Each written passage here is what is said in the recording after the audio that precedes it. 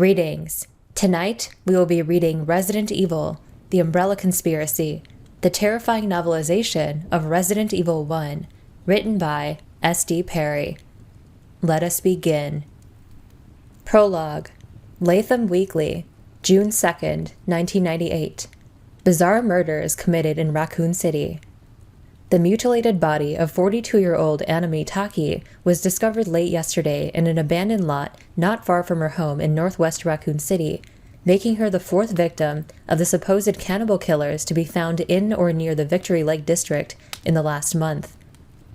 Consistent with the coroner reports of the other recent victims, Mitaki's corpse showed evidence of having been partially eaten, the bite patterns apparently formed by human jaws. Shortly after the discovery of Miss Mitaki by two joggers at approximately 9 o'clock last night, Chief Irons made a brief statement insisting that the RPD is working diligently to apprehend the perpetrators of such heinous crimes, and that he is currently consulting with city officials about more drastic protection measures for Raccoon citizens. In addition to the murderous spree of the cannibal killers, 3 others have died from probable animal attacks in Raccoon Forest in the past several weeks, bringing the toll of mysterious deaths up to 7. Raccoon Times, June 22nd, 1998. Horror in Raccoon. More victims dead. The bodies of a young couple were found early Sunday morning in Victory Park, making Deanne Rouge and Christopher Smith the 8th and 9th victims in the reign of violence that has terrorized the city since mid-May of this year. Both victims, age 19, were reported as missing by concerned parents late Saturday night and were discovered by police officers on the west bank of Victory Lake at approximately 2 a.m. Although no formal statement has been issued by the police department, witnesses to the discovery confirmed that both youths suffered wounds similar to those found on prior victims. Whether or not the attackers were human or animal has yet to be announced. According to friends of the young couple, the two had talked about tracking down the rumored wild dogs recently spotted in the heavily forested park and had planned to violate the citywide curfew in order to see one of the alleged nocturnal creatures. Mayor Harris has scheduled a press conference for this afternoon and is expected to make an announcement regarding the current crisis, calling for a stricter enforcement of the curfew. Cityside, July 21st, 1998. S.T.A.R.S, Special Tactics and Rescue Service sent to save Raccoon City. With the reported disappearance of 3 hikers in Raccoon Forest earlier this week, city officials have finally called for a roadblock on rural Route 6 at the foothills of the Arklay Mountains. Police Chief Brian Irons announced yesterday that the S.T.A.R.S will participate full-time in the search for the hikers and will also be working closely with the RPD until there is an end to the rash of murders and disappearances that are destroying our community. Chief Irons, a former S.T.A.R.S member himself, said today in an exclusive Cityside telephone interview that it is high time to employ the talents of these dedicated men and women toward the safety of this city. We've had 9 brutal murders here in less than 2 months, and at least 5 disappearances now, and all of these events have taken place in a close proximity to Raccoon Forest. This leads us to believe that the perpetrators of these crimes may be hiding somewhere in the Victory Lake district, and the S.T.A.R.S have just the kind of experience we need to find them. When asked why the S.T.A.R.S hadn't been assigned to these cases until now, Chief Irons would only say that the S.T.A.R.S have been assisting the RPD since the beginning, and that they would be a welcome addition to the task force currently working on the murders full-time. Founded in New York in 1967, the privately funded S.T.A.R.S organization was originally created as a measure against cult-affiliated terrorism by a group of retired military officials and ex-field operatives from both the CIA and FBI. Under the guidance of former NSDA, National Security and Defense Agency Director Marco Palmieri, the group quickly expanded its services to include everything from hostage negotiation to code breaking to riot control. Working with local police agencies, each branch office of the S.T.A.R.S is designed to work as a complete unit in itself. The S.T.A.R.S set up its Raccoon City branch through the fundraising efforts of several local businesses in 1972 and is currently led by Captain Albert Wesker, promoted to the position less than 6 months ago. Chapter 1. Jill was already late for the briefing when she somehow managed to drop her keys into her cup of coffee on the way out the door. There was a muted ting as they hit the bottom, and as she paused in mid-stride, staring in disbelief at the steaming ceramic mug, the thick stack of files she carried under her other arm slid smoothly to the floor. Paper clips and sticky notes scattered across the tan carpeting. Ah, shit. She checked her watch as she turned back toward the kitchen, cup in hand. Wesker had called the meeting for 1900 sharp, which meant she had about 9 minutes to make the 10-minute drive, find parking, and get her butt into a chair. The first full disclosure meeting since the S.T.A.R.S had gotten the case. Hell, the first real meeting since she'd made the Raccoon transfer, and she was going to be late. Figures. Probably the first time in years I actually give a rat's ass about being on time, and I fall apart at the door. Muttering darkly, she hurried to the sink, feeling tense and angry with herself for not getting ready earlier. It was the case, the goddamn case. She'd picked up her copies of the ME files right after breakfast and spent all day digging through the reports, searching for something that the cops had somehow missed, and feeling more and more frustrated as the day slipped past and she'd failed to come up with anything new. She dumped the mug and scooped up the warm, wet keys, wiping them against her jeans as she hurried back to the front door. She crouched down to gather the files and stopped, staring down at the glossy color photo that had ended up on top. Oh, girls. She picked it up slowly, knowing that she didn't have time and yet unable to look away from the tiny, blood-spattered faces. She felt the knots of tension that had been building all day intensify, and for a moment it was all she could do to breathe as she stared at the crime scene photo. Beggy and Priscilla McGee, ages 9 and 7. She'd flipped past it earlier, telling herself that there was nothing there she needed to see. But it isn't true, is it? You can keep pretending, or you can admit it. Everything's different now. It's been different since the day they died. When she'd first moved to Raccoon, she'd been under a lot of stress, feeling uncertain about the transfer, not even sure if she wanted to stay with the S.T.A.R.S. She was good at the job, but had only taken it because of Dick. After the indictment, he'd started to pressure her to get into another line of work. It had taken a while, but her father was persistent, telling her again and again that one Valentine in jail was one too many, even admitting that he was wrong to raise her the way he had. With her training and background, there weren't a whole lot of options.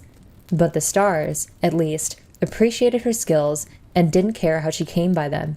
The pay was decent. There was the element of risk she'd grown to enjoy. In retrospect, the career change had been surprisingly easy. It made Dick happy and gave her the opportunity to see how the other half lived. Still, the move had been harder on her than she'd realized. For the first time since Dick had gone inside, she'd felt truly lonely, and working for the law had started to seem like a joke. The daughter of Dick Valentine, working for truth, justice, and the American way. Her promotion to the Alphas, a nice little house in the suburbs. It was crazy, and she'd been giving serious thought to just blowing out of town, giving the whole thing up, and going back to what she'd been before. Until the two little girls who lived across the street had shown up on her doorstep and asked her with wide, tear-stained eyes if she was really a policeman. Their parents were at work, and they couldn't find their dog. Beggy in her green school dress, little Pris in her overalls, both of them sniffling and shy. The pup had been wandering through a garden only a few blocks away, no sweat, and she'd made 2 new friends, as easy as that. The sisters had promptly adopted Jill, showing up after school to bring her scraggly bunches of flowers, playing in her yard on weekends, singing her endless songs they'd learned from movies and cartoons. It wasn't like the girls had miraculously changed her outlook or taken away her loneliness, but somehow her thoughts of leaving had been put on the back burner, left alone for a while. For the first time in her 23 years, she'd started to feel like a part of the community she lived and worked in, the change so subtle and gradual that she'd hardly noticed. 6 weeks ago, Beggy and Pris had wandered away from a family picnic in Victory Park and became the first 2 victims of the psychopaths that had since terrorized the isolated city. The photo trembled slightly in her hand, sparing her nothing. Beggy lying on her back, staring blindly at the sky, a gaping, ragged hole in her belly. Pris was sprawled next to her, arms outstretched, chunks of flesh ripped savagely from the slender limbs. Both children had been eviscerated, dying of massive trauma before they'd bled out. If they'd screamed, no one had heard. Enough.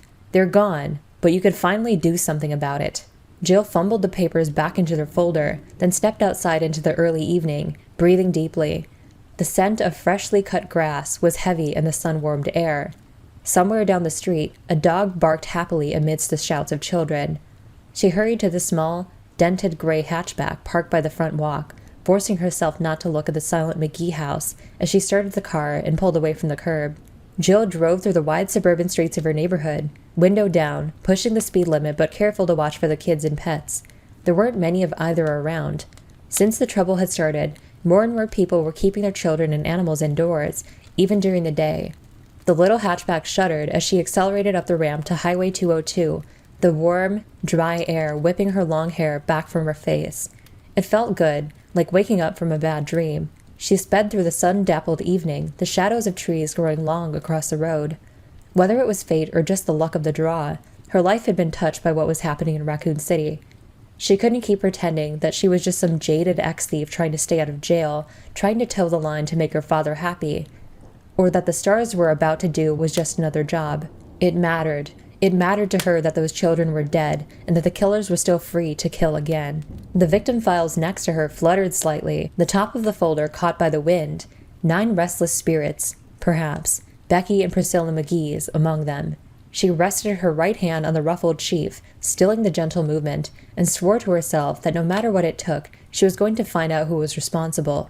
Whatever she'd been before, whatever she would be in the future, she had changed, and wouldn't be able to rest until these murderers of the innocent had been held accountable for their actions. Yo, Chris. Chris turned away from the soda machine and saw Forrest Spire striding down the empty hall toward him, a wide grin on his tanned, boyish face. Forrest was actually a few years older than Chris, but looked like a rebellious teenager. Long hair, studded jean jacket, a tattoo of a skull smoking a cigarette on his left shoulder. He was also an excellent mechanic and one of the best shots Chris had ever seen in action. Hey, Forrest, what's up? Chris scooped up a can of club soda from the machine's dispenser and glanced at his watch. He still had a couple of minutes before the meeting. He smiled tiredly as Forrest stopped in front of him, blue eyes sparkling. Forrest was carrying an armful of equipment, vest, utility belt, and shoulder pack. Wesker gave Marini the go-ahead to start the search. Bravo team's going in. Even excited, Forrest's Alabama twang slowed his words to a stereotypical drawl. He dropped his stuff on one of the visitors' chairs, still grinning widely. Chris frowned. When? Now, soon as I warm up the copter. Forrest pulled the Kevlar vest on over his t-shirt as he spoke. While you alphas sit taking notes, we're gonna go kick some cannibal ass. Nothing if not confident, us stars. Yeah, well, just watch your ass, okay? I still think there's more going on here than a couple of slobbering nut jobs hanging around in the woods. You know it. Forrest pushed his hair back and grabbed his utility belt, obviously already focused on the mission. Chris thought about saying more, but decided against it. For all of his bravado, Forrest was a professional. He didn't need to be told to be careful. You sure about that, Chris? You think Billy was careful enough? Sighing inwardly, Chris slapped Forrest's shoulder lightly and headed for Ops through the doorway of the small upstairs waiting room and down the hall. He was surprised that Wesker was sending the teams in separately. Although it was standard for the less experienced stars to do the initial recon, this wasn't exactly a standard operation. The number of deaths they were dealing with alone was enough to call for a more aggressive offense. The fact that there were signs of organization to the murders should have brought it to A1 status, and Wesker was still treating it like some kind of a training run. Nobody else sees it. They didn't know Billy. To the economic prosperity of Raccoon City. Billy had never been the type to jump at shadows, and the terrified desperation in his voice had jolted Chris awake, filling him with deep concern. Billy had babbled that his life was in danger, that they were all in danger, begged Chris to meet him at a diner at the edge of town, and then never showed up. No one had heard from him since. Chris had run it over and over again in his mind during the sleepless nights since Billy's disappearance, trying to convince himself that there was no connection to the attacks in Raccoon, and yet was unable to shake his growing certainty that there was more going on than met the eye, and that Billy had known what it was. The cops had checked out Billy's apartment and found nothing to indicate foul play, but Chris's instincts told him that his friend was dead, and that he'd been killed by somebody who wanted to keep him from talking. And I seem to be the only one. Irons doesn't give a shit, and the team thinks I'm just torn up over the loss of an old friend. He pushed the thoughts aside as he turned the corner, his boot heels sending muted echoes through the arched second-floor corridor. He had to focus, to keep his mind on what he could do to find out why Billy had disappeared. But he was exhausted, running on a minimum of sleep and an almost constant anxiety that had plagued him since Billy's call. Maybe he was losing his perspective, his objectivity dulled by recent events. He forced himself not to think about anything at all as he neared the S.T.A.R.S office, determined to be clear-headed for the meeting. The buzzing fluorescence above seemed like overkill in the blazing evening light that filled the tight hallway. The Raccoon Police Building was a classic, if unconventional, piece of architecture, lots of inlaid tile and heavy wood, but it had too many windows designed to catch the sun. When he'd been a kid, the building had been the Raccoon City Hall. With the population increase a decade back, it had been renovated as the library, and 4 years ago, turned into a police station. It seemed like there was always some kind of construction going on. The door to the S.T.A.R.S office stood open, the muted sounds of gruff male voices spilling out into the hall. Chris hesitated a moment, hearing Chief Irons's among them. Just Call Me Brian Irons was a self-centered and self-serving politician masquerading as a cop. It was no secret that he had his sweaty fingers in more than a few local pies. He'd even been implicated in the Cider District land scam back in '94, and although nothing had been proved in court, anyone who knew him personally didn't harbor any doubt. Chris shook his head, listening to Irons's greasy voice. Hard to believe he'd once led the Raccoon Stars, even as a paper pusher. Maybe even harder to believe that he'd probably end up as mayor someday. Of course, it doesn't help much that he hates your guts, does it, Redfield? Yeah, well, Chris didn't like to kiss ass, and Irons didn't know how to have any other kind of relationship. At least Irons wasn't a total incompetent. He'd had some military training. Chris pasted on a straight face and stepped into the small, cluttered office that served as the S.T.A.R.S filing cabinet and base of operations. Barry and Joseph were over by the rookie desk, going through a box of papers and talking quietly.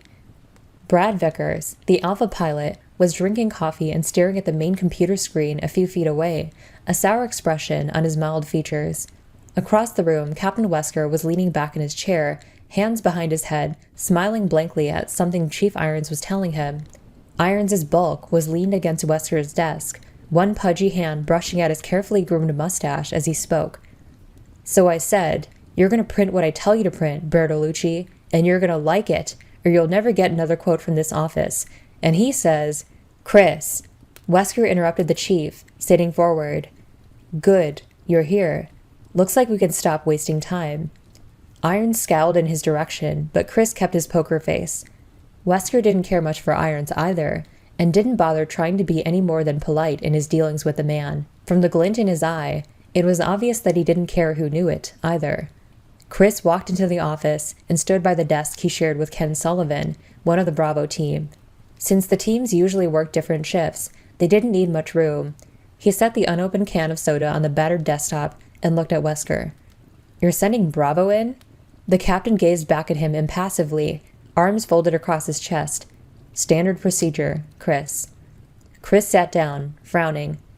Yeah, but with what we talked about last week, I thought. Irons interrupted. I gave the order, Redfield.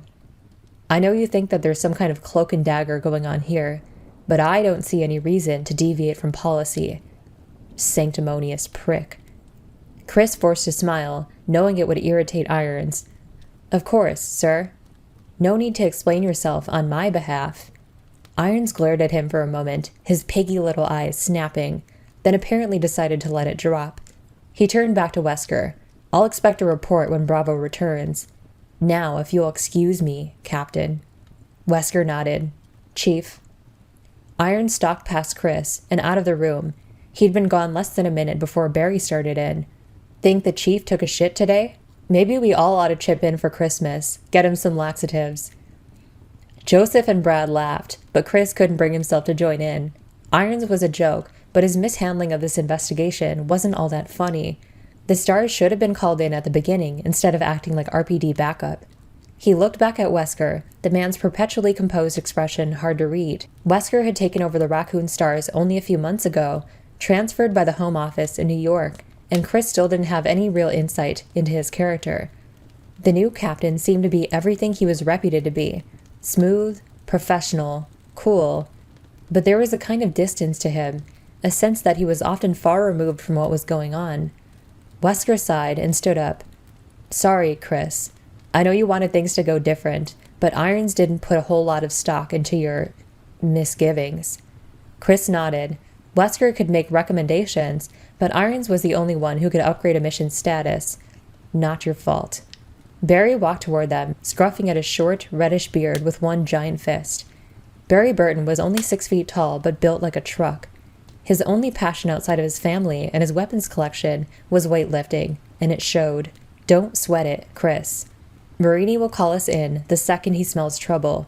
Irons is just pulling your chain. Chris nodded again, but he didn't like it. Hell, Enrico Marini and Forrest Spire were the only experienced soldiers in Bravo. Ken Sullivan was a good scout and a brilliant chemist, but in spite of his S.T.A.R.S training, he couldn't shoot the broadside of a barn. Richard Eichen was a top-rate communications expert, but he also lacked field experience. Rounding out Bravo team was Rebecca Chambers, who'd only been with the S.T.A.R.S for 3 weeks, supposed to be some kind of medical genius. Chris had met her a couple of times, and she seemed bright enough, but she was just a kid. It's not enough. Even with all of us, it may not be enough. He cracked open his soda, but didn't drink any, wondering instead what the S.T.A.R.S were going up against. Billy's pleading, desperate words echoing through his mind yet again. They're going to kill me, Chris. They're going to kill everyone who knows. Meet me at Emmy's, now. I'll tell you everything. Exhausted, Chris stared off into space, alone in the knowledge that the savage murders were only the tip of the proverbial iceberg. Barry stood at Chris's desk for a minute, trying to think of something else to say, but Chris didn't look like he was in the mood for conversation. Barry shrugged inwardly and headed back to where Joseph was going through files. Chris was a good guy, but he took things too hard sometimes. He'd get over it as soon as it was their turn to step in. Man, it was hot. Seemingly endless trickles of sweat rolled down his spine, gluing his t-shirt to his broad back. The air conditioning was on the fritz, as usual, and even with the door open, the tiny S.T.A.R.S office was uncomfortably warm. Any luck? Joseph looked up at him from the pile of papers, a rueful smirk on his lean face. You kidding? It's like somebody hid the damn thing on purpose. Barry sighed and scooped up a handful of files. Maybe Jill found it. She was still here when I left last night, going through the witness reports for about the 100th time. What are you two looking for, anyway? Brad asked. Barry and Joseph both looked over at Brad, still sitting at the computer console, headset on. He'd been monitoring Bravo's progress throughout their flyby of the forested district, but for now, he looked bored as hell. Joseph answered him. Barry claims that there are floor plans in here somewhere on the old Spencer estate, some architectural digest that came out when the house was built. He paused, then grinned at Brad. Except that I'm thinking that old Barry's gone senile on us. They say memory is the first thing to go. Barry scowled good-naturedly. Old Barry could easily kick your ass into next week, little man. Joseph looked at him mock-seriously. Yeah, but would you remember it afterwards? Barry chuckled, shaking his head. He was only 38, but had been with the Raccoon S.T.A.R.S for 15 years, making him the senior member. He endured numerous old age jokes, mostly from Joseph. Brad cocked an eyebrow. The Spencer place, why would it be in a magazine? You kids gotta learn your history, Barry said. It was designed by the one and only George Trevor, just before he disappeared. He was that hot shit architect who did all those weird skyscrapers in D.C. In fact, Trevor's disappearance may have been the reason that Spencer shut the mansion down. Rumor has it that Trevor went crazy during the construction, and when it was finished, he got lost and wandered the halls until he starved to death. Brad scoffed, but suddenly looked uneasy. That's bullshit. I never heard anything like that. Joseph winked at Barry. No, it's true. Now his tortured ghost roams the estate each night, pale and emaciated. Brad Vickers. Bring me Brad Vickers. Brad flushed slightly. Yeah, haha. You're a real comedian, Frost. Barry shook his head, smiling, but wondered again how Brad had ever made it to Alpha. He was undoubtedly the best hacker working for S.T.A.R.S, and a decent enough pilot, but he wasn't so hot under pressure. Joseph had taken to calling him Chicken Heart Vickers when he wasn't around, and while the S.T.A.R.S generally stuck up for one another, nobody disagreed with Joseph's assessment. So is that why Spencer shut it down? Brad addressed this to Barry, his cheeks still red. Barry shrugged. I doubt it. It was supposed to be some kind of guest house for Umbrella's top execs. Trevor did disappear right about the time of completion, but Spencer was wacko anyway. He decided to move Umbrella's headquarters to Europe. I forget where exactly, and just boarded up the mansion. Probably a couple $1,000,000, straight into the crapper. Joseph sneered. Right, like Umbrella would suffer. True enough, Spencer may have been crazy, but he'd had enough money and business savvy to hire the right people. Umbrella was one of the biggest medical research and pharmaceutical companies on the planet. Even 30 years ago, the loss of a few $1,000,000 probably hadn't hurt. Anyway, Joseph went on, the Umbrella people told Irons that they'd sent someone out to check the place over, and that it was secure, no break-ins. So why look for blueprints? Brad asked. It was Chris who answered, startling Barry. He'd walked back to join them, his youthful face fixed with a sudden intensity that almost bordered on obsessive. Because it's the only place in the woods that hasn't been checked over by the police, and it's practically in the middle of the crime scenes, and because you can't always trust what people say. Brad frowned. But if Umbrella sent somebody out... Whatever Chris was going to say in response was cut short by Wesker's smooth voice, rising from the front of the room. All right, people. Since it appears that Miss Valentine isn't planning on joining us, why don't we get this started? Barry walked to his desk, worried about Chris for the first time since this whole thing had started. He'd recruited the younger man for the S.T.A.R.S a few years back thanks to a chance encounter in a local gun shop. Chris had proved to be an asset to the team, bright and thoughtful, as well as a top-notch marksman and able pilot. But now... Barry gazed fondly at the picture of Kathy and the girls that sat on his desk.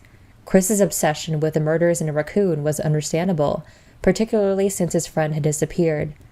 Nobody in town wanted to see another life lost. Barry had a family, and was as determined as anyone else on the team to stop the killers. But Chris's relentless suspicion had gone a little overboard. What had he meant by that? You can't always trust what people say. Either that Umbrella was lying or Chief Irons was. Ridiculous. Umbrella's branch chemical plant and administrative buildings on the outskirts of town supplied 3/4 of the jobs in Raccoon City. It would be counterproductive for them to lie. Besides, Umbrella's integrity was at least as solid as any other major corporation's, maybe some industrial espionage, but medical secret swapping was a far cry from murder. And Chief Irons, though a fat, weaselly blowhard, wasn't the kind to get his hands any dirtier than they'd get accepting illegal campaign funds. The guy wanted to be mayor, for Christ's sake. Barry's gaze lingered on the picture of his family a moment longer before he turned his chair around to face Wesker's desk, and he suddenly realized that he wanted Chris to be wrong. Whatever was going on in Raccoon City, that kind of vicious brutality couldn't be planned. And that meant... Barry didn't know what that meant. He sighed and waited for the meeting to begin. Chapter 2. Jill was deeply relieved to hear the sound of Wesker's voice as she jogged toward the open door of the S.T.A.R.S office. She'd seen one of their helicopters taking off as she'd arrived, and been positive that they left without her. The S.T.A.R.S were a fairly casual outfit in some respects, but there also wasn't any room for people who couldn't keep up, and she wanted very much to be in on this case from the beginning. The RPD has already established a perimeter search spanning sectors 1, 4, 7, and 9. It's the central zones we're concerned with, and Bravo will set down here. At least she wasn't too late. Wesker always ran meetings the same way. Update speech, theory, then Q&A. Jill took a deep breath and stepped into the office. Wesker was pointing to a posted map at the front of the room, dotted with colored tags where the bodies had been found.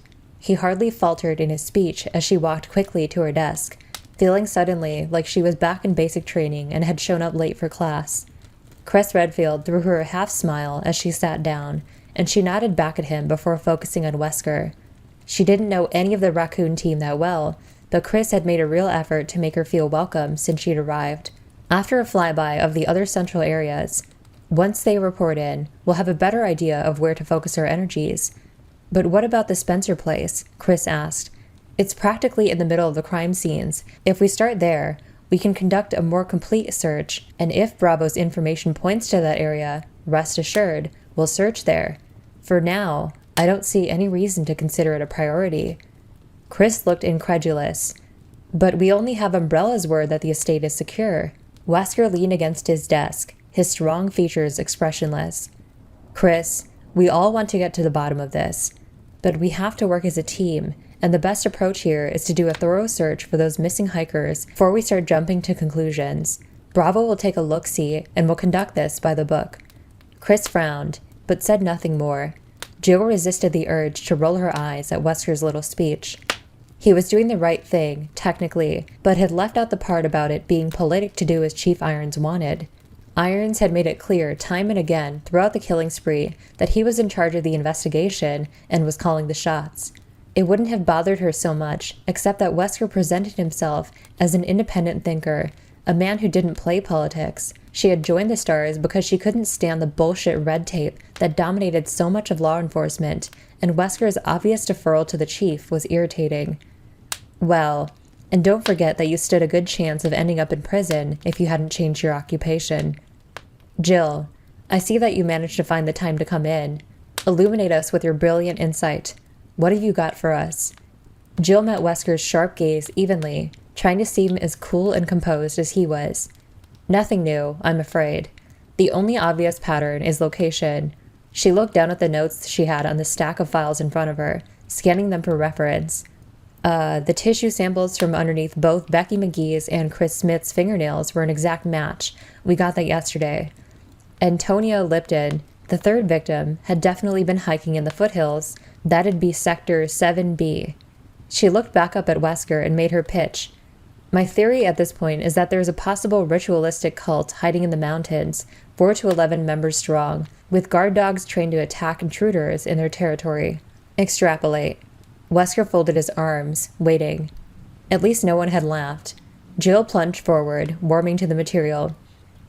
"The cannibalism and dismemberment suggest ritualistic behavior, as does the presence of decomposed flesh found on some of the victims.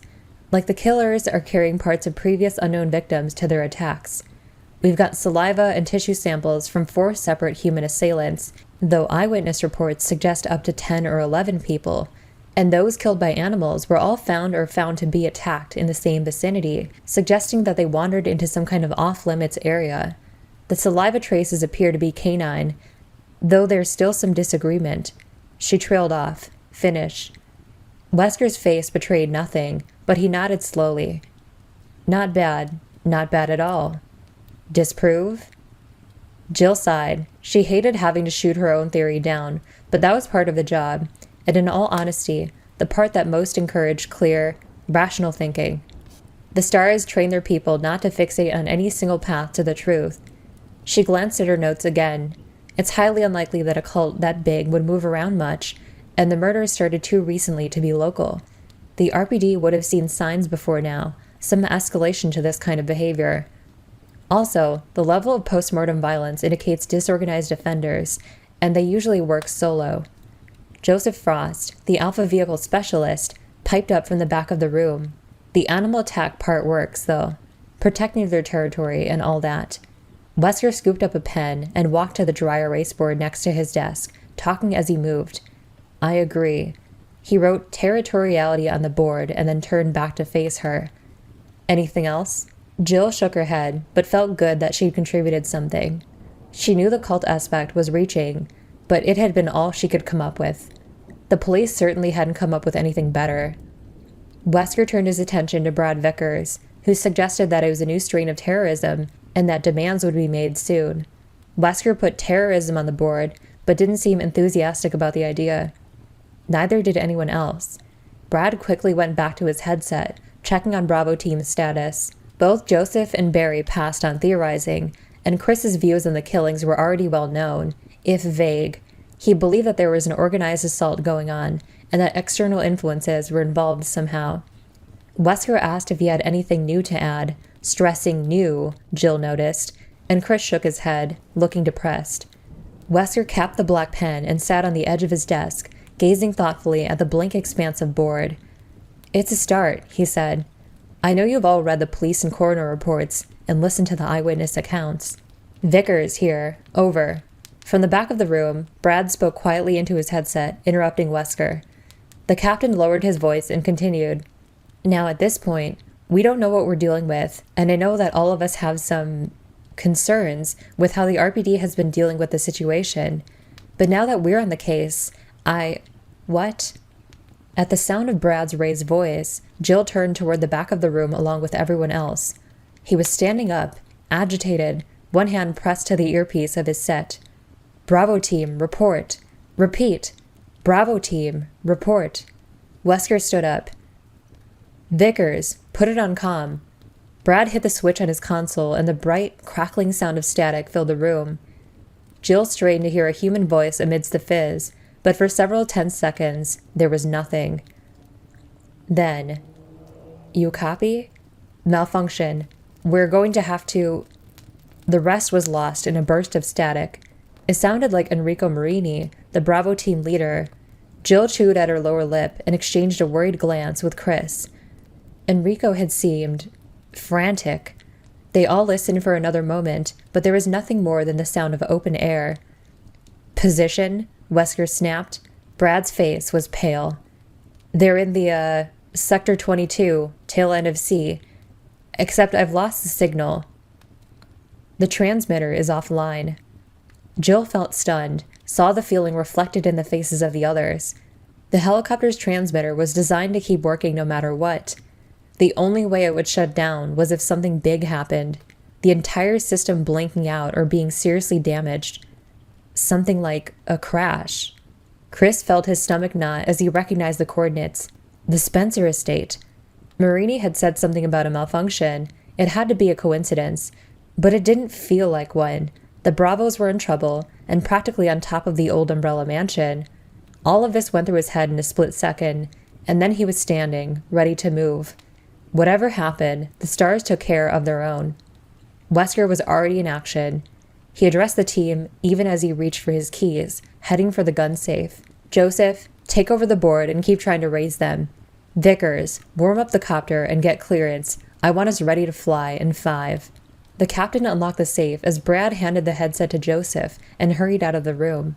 The reinforced metal door swung open, revealing an arsenal of rifles and handguns shelved above boxes of ammo. Wesker turned to the rest of them, his expression as bland as ever, but his voice brisk with authority. "Barry, Chris, I want you to get the weapons into the copter, loaded and secured. Jill, get the vests and packs and meet us on the roof." He clipped a key off his ring and tossed it to her. "I'm going to put a call in to Irons. Make sure he gets us some backup and EMTs down at the barricade," Wesker said, then blew out sharply. 5 minutes or less, folks. Let's move." Jill left for the locker room, and Barry grabbed one of the empty duffel bags from the bottom of the gun safe, nodding at Chris. Chris scooped up a second bag and started loading boxes of shells, cartridges, and clips, as Barry carefully handled the weapons, checking each one. Behind them, Joseph again tried hailing the Bravo team, to no avail.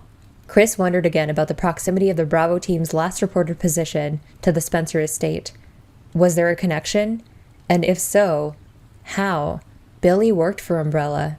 They owned the estate. "Chief? Wesker, we just lost contact with Bravo. I'm taking us in." Chris felt a sudden rush of adrenaline and worked faster, aware that every second counted, could mean the difference between life and death for his friends and teammates. A serious crash was unlikely. The Bravos would have been flying low and Forrest was a decent pilot. But what about after they'd gone down? Wesker quickly relayed the information to Irons over the phone and then hung up, walking back to join them. "I'm going up to make sure our copter's outfitted. Joseph, give it another minute and then turn it over to the boys at the front desk. You can help these two carry the equipment up. I'll see you on top." Wesker nodded to them and hurried out, his footsteps clattering loudly down the hall. "He's good," Barry said quietly, and Chris had to agree. It was reassuring to see that their new captain didn't rattle easily. Chris still wasn't sure how he felt about the man personally, but his respect for Wesker's ability was growing by the minute. "Come in. Bravo. Do you copy? Repeat." Joseph patiently went on, his voice tight with strain, his pleas lost to the haze of white static that pulsed out into the room. Wesker strode down the deserted hall and through the shabbier of the 2 second-floor waiting rooms, nodding briskly at a pair of uniforms that stood talking by the soda machine. The door to the outside landing was chalked open, a faint, humid breeze cutting through the stickiness of the air inside. It was still daylight, but not for much longer. He hoped that wouldn't complicate matters, although he figured it probably would. Wesker took a left and started down the winding corridor, that led to the helipad, absently running through a mental checklist. Hailing open procedure, weapons, gear, report. He already knew that everything was in order, but went through it again anyway. It didn't pay to get sloppy, and assumptions were the first step down that path. He liked to think of himself as the man of precision, one who had taken all possibilities into account and decided on the best course of action after thoroughly weighing all factors. Control was what being a competent leader was all about. But to close this case, he shut the thought down before it could get any further. He knew what had to be done, and there was still plenty of time. All he needed to concentrate on now was getting the Bravos back, safe and sound.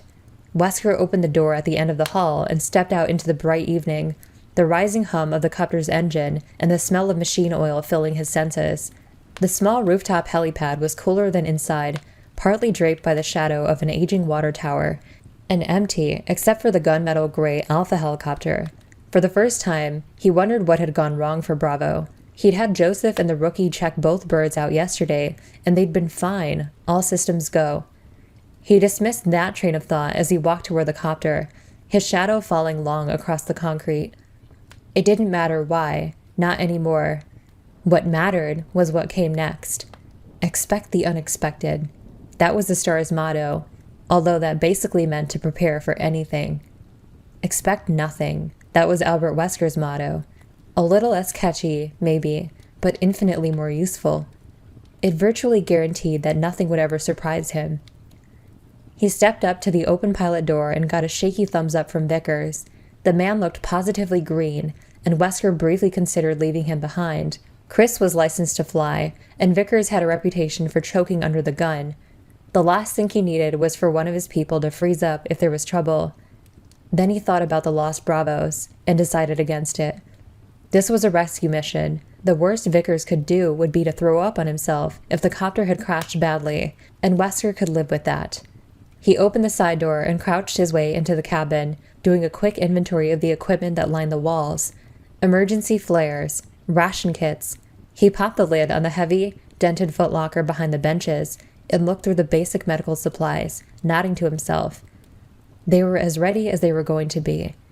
Wesker grinned suddenly, wondering what Brian Irons was doing right now. Shitting his pants, no doubt. Wesker chuckled as he stepped back out onto the sun-baked asphalt, getting a sudden clear mental image of Irons, his pudgy cheeks red with anger, and crap dribbling down his leg. Irons liked to think he could control everything and everyone around him, and lost his temper when he couldn't, and that made him an idiot. Unfortunately for all of them, he was an idiot with a little bit of power. Wesker had checked him out carefully before taking the position in Raccoon City, and knew a few things about the chief that didn't paint him in a particularly positive light. He had no intention of using that information, but if Irons attempted to screw things up one more time, Wesker had no qualms about letting that information get out, or at least telling him that I have access to it. It'd certainly keep him out of the way. Barry Burton stepped out onto the concrete carrying the ammo cache, his giant biceps flexing as he shifted his hold on the heavy canvas bag and started for the copter. Chris and Joseph followed, Chris with a sidearm, and Joseph lugging a satchel of RPGs, the compact grenade launcher slung over one shoulder. Wesker marveled at Burton's brute strength as the Alpha climbed in and casually set the bag down as though it didn't weigh over 100 pounds. Barry was bright enough, but in the S.T.A.R.S, muscle was a definite asset. Everyone else in his squad was in good shape, but compared to Barry, they were pencil necks. As the three of them stored the equipment, Wesker turned his attention back to the door, watching for Jill. He checked his watch and frowned. It had been just under 5 minutes since her last contact with Bravo. They'd made excellent time. So where the hell was Valentine? He hadn't interacted with her much since she'd come to Raccoon, but her file was a rave review. She'd gotten high recommendations from everyone she'd worked with, praised by her last captain as highly intelligent and unusually calm in a crisis. She'd have to be, with her history. Her father was Dick Valentine, the best thief in the business a couple of decades back. He'd trained her to follow in his footsteps, and word had it that she had done quite well until Daddy had been incarcerated. Prodigy or no, she could stand to buy a decent watch. He silently urged Jill to get her ass into gear, and motioned for Vickers to start the blades turning. It was time to find out how bad things were out there. Chapter 3. Jill turned toward the door of the dim and silent S.T.A.R.S locker room, her arms full with 2 bulging duffel bags. She set them down and quickly pulled her hair back, tucking it into a well-worn black beret. It was really too hot, but it was her lucky hat. She glanced at her watch before hefting the bags, pleased to note that it had only taken her 3 minutes to load up. She'd gone through all of the alpha lockers, grabbing utility belts, fingerless gloves, Kevlar vests, and shoulder packs, noting that the lockers reflected their users' personalities. Barry's had been covered with snapshots of his family and a pin-up from a gun magazine, a rare .45 Luger, shining against red velvet. Chris had pictures of his Air Force buddies up, and the shelves were a boyish mess. Crumpled t-shirts, loose papers, even a glow-in-the-dark yo-yo with a broken string. Brad Vickers had a stack of self-help books, and Joseph, a Three Stooges calendar. Only Wesker's had been devoid of personal effects. Somehow, it didn't surprise her. The captain struck her as too tightly wound to place much value on sentiment. Her own locker held a number of used paperback true crime novels, a toothbrush, floss, breath mints, and 3 hats. On the door was a small mirror and an old, frayed photo of her and her father, taken when she was a child, and they'd gone to the beach one summer. As she'd quickly thrown the alpha gear together, she decided that she'd redecorate when she had free time. Anyone looking through her locker would think she was some kind of dental freak. Jill crouched a bit and fumbled at the latch to the door, balancing the awkward bags on one raised knee. She'd just grasped it when someone coughed loudly behind her. Startled, Jill dropped the bags and spun, looking for the cougher as her mind reflexively assessed the situation. The door had been locked. The small room held 3 banks of lockers and had been quiet and dark when she'd come in. There was another door in the back of the room, but no one had come through it when she'd entered, which means that someone was already here when I came in the shadows behind the last bank. A cop grabbing a nap? Unlikely. The department's lunchroom had a couple of bunks in the back, a lot more comfortable than a narrow bench over cold concrete. Then maybe it's someone enjoying a little leisure time with a magazine, her brain snarled. Does it matter? You're on the clock here. Get moving. Right. Jill scooped up the bags and turned to leave. Miss Valentine, isn't it? A shadow separated itself from the back of the room and stepped forward, a tall man with a low, musical voice. Early 40s, a thin frame, dark hair, and deep-set eyes. He was actually wearing a trench coat, and an expensive one at that. Jill readied herself to move quickly if the need arose. She didn't recognize him. That's right, she said warily. The man stepped toward her, a smile flickering across his face. I have something for you, he said softly. Jill narrowed her eyes and shifted automatically into a defensive position, balancing her weight on the balls of her feet. Hold it, asshole. I don't know who the hell you think you are, or what you think I want, but you're in a police station. She trailed off as he shook his head, grinning broadly, his dark eyes twinkling with mirth. You mistake my intentions, Miss Valentine. Excuse my manners, please. My name is Trent, and I'm a friend to the S.T.A.R.S. Jill studied his posture and position and eased her own stance slightly, watching his eyes for even a flicker of movement. She didn't feel threatened by him, exactly. But how did he know my name? What do you want? Trent grinned wider. Ah, straight to the point. But of course, you're on a rather tight schedule. He slowly reached into a pocket of his coat and pulled out what looked like a cell phone. Though it's not what I want that's important. It's what I think you should have. Jill glanced quickly at the item he held, frowning. That? Yes. I've assembled a few documents that you should find interesting. Compelling, in fact. As he spoke, he held out the device. She reached for it carefully, realizing as she did that it was a mini-disc reader, a very complicated and costly microcomputer. Trent was well-financed, whoever he was. Jill tucked the reader into her hip pack, suddenly more than a little curious. Who do you work for? He shook his head. That's not important. Not at this juncture. Although I will say that there are a lot of very important people watching Raccoon City right now. Oh? And are these people friends of the S.T.A.R.S too, Mr. Trent? Trent laughed, a soft, deep chuckle. So many questions, so little time. Read the files, and if I were you, I wouldn't mention this conversation to anyone. It could have rather serious consequences. He walked toward the door in the back of the room, turning back to her as he reached for the knob. Trent's lined, weathered features suddenly lost all trace of humor, his gaze serious and intense. "One more thing, Miss Valentine, and this is critical, make no mistake. Not everyone can be trusted, and not everyone is who they appear to be. Even the people you think you know. If you want to stay alive, you'll do well to remember it." Trent opened the door, and just like that, he was gone. Jill stared after him, her mind going a million directions at once. She felt like she was in some melodramatic old spy movie and had just met the mysterious stranger.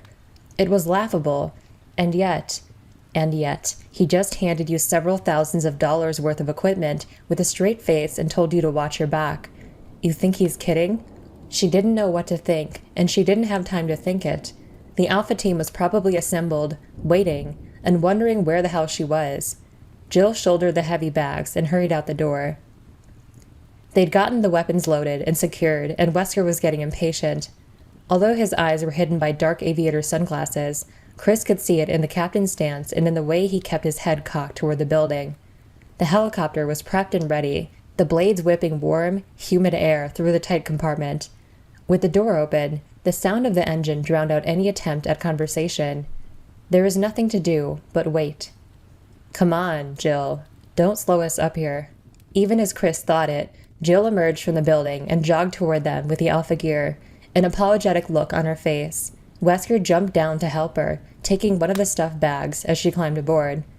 Wesker followed, closing the double hatches behind them. Instantly, the roar of the turbine engine was muted to a dull thrum. "Problems, Jill?" Wesker didn't sound angry, but there was an edge to his voice that suggested he wasn't all that happy either. Jill shook her head. One of the lockers was stuck. "I had a hell of a time getting the key to work." The captain stared at her for a moment, as if deciding whether or not to give her a hard time, then shrugged. "I'll call maintenance when we get back. Go ahead and distribute the gear." He picked up a headset and put it on, moving up to sit next to Brad as Jill started passing out the vests. The helicopter lifted slowly, the RPD building falling away as Brad positioned them to head northwest. Chris crouched next to Jill after donning his vest, helping her sort through the gloves and belts as they sped over the city toward the Arklay Mountains. The busy urban streets below quickly gave way to the suburbs, wide streets and quick houses set amid squares of browning grass and picket fences. An evening haze had settled over the sprawling but isolated community, fuzzing the edges of the picturesque view and giving it an unreal, dreamlike quality. Minutes passed in silence as the Alphas prepared themselves and belted in, each team member preoccupied with his or her own thoughts. With any luck, the Bravo team's helicopter had suffered only a minor mechanical failure. Forrest would have set it down in one of the scraggly open fields that dotted the forest and was probably up to his elbows in grease by now, cursing at the engine as they waited for Alpha to show. Without the bird in working order, Marini wouldn't start the proposed search. The alternative... Chris grimaced, not wanting to consider any alternatives. He'd once seen the aftermath of a serious copter crash back in the Air Force. Pilot error had led to the fall of a Huey carrying 11 men and women to a training mission. By the time the rescuers had arrived, there had been nothing but charred, smoking bones amidst the fiery debris, the sweet, sticky smell of gasoline-roasted flesh heavy in the blackened air. Even the ground had been burning, and that was the image that had haunted his dreams for months afterwards, the earth on fire, the chemical flames devouring the very soil beneath his feet. There was a slight dip in their altitude as Brad adjusted the rotor pitch, jolting him out of the unpleasant memory. The ragged outskirts of Raccoon Forest slipped by below, the orange markers of the police blockade standing out against the thick muted green of the trees. Twilight was finally setting in, the forest growing heavy with shadow. "ETA, 3 minutes, Brad called back, and Chris looked around the cabin, noting the silent, grim expressions of his teammates. Joseph had tied a bandana over his head and was intently relacing his boots. Barry was gently rubbing a soft cloth over his beloved cold python, staring out the hatch window. He turned his head to look at Jill and was surprised to find her staring back at him thoughtfully. She was sitting on the same bench as him, and she smiled briefly, almost nervously as he caught her gaze. Abruptly, she unhooked her belt and moved to sit next to him. He caught a faint scent of her skin, a clean, soapy smell. "Chris, what you've been saying about external factors in these cases." Her voice was pitched so low that he had to lean in to hear her over the throbbing of the engine. She glanced quickly around at the others, as if to make sure that no one was listening, then looked into his eyes, her own carefully guarded. "I think you might be on the right track," she said softly, "and I'm starting to think that it might not be such a good idea to talk about it." Chris's throat suddenly felt dry. Did something happen? Jill shook her head, her finely chiseled features giving away nothing. "No, I've just been thinking that maybe you should watch what you say. Maybe not everyone listening is on the right side of this." Chris frowned, not sure what she was trying to tell him. "The only people I've talked to are on the job." Her gaze didn't falter, and he realized suddenly what she was implying. "Jesus, and I thought I was paranoid." "Jill, I know these people, and even if I didn't, the S.T.A.R.S have psych profiles in every member, history checks, personal references. There's no way it could happen." She sighed. "Look, forget I said anything. I just watch yourself. That's all." "All right, kids, look lively. We're coming up on Sector 22. They could be anywhere." At Wesker's interruption, Jill gave him a final sharp glance and then moved to one of the windows. Chris followed, Joseph and Barry taking the search up on the other side of the cabin. Looking out the small window, he scanned the deepening dusk on automatic, thinking about what Jill had said. He supposed he should be grateful that he wasn't the only one who suspected some kind of a cover-up. But why hadn't she said anything before? And to warn him against the S.T.A.R.S. She knows something. She must. It was the only explanation that made any sense. He decided that after they picked up Bravo, he'd talk to her again, try to convince her that going to Wesker would be their best bet. With both of them pushing, the captain would have to listen. He stared out at the seemingly endless sea of trees as the helicopter skimmed lower, forcing his full attention to the search. The Spencer estate had to be close, though he couldn't see it in the fading light. Thoughts of Billy and Umbrella and now Jill's strange warning circled through his exhaustion, trying to break his focus, but he refused to give in. He was still worried about the Bravos, though as the trees swept by, he was becoming more and more convinced that they weren't in any real trouble. It was probably nothing worse than a crossed wire. Forrest had just shut it down to make repairs. Then he saw it less than a mile away, even as Jill pointed and spoke, and his concern turned to cold dread. An oily plume of black smoke boiled through the last remnants of daylight, staining the sky like a promise of death. Oh, no. Barry clenched his jaw, staring at the stream of smoke that rose up from the trees, feeling sick. "Captain, 2:00 sharp," Chris called, and then they were turning, heading for the dark smudge that could only mean a crash. Wesker moved back into the cabin, still wearing his shades. He stepped to the window and spoke quietly, his voice subdued. "Let's not assume the worst. There's a possibility that a fire broke out after they landed, or that they started the fire on purpose, as a signal." Barry wished they could believe him, but even Wesker had to know better. With the copter shut down, a fire starting on its own was unlikely, and if the Bravos wanted to signal, they would have used flares. Besides which, wood doesn't make that kind of smoke. But whatever it is, we won't know till we get there. Now, if I could have your full attention, please. Barry turned away from the window, saw the others do the same. Chris, Jill, and Joseph all wore the same look, as he imagined he did. Shock. S.T.A.R.S sometimes got hurt in the line of duty. It was part of the job. But accidents like this... Wesker's only visible sign of distress was the set of his mouth, a thin, grim line against his tanned skin. "Listen up. We've got people down in a possibly hostile environment. I want all of you armed, and I want an organized approach, a standard fan as soon as we set down. Barry, you'll take point." Barry nodded, pulling himself together. Wesker was right. Now is not the time to get emotional. Brad's going to set us down as close to the site as he can get, what looks like a small clearing about 50 meters south of their last coordinates. He'll stay with the copter and keep it warm in case of trouble. Any questions? Nobody spoke, and Wesker nodded briskly. Good. Barry, load us up. We can leave the rest of the gear on board and come back for it. The captain stepped to the front to talk to Brad, while Jill, Chris, and Joseph turned to Barry. As weapons specialist, he checked the firearms in and out to each S.T.A.R.S team member and kept them in prime condition. Barry turned to the cabinet next to the outer hatch and unhooked the latch, exposing 6 Beretta 9mm handguns on a metal rack. cleaned and sighted only yesterday. Each weapon held 15 rounds, semi-jacketed hollow points. It was a good gun, though Barry preferred his Python, a lot bigger punch with 3.57 rounds. He quickly distributed the weapons, passing out 3 loaded clips with each. "I hope we don't need these," Joseph said, slapping in a clip, and Barry nodded agreement. Just because he paid his dues to the NRA didn't mean he was some trigger-happy dumbass looking to kill. He just liked guns. Wesker joined them again, and the 5 of them stood at the hatch, waiting for Brad to bring them in. As they neared the plume of smoke, the helicopter's whirling blades pushed it down and out, creating a black fog that blended into the heavy shadows of the trees. Any chance of spotting the downed vehicle from the air was lost to the smoke and dusk. Brad swung them around and settled the bird into a scrappy patch of tall grass, snapping wildly from the forced wind. Even as the rails wobbled to the ground, Barry had his hand on the latch, ready to move out. A warm hand fell on his shoulder. Barry turned and saw Chris looking at him intently. "We're right behind you," Chris said, and Barry nodded. He wasn't worried, not with the Alphas backing him up. All he was concerned with was the Bravo team situation. Rico Marini was a good friend of his. Marini's wife had babysat for the girls more times than Barry could count, and was friends with Kathy.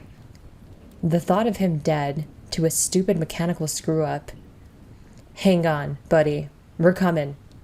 One hand on the butt of his Colt, Barry pulled the handle and stepped out into the humid, whipping twilight of Raccoon Forest, ready for anything. Chapter 4. They spread out and started north, Wesker and Chris behind and to Barry's left, Jill and Joseph on his right. Directly in front of them was a sparse stand of trees, and as the Alpha's copter blade revved down, Jill could smell burning fuel and see wisps of smoke curling through the foliage. They moved quickly through the wooded area, visibility dropping off sharply beneath the needled branches. The warm scents of pine and earth were overshadowed by the burning smell, the acrid odor growing stronger with each step. From the dim light filtering toward them, Jill saw that there was another clearing ahead, high with brittle grasses. "I see it, dead ahead." Jill felt her heart speed up at Barry's shout, and then they were all running, hurrying to catch up to their point man. She emerged from the copse of the trees, Joseph next to her. Barry was already at the downed copter, Chris and Wesker right behind. Smoke was still rising from the silent wreck, but it was thinning. If there had been a fire, it had died out. She and Joseph reached the others and stopped, staring, no one speaking as they surveyed the scene. The long, wide body of the copter was intact, not a single scratch visible. The port landing rail looked bent, but besides that and the dying haze of smoke from the rotor, there seemed to be nothing wrong with it. The hatches stood open, the beam from Wesker's penlight showing them an undamaged cabin. From what she could see, most of the Bravo's gear was still on board. So where are they? It didn't make any sense. It hadn't been 15 minutes since their last transmission. If anyone had been injured, they would have stayed. And if they decided to leave, why had they left their equipment behind? Wesker handed the light to Joseph and nodded toward the cockpit. "Check it out. The rest of you, spread out. Look for clues. Tracks, shell casings, signs of struggle. You find anything, let me know. And stay alert." Jill stood a moment longer, staring at the smoking copter and wondering what could have happened. Enrico had said something about a malfunction. So, okay, the Bravos had set down. What had happened next? What would have made them abandon their best chance of being found, leaving behind emergency kits, weaponry? Jill saw a couple of bulletproof vests crumpled next to the hatch, and shook her head, adding it to the growing list of seemingly irrational actions. She turned to join the search as Joseph stepped out of the cockpit, looking as confused as she felt. She waited to hear his report as he handed the light back to Wesker, shrugging nervously. "I don't know what happened. The bent rail suggests a forced landing, but except for the electrical system, everything looks fine." Wesker sighed, then raised his voice so the others could hear. "Circle out, people. 3 meters apart, widen as we go." Jill moved over to stand between Chris and Barry, both men already scanning the ground at their feet as they slowly moved east and northeast of the helicopter. Wesker stepped into the cabin, probing the darkness with his penlight. Joseph headed west. Dry weeds crackled underfoot as they widened their circle, the only sound in the still, warm air, except for the distant hum of the Alpha helicopter engine. Jill used her boots to search through the thick ground cover, brushing the tall grasses aside with each step. In another few moments, it'd be too dark to see anything. They needed to break out the flashlights. Bravo had left theirs behind. Jill stopped suddenly, listening. The sighing, crackling steps of the others, the faraway drone of their copter, and nothing else. Not a chirp, a chitter, nothing. They were in the woods, in the middle of summer. Where were the animals, the insects? The forest was unnaturally still, the only sounds human. For the first time since they'd sat down, Jill was afraid. She was about to call out to the others when Joseph shouted from somewhere behind them, his voice high and cracking. "Hey, over here." Jill turned and started jogging back, saw Chris and Barry do the same. Wesker was still by the helicopter and had drawn his weapon at Joseph's cry, pointing it up as he broke into a run. In the murky light, Jill could just make out Joseph's shadowy form, crouched down in the high grass near some trees, 100 feet past the copter. Instinctively, she pulled her own sidearm and double-timed, suddenly overwhelmed by a sense of encroaching doom. Joseph stood up, holding something, and let out a strangled scream before dropping it, his eyes wide with horror. For a split second, Jill's mind couldn't accept what it had seen in Joseph's grasp. A S.T.A.R.S handgun, a Beretta. Jill ran faster, catching up to Wesker, and a disembodied human hand curled around it, hacked off at the wrist. There was a deep, guttural snarl from behind Joseph, from the darkness of the trees. An animal, growling, joined by another rasping, throaty shriek. And suddenly dark, powerful shapes erupted from the woods, lunging at Joseph and taking him down. "Joseph!" Jill's scream ringing in his ears, Chris drew his weapon and stopped at his tracks, trying to get a clear shot at the raging beasts that were attacking Joseph. Wesker's penlight sent a thin beam dancing over the writhing creatures, illuminating a nightmare. Joseph's body was all but hidden by the 3 animals that tore at him, ripping at him with gnashing, dripping jaws. They were the size and shape of dogs, as big as German shepherds maybe, except that they seemed to have no fur, no skin. Wet, red sinew and muscle flashed beneath Wesker's wavering light, the dog creatures shrieking and snapping in a frenzy of bloodlust. Joseph cried out, a burbling, liquid sound as he flailed weakly at the savage attackers, blood pouring from multiple wounds. It was the scream of a dying man. There was no time to waste. Chris targeted and opened fire. 3 rounds smacked wetly into one of the dogs, a 4th shot going high. There was a single, high-pitched yelp, and the beast went down, its sides heaving. The other 2 animals continued their assault, indifferent to the thunderous shots.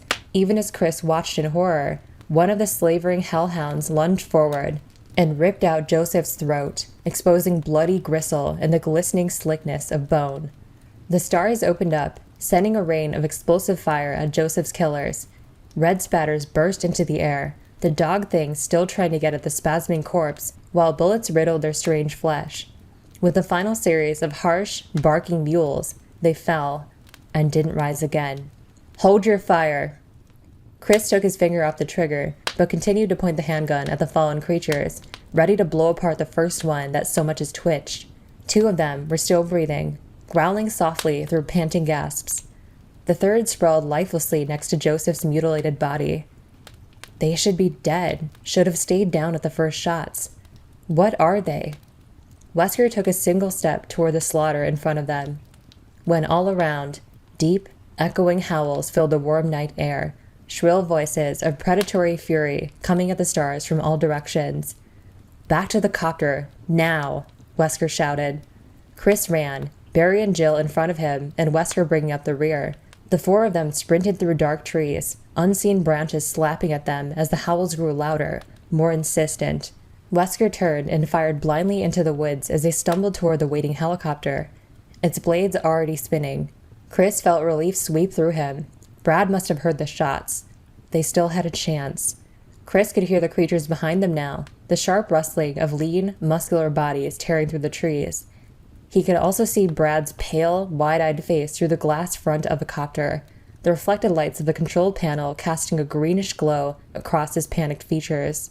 He was shouting something, But the roar of the engine drowned out everything now, the blast of wind churning the field into a rippling sea. Another 50 feet. Almost there. Suddenly, the helicopter jerked into the air, accelerating wildly. Chris caught a final glimpse of Brad's face and could see the blind terror there, the unthinking panic that had gripped him as he clawed at the controls. "No! Don't go!" Chris screamed, but the wobbling rails were already out of reach, the copter pitching forward and away from them through the thundering darkness. They were going to die. Damn you, Vickers. Wesker turned and fired again, and was rewarded with a squeal of pain from one of their pursuers. There were at least 4 more close behind, gaining on them rapidly. "Keep going," he shouted, trying to get his bearings as they stumbled on, the piercing shrieks of the mutant dogs urging them faster. The sound of the helicopter was dying away, the cowardly Vickers taking their escape with him. Wesker fired again, the shot going wide, and saw another shadowy form join the hunt. The dogs were brutally fast. They didn't stand a chance, unless... The mansion! "Veer right, 1 o'clock, Wesker yelled, hoping that his sense of direction was still intact. They couldn't outrun the creatures, but maybe they could keep them at bay long enough to reach cover. He spun and fired the last round in his clip. Empty. Ejecting the spent magazine, he fumbled for another one tucked into his belt as both Barry and Chris took up the defense, firing past him and into the closing pack. Wesker slapped in the fresh clip as they reached the edge of the overgrown clearing and plunged into another dark stand of trees. They stumbled and dodged through the woods, tripping on uneven ground as the killer dogs came on. Lungs aching for air, Wesker imagined that he could smell the fetid, rotting meat stench of the beasts as they narrowed the distance, and he somehow found the capacity to run faster. We should be there by now. Gotta be close. Chris saw it first through the thinning shadows of the trees, the looming monstrosity backlit by an early moon. There! Run for that house! It looked abandoned from the outside, the weathered wood and stone of the giant mansion crumbling and dark. The full size of the structure was cloaked by the shadowy, overgrown hedges that surrounded it, isolating it from the forest. A massive outset front porch presented double doors, their only option for escape. Wesker actually heard the snap of powerful jaws behind him and fired at the sound, intuitively squeezing the trigger as he ran for the front of the mansion. A gurgling yelp, and the creature fell away, the howls of its siblings louder than ever, raised to a fever pitch by the thrill of the chase. Jill reached the doors first, slamming into the heavy wood with one shoulder as she snatched at the handles. Amazingly, they crashed open. Brightness spilled out across the stone steps to the porch, lighting their path. She turned and started firing, providing cover as the 3 gasping men ran for the opening in the darkness. They piled into the mansion, Jill diving in last, and Barry throwing his considerable bulk against the door, wedging it closed against the snarls of the creatures. He collapsed against it, face red and sweating, as Chris found the entry's steel deadbolt and slid it home. They'd made it. Outside, the dogs howled and scrabbled uselessly at the heavy doors. Wesker took a deep breath of the cool, quiet air that filled the well-lit room and exhaled sharply. As he'd already known, the Spencer house wasn't abandoned. And now that they were here, all his careful planning was for nothing. Wesker silently cursed Brad Vickers again and wondered if they were any better off inside than out.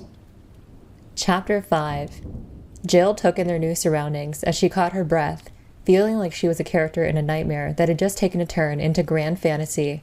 Wild, howling monsters, Joseph's sudden death, a terrifying run through the dark woods, and now this. Deserted, huh? It was a palace, pure and simple, what her father would have called a perfect score. The room they had escaped into was the epitome of lavish. It was huge, easily bigger than Jill's entire house, tiled in gray-flecked marble, and dominated by a wide, carpeted staircase that led to a second-floor balcony. Arched marble pillars lined the ornate hall, supporting the dark, heavy wood balustrade of the upper floor. Fluted wall sconces cast funnels of light across walls of cream, trimmed in oak and offset by the deep burnt ochre of the carpeting. In short, it was magnificent. "What is this?" Barry muttered. No one answered him. Jill took a deep breath and decided immediately that she didn't like it. There was a sense of wrongness to the vast room, an atmosphere of vague oppression. It felt haunted somehow, though by who or what she couldn't say. Beats the hell out of getting eaten by mutant dogs, though. Gotta give it that much. And on the trail of that thought, God, poor Joseph. There hadn't been time to mourn him, and there wasn't time now. But he would be missed. She walked toward the stairs, clutching her handgun, her footsteps muffled by the plush carpet that led from the front door. There was an antique typewriter on a small table to the right of the steps, a blank sheet of paper spooled into the works. A strange bit of decoration. The expansive hall was otherwise empty. She turned back toward the others, wondering what their take on all this was. Barry and Chris both looked uncertain, their faces flushed and sweaty as they surveyed the room. Wesker was crouched by the front door, examining one of the latches. He stood up, his dark shade still in place, seeming as detached as ever. The wood around the lock is splintered. Somebody broke this door open before we got here. Chris looked hopeful. Maybe the Bravos? Wesker nodded. That's what I'm thinking. Help should be on the way, assuming our friend, Mr. Vickers, bothers to call it in. His voice dripped sarcasm, and Jill felt her own anger kindling. Brad had screwed up big time, had almost cost them their lives. There was no excuse for what he'd done. Wesker continued, walking across the room toward one of the two doors on the west wall. He rattled the handle, but it didn't open. It's not safe to go back out. Until the cavalry shows up, we might as well take a look around. It's obvious that somebody's been keeping this place up, though why and for how long? He trailed off, walking back toward the group. How are we set for ammo? Jill ejected the clip from her Beretta and counted. 3 rounds left, plus the 2 loaded magazines on her belt. 33 shots. Chris had 22 left, Wesker 17. Barry had 2 racked speed loaders for his Colt, plus an extra handful of loose cartridges tucked into a hip pouch, 19 rounds in all. Jill thought about all they left on the helicopter and felt another rush of anger toward Brad. Boxes of ammunition, flashlights, walkie-talkies, shotguns, not to mention medical supplies. That Beretta that Joseph had found out in the field, the pale, blood-spattered fingers still wrapped around it. A S.T.A.R.S team member, dead or dying, and thanks to Brad, they didn't even have a Band-Aid to offer. Thump. A sound of something heavy sliding to the floor, somewhere close by. In unison, they turned toward the single door on the east wall. Jill was suddenly reminded of every horror movie she'd ever seen. A strange house, a strange noise. She shivered and decided that she was most definitely going to kick Brad's narrow ass when they got out of here. Chris, check it out and report back ASAP, Wesker said. We'll wait here in case the RPD comes knocking. You run into any trouble, fire your weapon and we'll find you. Chris nodded and started toward the door, his boots clacking loudly against the marble floor. Jill felt that sense of foreboding wash over her again. Chris? His hand on the knob, he turned back, and she realized that there was nothing she could tell him that made any sense. Everything was happening so fast. There was so much wrong with the situation that she didn't know where to start. And he's a trained professional, and so are you. Start acting like it. Take care, she said finally. It wasn't what she wanted to say, but it'd have to be enough. Chris gave her a lopsided grin, then raised his Beretta and stepped through the doorway. Jill heard the ticking of a clock, and then he was gone, closing the door behind him. Barry caught her gaze and smiled at her, a look that told her not to worry. But Jill couldn't shake the sudden certainty that Chris wouldn't be coming back. Chris swept the room, taking in the stately elegance of the environment as he realized he was alone. Whoever had made the noise, they weren't here. The solemn ticking of a grandfather clock filled the cool air, echoing off of shining black and white tiles. He was in a dining hall, the kind he'd only ever seen in movies about rich people. Like the front room, this one had an incredibly high ceiling and a second-floor balcony, but it was also decorated with expensive-looking art and had an inset fireplace at the far end, complete with a coat of arms, and crossed swords hung over the mantel.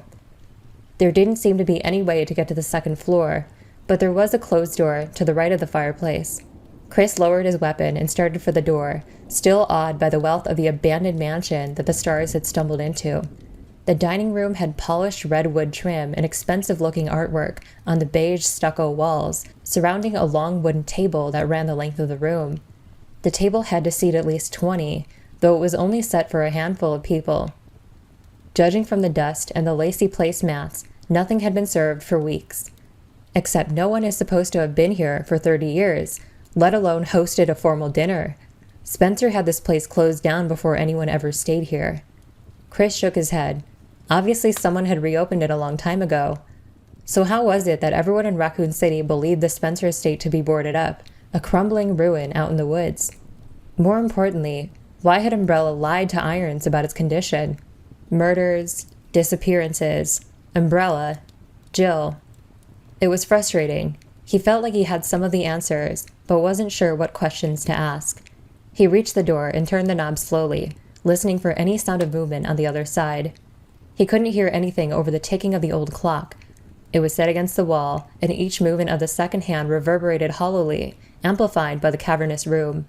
The door opened into one side of a narrow corridor, dimly lit by antique light fixtures. Chris quickly checked both directions. To the right was maybe 10 meters of hardwood hall, a couple of doors across from him, and a door at the end of the corridor. To the left, the hallway took a sharp turn away from where he stood, widening out. He saw the edge of a patterned brown run on the floor there. He wrinkled his nose, frowning. There was a vague odor in the air, a faint scent of something unpleasant, something familiar. He stood in the doorway another moment, trying to place the smell. One summer, when he was a kid, the chain had come off his bike when he'd been out on a ride with some friends. He'd ended up in a ditch about 6 inches away from a choice bit of roadkill, the dried up, pulpy remains of what once might have been a woodchuck. Time and the summer heat had dissipated the worst of the stink, though what had remained had been bad enough. Much to the amusement of his buddies, he'd vomited his lunch all over the carcass, taken a deep breath, then puked again. He still remembered the sun-baked scent of drying rot, like thickly soured milk and bile, the same smell that lingered in the corridor now like a bad dream. Thump. A soft, shuffling noise from behind the first door to his right, like a padded fist sliding across the wall. There was someone on the other side.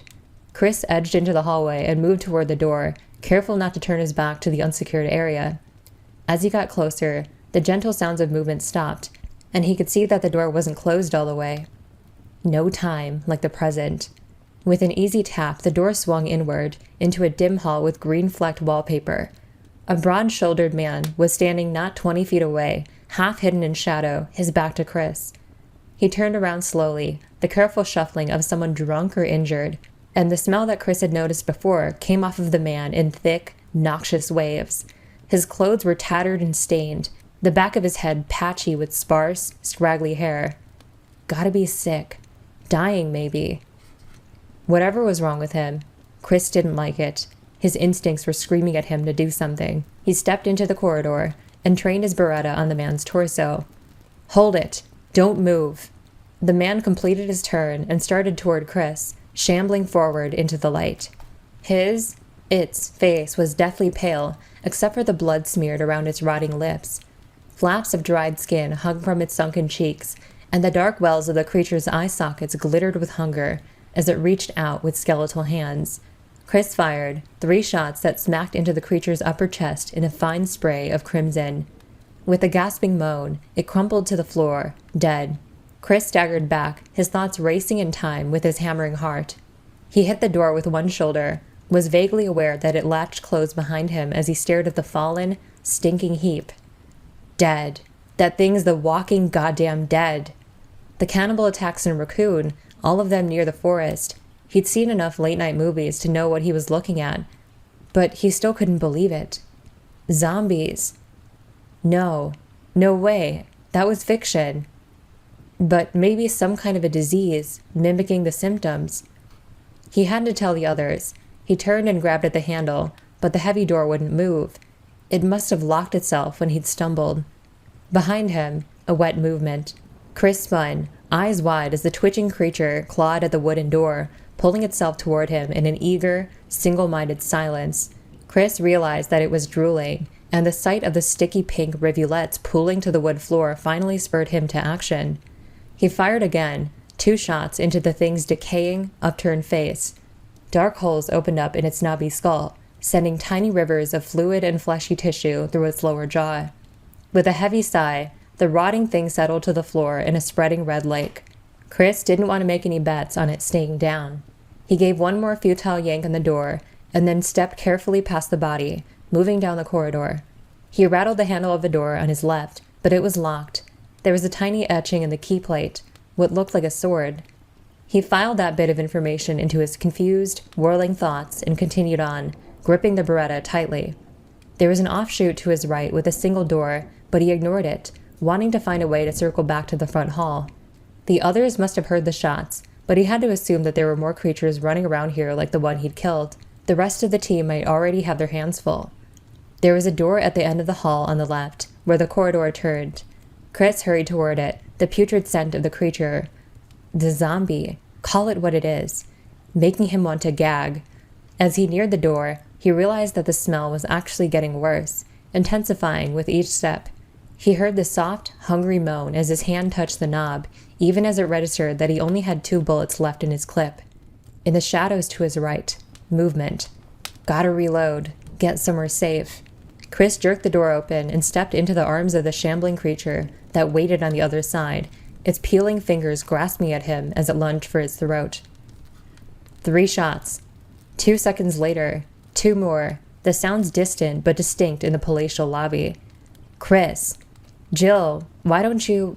Wesker started, but Barry didn't let him finish. I'm going too, he said, already starting for the door on the east wall. Chris wouldn't waste shots like that unless he had to. He needed help. Wesker relented quickly, nodding. Go. I'll wait here. Barry opened the door, Jill right behind. They walked into a huge dining room, not as wide as the front hall, but at least as long. There was another door at the opposite end, past a grandfather clock that ticked loudly in the frigid, dusty air. Barry jogged toward it, revolver in hand, feeling tense and worried. Christ, what a balls up this operation was. S.T.A.R.S teams were often sent into risky situations where the circumstances were unusual, but this was the first time since he'd been a rookie that Barry felt like things had gone totally out of control. Joseph was dead. Chickenheart Bickers had left them to be eaten by dogs from hell, and now Chris was in trouble. Wesker shouldn't have sent him in alone. Jill reached the door first, touching the handle with slim fingers and looking to him. Barry nodded and she pushed it open, going in low and left. Barry took the other side, both of them sweeping an empty corridor. Chris? Jill called out quietly, but there was no answer. Barry scowled, sniffing the air. Something smelled like rotting fruit. I'll check the doors, Barry said. Jill nodded and edged to the left, alert and focused. Barry moved toward the first door, feeling good that Jill was at his back.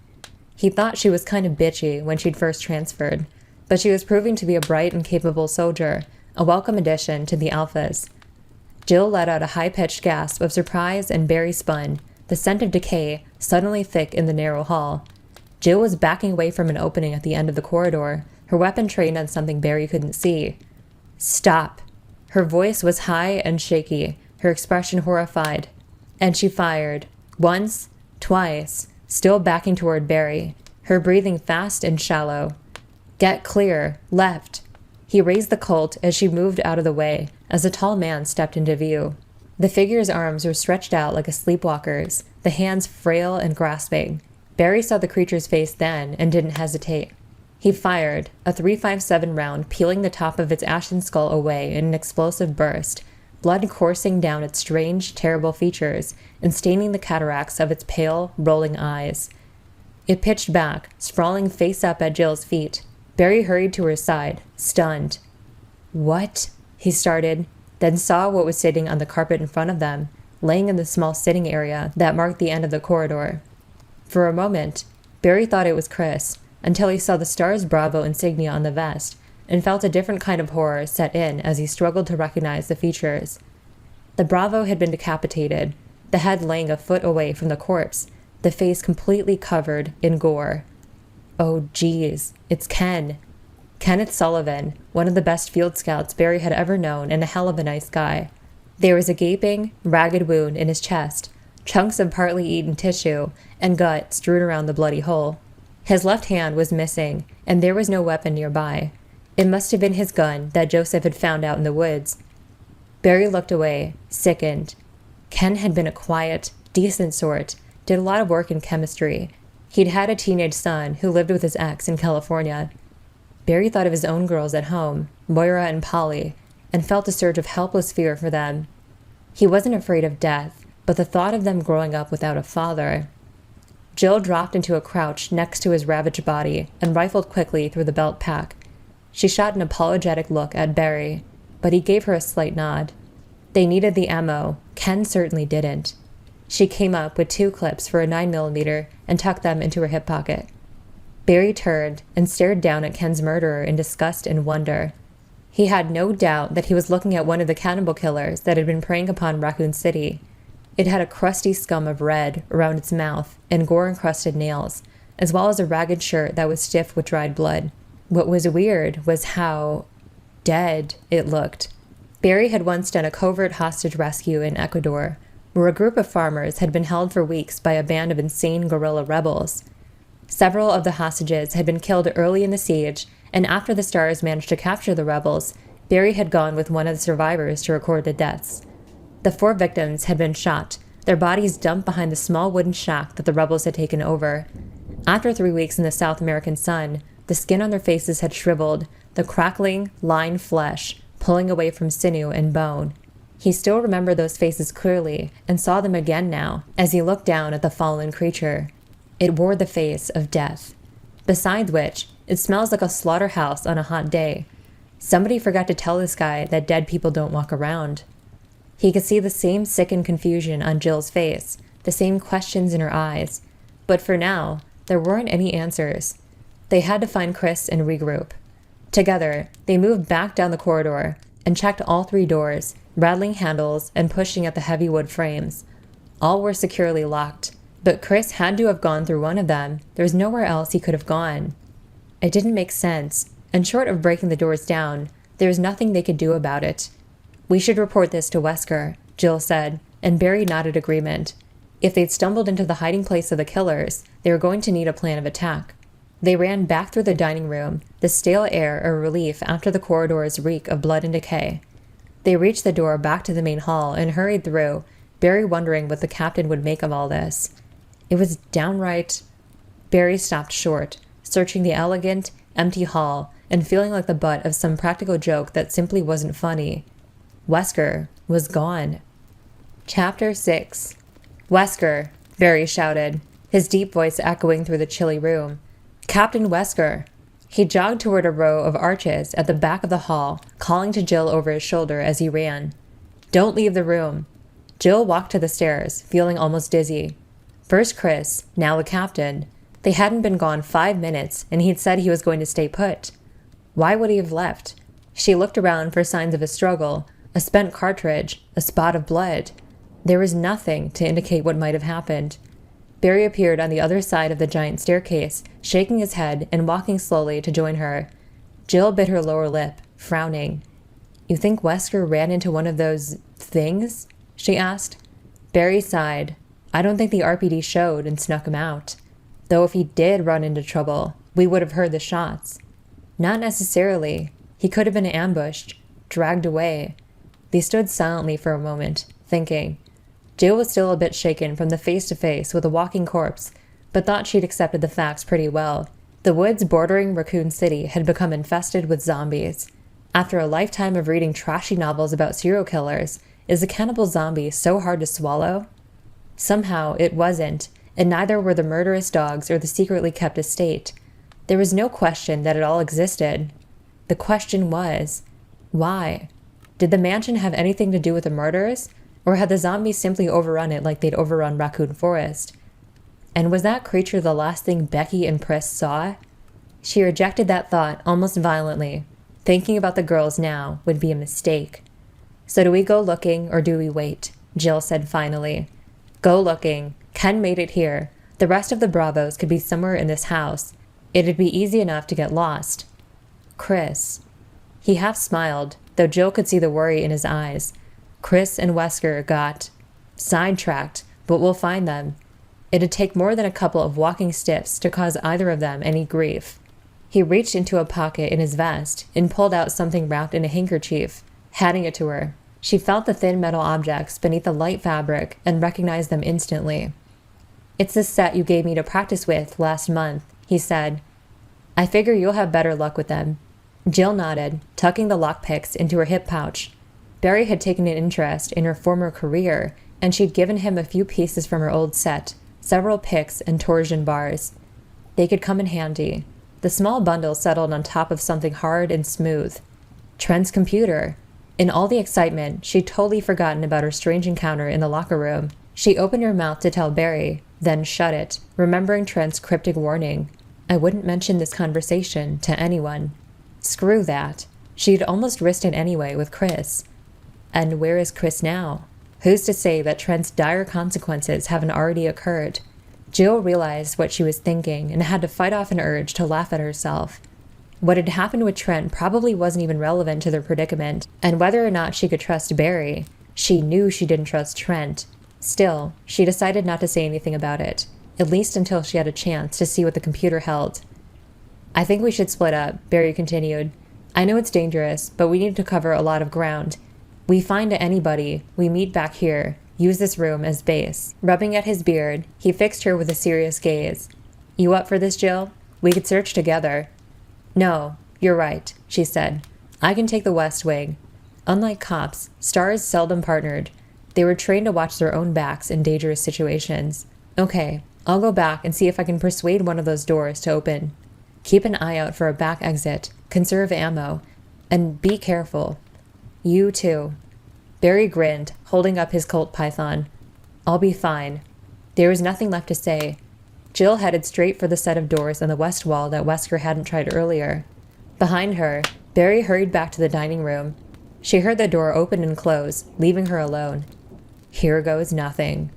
The painted blue doors opened smoothly, revealing a small, shadowy room, as cool and silent as the main hall, all in shades of blue.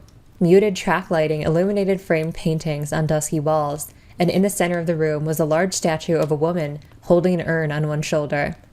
Jill closed the door behind her and let her eyes adjust to the gloom, noting the two doors opposite the one she'd come through. The one on the left was open, though a small chest was pushed in front of it, blocking access. It was unlikely that Wesker had gone that way. She walked to the one on the right and tried the knob. Locked. Sighing, she reached into her pack for the picks and then hesitated, feeling the smooth weight of the mini-disc reader. Let's see what Mr. Trent thinks is so important. She slipped it out and studied it a moment, then tapped at a switch. A screen the size of a baseball card flickered to life, and with a few more taps, small lines of type scrolled across the monitor. She scanned the material, recognizing names and dates from local newspapers. Trent had apparently compiled every article he could find about the murders and disappearances in Raccoon, plus the pieces on the S.T.A.R.S. Nothing new here. Jill skipped along, wondering what the point was. After the articles was a list of names. William Birkin, Steve Keller, Michael Dees, John Howe, Martin Crackhorn, Henry Sarton, Ellen Smith, Bill Rabbitson. She frowned.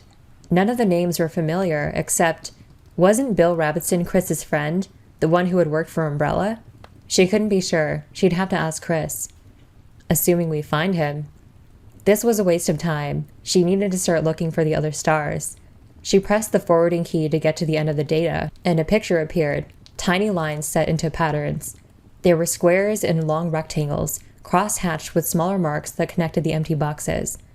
Beneath it was a single line, a message as enigmatic as she could have expected from Mr. Trent. Night Keys, Tiger Eyes, 4 Crests, Gate of New Life. East Eagle, West Wolf. Gee, how illuminating. That just clears up everything, doesn't it? The picture was some kind of map, she decided. It looked like a floor plan. The biggest area was at the center, a slightly smaller one extending off to the left. Jill suddenly felt her heart skip a beat. She stared down at the small screen, wondering how Trent had known. It was the mansion's first floor. She tapped the forward button again and saw what could only be the second floor, the shapes corresponding to the first map. There was nothing after the second map, but it was enough. As far as she was concerned, there was no longer any question that the Spencer estate was the source of the terror in Raccoon City, which meant that the answers were here, waiting to be uncovered. The zombie groaned as Chris fired point blank into its gut, twice. The shots were muffled by its rancid flesh, and it fell against him, expelling a rush of foul, stinking air across his face. Chris pushed it away, the back of his throat locking. His hands and the barrel of his weapon were dripping with sticky fluids. The creature collapsed to the floor, its limbs spasming. Chris backed away, wiping the Beretta against his vest as he took deep breaths, trying desperately not to vomit. The zombie out in the hall had been a desiccated mess, shriveled and dry. This one was fresh, if that was the right word, festering, necrotic, wet. He swallowed, hard, and the urge to throw up slowly passed. He didn't have a particularly weak stomach, but that smell, God. Keep it together, could be more of them. The hall he'd entered was all dark wood and dim light. For the moment, there was no sound except the pulse of blood in his ears. He looked down at the body, wondering exactly what it was, what it had been. He had felt its hot, fetid breath against his face. It wasn't a reanimated corpse, no matter what it looked like. He decided it didn't matter. For all intents and purposes, it was a zombie. It had tried to bite him, and creatures like it had already chowed down on some of Raccoon's population. He needed to find his way back to the others, and they had to get out, get help. They didn't have the firepower to handle the situation alone. He ejected the empty clip from the gummy weapon and quickly reloaded, his chest tightening with stress. 15 rounds left. He had a Bowie knife, but the thought of going up against a zombie with only a knife wasn't all that appealing. There was a plain-looking door to his left. Chris pulled at the knob, but it was locked. He squinted at the key plate and wasn't all that surprised to see an etching of what looked like armor. Sword, armor. There was a definite theme developing. He moved down the wide hall, listening for any sound and taking frequent deep breaths through his nose. The goo on his vest and hands made it hard to tell if there were any more of them around. The smell was all over him, but it could be his only chance to avoid another close encounter. The hall turned to the left, and he took the corner fast, sweeping the Beretta across the wide wooden expanse. There was a support pillar partially blocking his view, but he could see the back of a man just past it, the slumped shoulders and stained clothes of one of the creatures. Chris quickly edged to the right, trying to get a clear shot. The zombie was maybe 40 feet away, and he didn't want to waste his last rounds. At the sound of his boots against the hardwood floor, it turned, shuffling slowly, so slowly that Chris hesitated, watching the way it moved. This one seemed to have dipped in a thin layer of slime, dull light reflecting off of its glistening skin as it stumbled almost blindly towards Chris. It slowly raised its arms, its pale, hairless skull wobbling on its emaciated neck. Silently, it shuffled forward. Chris took a sliding step back to his left, and the zombie changed direction, veering toward him eagerly, closing the distance between them at a slow walk. Just like in the movies, dangerous but dumb, and easy to outrun. He had to save ammo in case he got cornered. There were stairs at the end of the hall, and Chris took a deep breath, readying himself. He stepped back, giving himself enough room to maneuver, and heard a gasping moan behind him, a fresh wave of rancid stink assaulting his senses. He spun, the realization hitting him even before he saw it. The festering zombie was only a few feet away, reaching for him, bits of its putrid gut spilling out across its shattered abdomen. He hadn't killed it, hadn't waited long enough to make sure, and his stupidity was about to cost him. Ah, shit. Chris sprinted away and down the corridor, dodging both of them and cursing himself. He passed the thick support beam, almost to the stairs, and stopped cold, seeing what waited at the top. He caught only a glimpse of the ragged creature standing at the head of the stairs and spun away, raising his weapon to face the attackers that shambled toward him hungrily. From the shadows beneath the steps came a heavy, gurgling sigh and the scuffing of wood. Another one. He was trapped. There was no way he could kill them all. Door. It faced the side of the stairs, the dark wood blending so well with the shadows that he almost hadn't seen it. Chris ran for it, grabbing at the handle, praying that it would be open as around him the creatures closed in. If it was locked, he was dead. Rebecca Chambers had never been more afraid, not once in her 18 years. For what seemed like an eternity, she'd listened to the soft scrape of rotting flesh brushing against the door and tried desperately to think of a plan, her dread building with each passing minute. There was no lock on the door, and she lost her handgun on the run for the house. The small storage room, though well stocked with chemicals and stacks of papers, had offered nothing to use as a defense except a half-empty can of insect repellent. It was the can she gripped now, standing behind the door of the tiny room. If or when the monsters finally figured out how to use the doorknob, she planned on spraying it in their eyes and then making a run for it. Maybe they'll be laughing so hard I'll have a chance to slip past. Bug spray. Great weapon. She had heard what could have been shots somewhere close by, but they weren't repeated. Her hope that it was one of the team faded as the seconds ticked past, and she was starting to give serious consideration to the concept that she was the only one left when the door burst open and a gasping figure hurtled inside. Rebecca didn't hesitate. She leapt forward and pressed the button, releasing a cloud of chemical mist into its face, tensing herself to run past it. "Gah!" it yelled, and fell back against the door, slamming it shut. It covered its eyes, spluttering. It wasn't a monster. She just maced one of the alphas. Oh, no! Rebecca was already reaching into her field medical kit, her immense relief at seeing another of the stars battling with monumental embarrassment. She fumbled out a clean cloth and a tiny squeeze bottle of water, stepping toward him.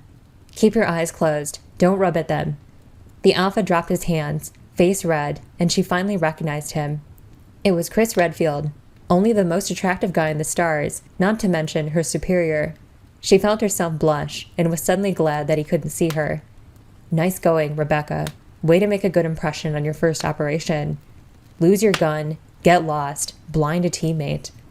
She led him over to the small cot in the corner of the room and sat him down, letting her training take over. "Lean your head back. This is going to sting a little, but it's just water, okay?" She dabbed at his eyes with a damp cloth, relieved that she hadn't sprayed him with anything worse. "What was that stuff?" he said, blinking rapidly. Tears and water streamed down his face, but there didn't seem to be any damage. Bug repellent. The label's been ripped off, but the active ingredient is probably permethrin. It's an irritant, but the effect shouldn't last long. I lost my gun, and when you came in, I thought you were one of those things. Though if they hadn't figured out how to use the doorknob by now, they probably won't." She realized she was babbling and shut up, finishing the crude irrigation and stepping back. Chris wiped his face and peered up at her with bloodshot eyes. "Rebecca Chambers, right?" She nodded miserably. "Yeah. Look, I'm really sorry." "Don't worry about it," he said, and smiled. "Not a bad weapon, actually." He stood up and looked around the small room, frowning. There wasn't much to see: an open trunk full of papers, a shelf lined with bottles of mostly unlabeled chemicals, a cot, and a desk. Rebecca had been through it all in her search for something to use against the creatures. "What about the rest of your team?" he asked. Rebecca shook her head. "I don't know. Something went wrong with the helicopter, and we had to set down. We were attacked by animals, some kind of dogs, and Enrico told us to run for cover." She shrugged, suddenly feeling like she was about 12 years old. "I got turned around in the woods and ended up at the front door of this place. I think one of the others broke it down. It was open." She trailed off, looking away from his intense gaze. The rest was probably obvious. She had no weapon, she'd gotten lost, she'd ended up here. All in all, a pretty poor showing. "Hey," he said softly, "there's nothing else you could have done. Enrico said run. You ran. You followed orders. Those creatures out there, the zombies, they're all over the place.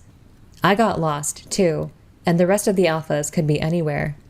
Trust me, just the fact that you made it this far." Outside, one of the monsters let out a low, plaintive wail, and Chris stopped talking, his expression grim. Rebecca shuddered. "So what do we do now?" "We look for the others and try to find a way out," he sighed, looking down at his weapon. "Except you don't have a gun, and I'm almost out of ammo." Rebecca brightened and reached into her hip pack. She pulled out 2 full magazines and handed them over, pleased that she had something to offer him.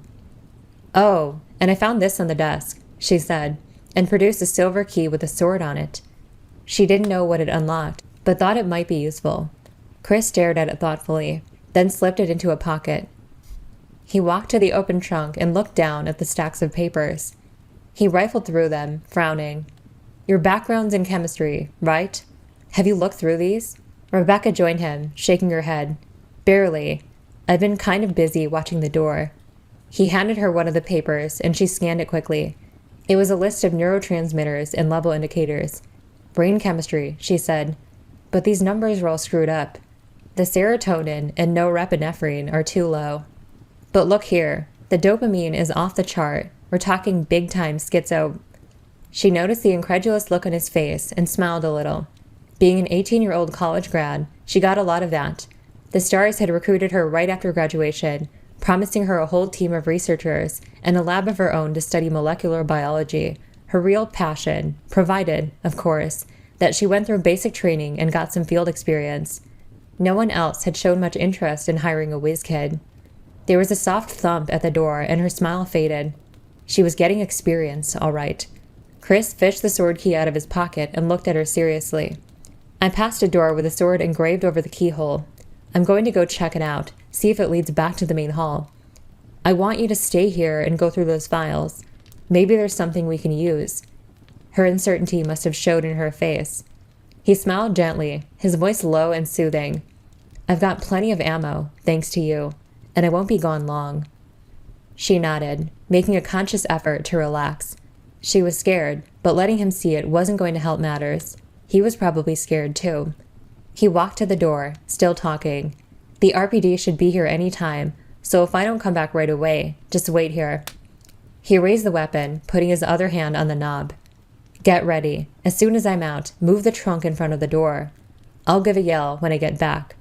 Rebecca nodded again, and with a final quick smile, Chris opened the door and looked both ways before moving out into the hall. She closed the door and leaned against it, listening. After long seconds of silence, she heard the rattle of gunfire not far away. 5 or 6 shots.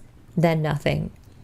After a few minutes, she moved the trunk to block part of the door, edging it in front of the hinges so she could push it out of the way easily. She knelt in front of it, trying to clear her thoughts as she started looking through the papers, trying not to feel as young and unsure as she actually felt. Sighing, she pulled out a handful of papers and started to read. Chapter 7. The lock was a piece of cake, 3 flat tumblers in a single row. Jill could have opened it with a couple of paper clips. According to the map, the door would open into a long hall. Sure enough, she took another long look at the pocket computer screen and then slipped it into her pack, thinking. It looked like there was a back way out, through several halls and past a series of rooms. She could look for Wesker and the others along the way, and maybe secure an escape route at the same time. She stepped into the narrow corridor, the fully loaded Beretta in hand. It was a study in weirdness. The hall wasn't all that spectacular, the carpet runner and the wallpaper done in basic tans and browns, the wide windows showing only the darkness outside. The display chests that lined the inner wall, though. There were 3 of them, each topped by a small lamp, and each prominently displaying a wide array of bleached human bones on open shelves, interspersed with small items of obscurity. Jill started down the hall, stopping briefly at each bizarre spectacle. Skulls, arm and leg bones, hands and feet. There were at least 3 complete skeletons, and amidst the pale and pitted bones were feathers, clay beads, gnarled strips of leather. Jill picked up one of the leather strips and then put it down quickly, wiping her fingers on her pants. She couldn't be sure, but it felt like she imagined tanned, cured human skin would feel, stiff and kind of greasy. Crash! The window behind her exploded inward, a lithe, sinewy form lunging into the hall, growling and snapping. It was one of the mutant, killing hounds, its eyes as red as its dripping hide. It charged her, its teeth as bright and dangerous as the jagged glitter of glass still falling from the shattered frame. Back between 2 of the chests, Jill fired. The angle was wrong, the bullet splintering the wood at her feet as the dog jumped at her, growling deep in its throat.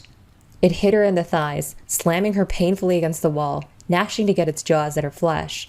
The smell of rotting meat washed over her, and she fired again and again, barely aware that she was moaning in fear and disgust, a sound as guttural and primal as the furious, dying shrieks that came from the canine abomination. The 5th bullet fired directly into its barrel chest knocked it away. With a final, almost puppyish yelp, it crumpled to the floor, blood gushing into the tan carpet. Jill kept her weapon trained on the still form, gulping air in huge, shuddery breaths. Its limbs twitched suddenly, its massive claws beating a brief tattoo across the wet, red floor before it lay still again. Jill relaxed, recognizing the movement as a death spasm, the body releasing life. She'd have bruises, but the dog was dead. She brushed her bangs out of her eyes and crouched down next to it, taking in the strange, exposed musculature and huge jaws.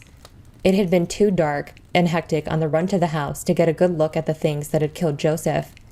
But in the bright light of the corridor, her initial impression wasn't changed. It looked like a skinned dog. She stood up and backed away, warily eyeing the row of windows in the hall. Obviously, they offered no protection from the hazards outside. The corridor took a sharp left and she hurried on, past more of the macabre displays that decorated the inner wall. The door at the end of the long hall was unlocked. It opened into another hall, not as well lit as the first, but at least not as creepy either. The muted, gray-green wallpaper sported paintings of generic scenery and gentle landscapes, not a bone or fetish in sight. The first door on the right was locked, a carving of armor on the key plate. Jill remembered the list on the computer, something about night keys, but decided not to bother with it for now. According to Trent's map, there was a room on the other side that didn't lead anywhere. Besides, if Wesker had come this way, she didn't imagine that he was locking doors behind him. Right. Just like it was unlikely that Chris would disappear. Don't assume anything about this place. The next door she tried opened into a small bathroom with an antique feel, complete with a ceiling fan and an old-fashioned, 4-footed tub. There was no sign of recent use. She stood for a moment in the stale, tiny room, breathing deeply, feeling the aftermath of the adrenaline rush she'd had in the corridor. Growing up, she'd learned how to enjoy the thrill of danger, of sneaking in and out of strange places with only a handful of tools and her own wits to keep her safe. Since joining the S.T.A.R.S, that youthful excitement had faded away, lost to the realities of backup and handguns. But here it was again, unexpected and not unwelcome. She couldn't lie to herself about the simple joy that often followed facing death and walking away. She felt good, alive. Let's not have a party just yet, her mind whispered sarcastically. Or have you forgotten that stars are being eaten in this hellhole? Jill stepped back into the silent hallway and edged around another corner, wondering if Barry had found Chris, and if either of them had run across any of the Bravos. She felt like she had an advantage with the maps, and decided that once she'd checked out the possible escape, she'd go back to the main hall and wait for Barry. With the information on Trent's computer, they could search more quickly and thoroughly. The corridor ended with 2 doors facing each other. The one on the right was the one she wanted. She tried the handle and was rewarded with a soft snick of the bolt retracting. She stepped into a dark hall and saw one of the zombies, a hulking, pale shadow standing next to a door, maybe 10 feet away. As she raised her weapon, the creature started toward her, emitting soft hunger sounds from its decaying lips. One of its arms hung limply at its side, and although Jill could see jagged bone protruding from the shoulder, it still clenched and unclenched its rotting fist eagerly as it reached out with its other arm. The head. Aim for the head. The shots were incredibly loud in the chilly gloom, the first blowing off its left ear, the second and third punching holes into its skull just above its pallid brow. Dark fluid streamed down the peeling face, and it fell to its knees, its flat, lifeless eyes rolling back into its head. There was shuffling movement in the shadows at the back of the hall to the right, exactly where she meant to go. Jill trained the gun on the darkness and waited for it to move closer, her entire body wired with tension. How many of these things are there? As soon as the zombie cleared the corner, she fired, the Beretta jumping lightly in her sweating hands. The second shot punctured its right eye, and it immediately collapsed to the dark, polished wood of the floor. The sticky, viscous matter of the blown eyeball flecked across its skeletal face. Jill waited, but other than the spreading pools of blood around the dead creatures, nothing moved. Breathing through her mouth to avoid the worst of the stench, she hurried to the back of the hall and turned right, down a short, tight passage that dead-ended at a rusting metal door. It creaked open and fresh air flooded past her, warm and clean after the morgue-like chill of the house.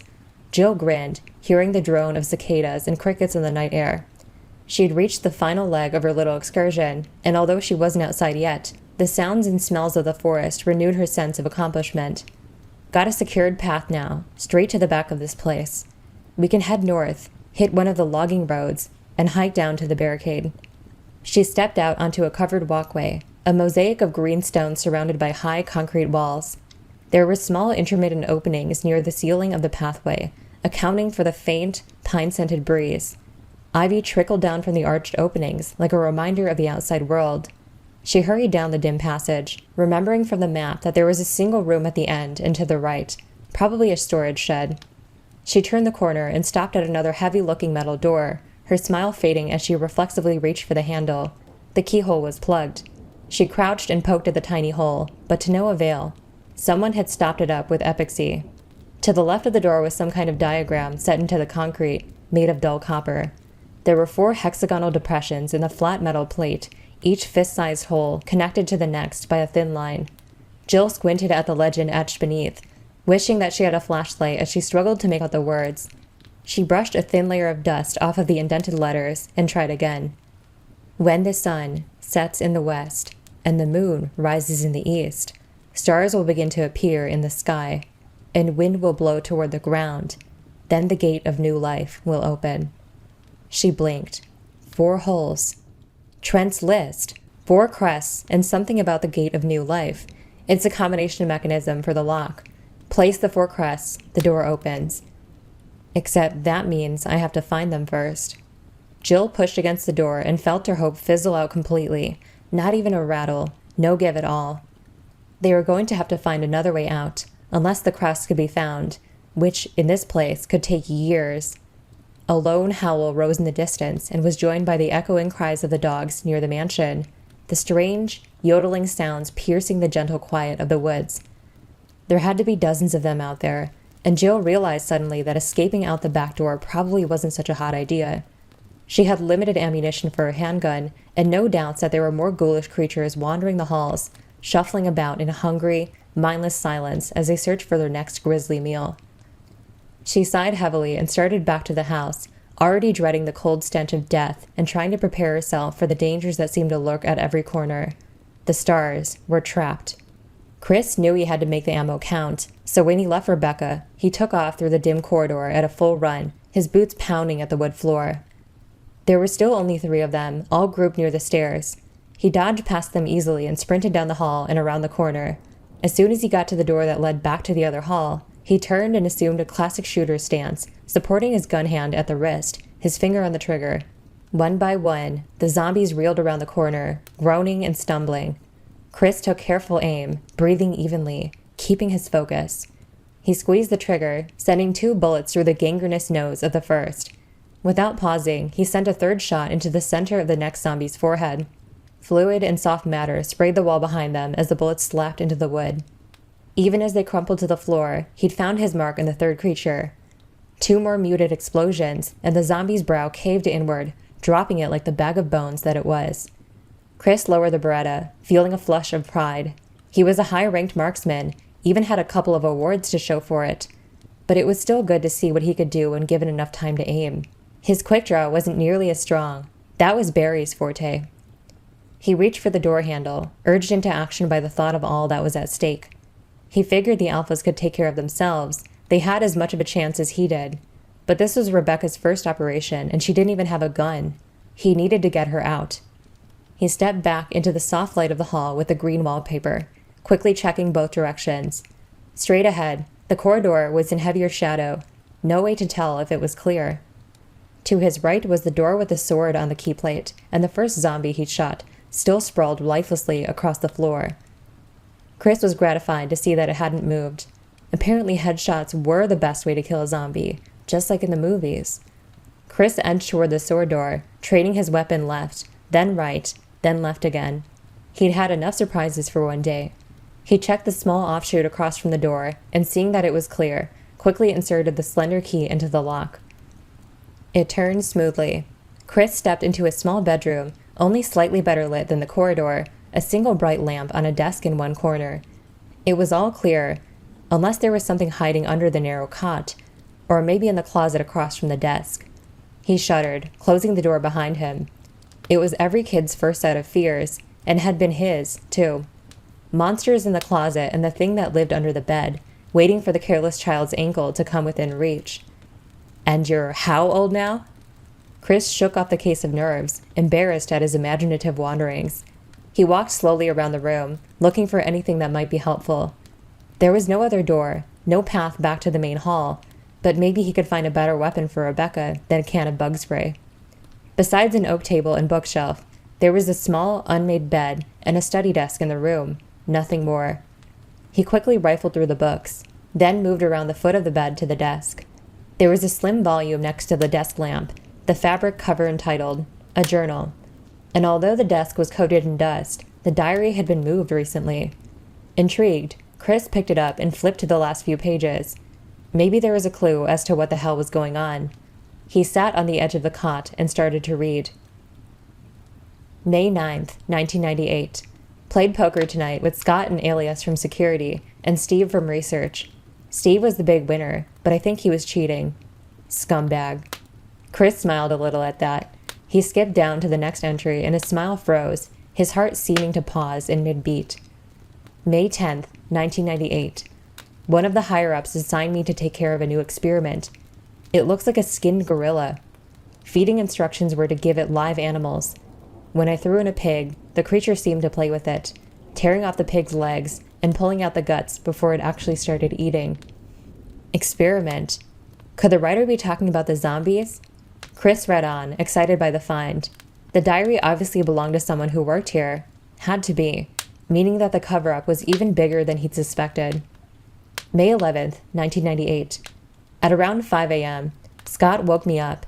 Scared the shit out of me, too. He was wearing a protective garment that looked like a spacesuit. He handed me another one and told me to put it on. Said there'd been an accident in the basement lab. I just knew something like this would happen. Those assholes in research never rest, even at night. May 12th, 1998. I've been wearing the damn spacesuit since yesterday. My skin's getting grimy and feels itchy all over. The goddamn dogs have been looking at me funny, so I decided not to feed them today. Screw 'em. May 13th, 1998. Went to the infirmary because my back is all swollen and feels itchy. They put a big bandage on it and told me I didn't need to wear the suit anymore. All I want to do is sleep. May 14th, 1998. Found another blister on my foot this morning. I ended up dragging my foot all the way to the dog's pen. They were quiet all day, which is weird. Then I realized some of them had escaped. If anybody finds out, I'll have my head handed to me. May 15th, 1998. My first day off in a long time and I feel like shit. Decided to go visit Nancy anyway, but when I tried to leave the estate, I was stopped by the guards. They said the company's ordered that no one leave the grounds. I can't even make a phone call. All the phones have been ripped out. What kind of bullshit is this?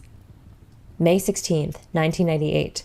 Rumors going around that a researcher who tried to escape the estate last night was shot. My entire body feels hot and itchy and I'm sweating all the time now. I scratched the swelling on my arm and a piece of rotten flesh just dropped off.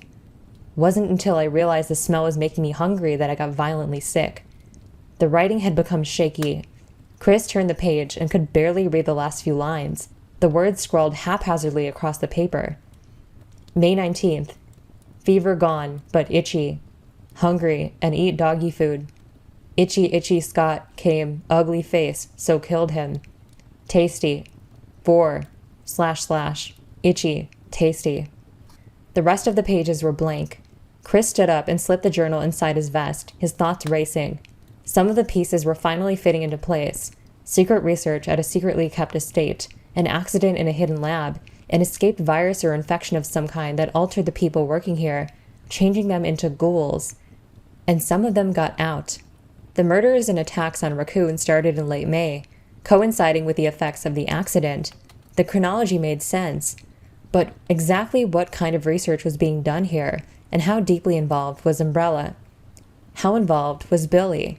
He didn't want to think about that, but even as he tried to clear his mind of the thought, a new one occurred to him. What if it was still contagious? He hurried to the door, suddenly desperate to get back to Rebecca with the news. With her training, maybe she could figure out what had been unleashed in the secret lab on the estate. Chris swallowed heavily. Even now, he and the other stars could be infected. Chapter 8. After Jill and Barry went their separate ways, Wesker stayed crouched on the balcony in the main hall, thinking.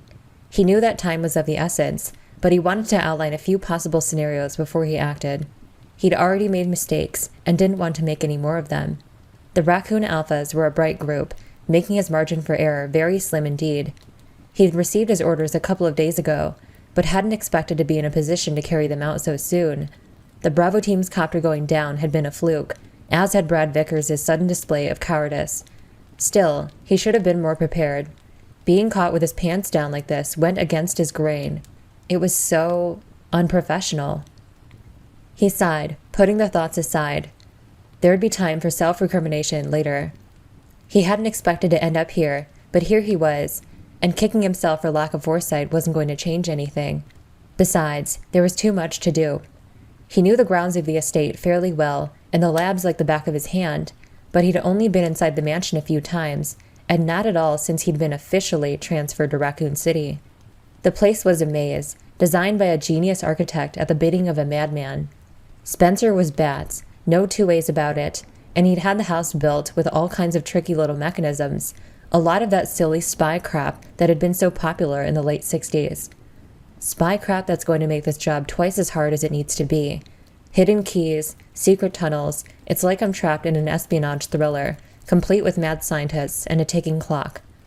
His original plan had been to lead both the Alpha and Bravo teams to the estate and clear the area before he proceeded to the lower labs and wrap things up.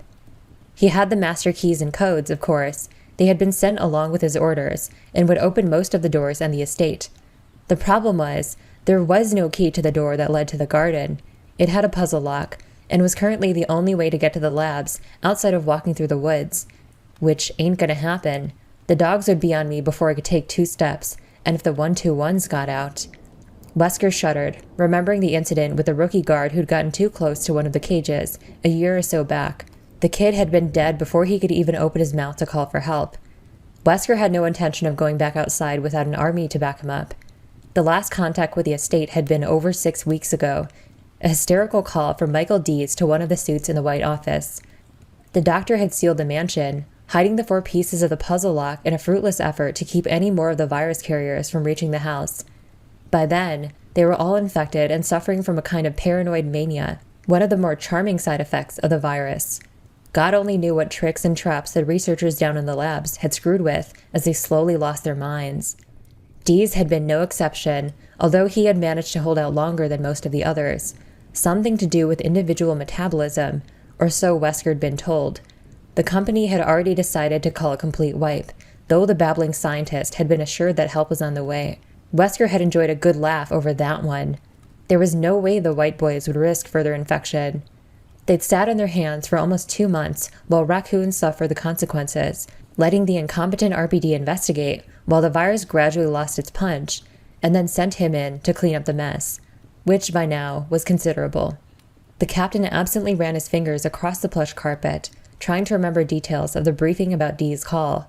Whether he liked it or not, everything had to be taken care of tonight. He had to collect the required evidence and get to the labs, and that meant finding the pieces of the puzzle lock. Dees had been mostly incoherent, ranting about murders, crows, and giant spiders. But he had insisted that the crest keys to the puzzle lock were hidden where only Spencer could find them, and that made sense.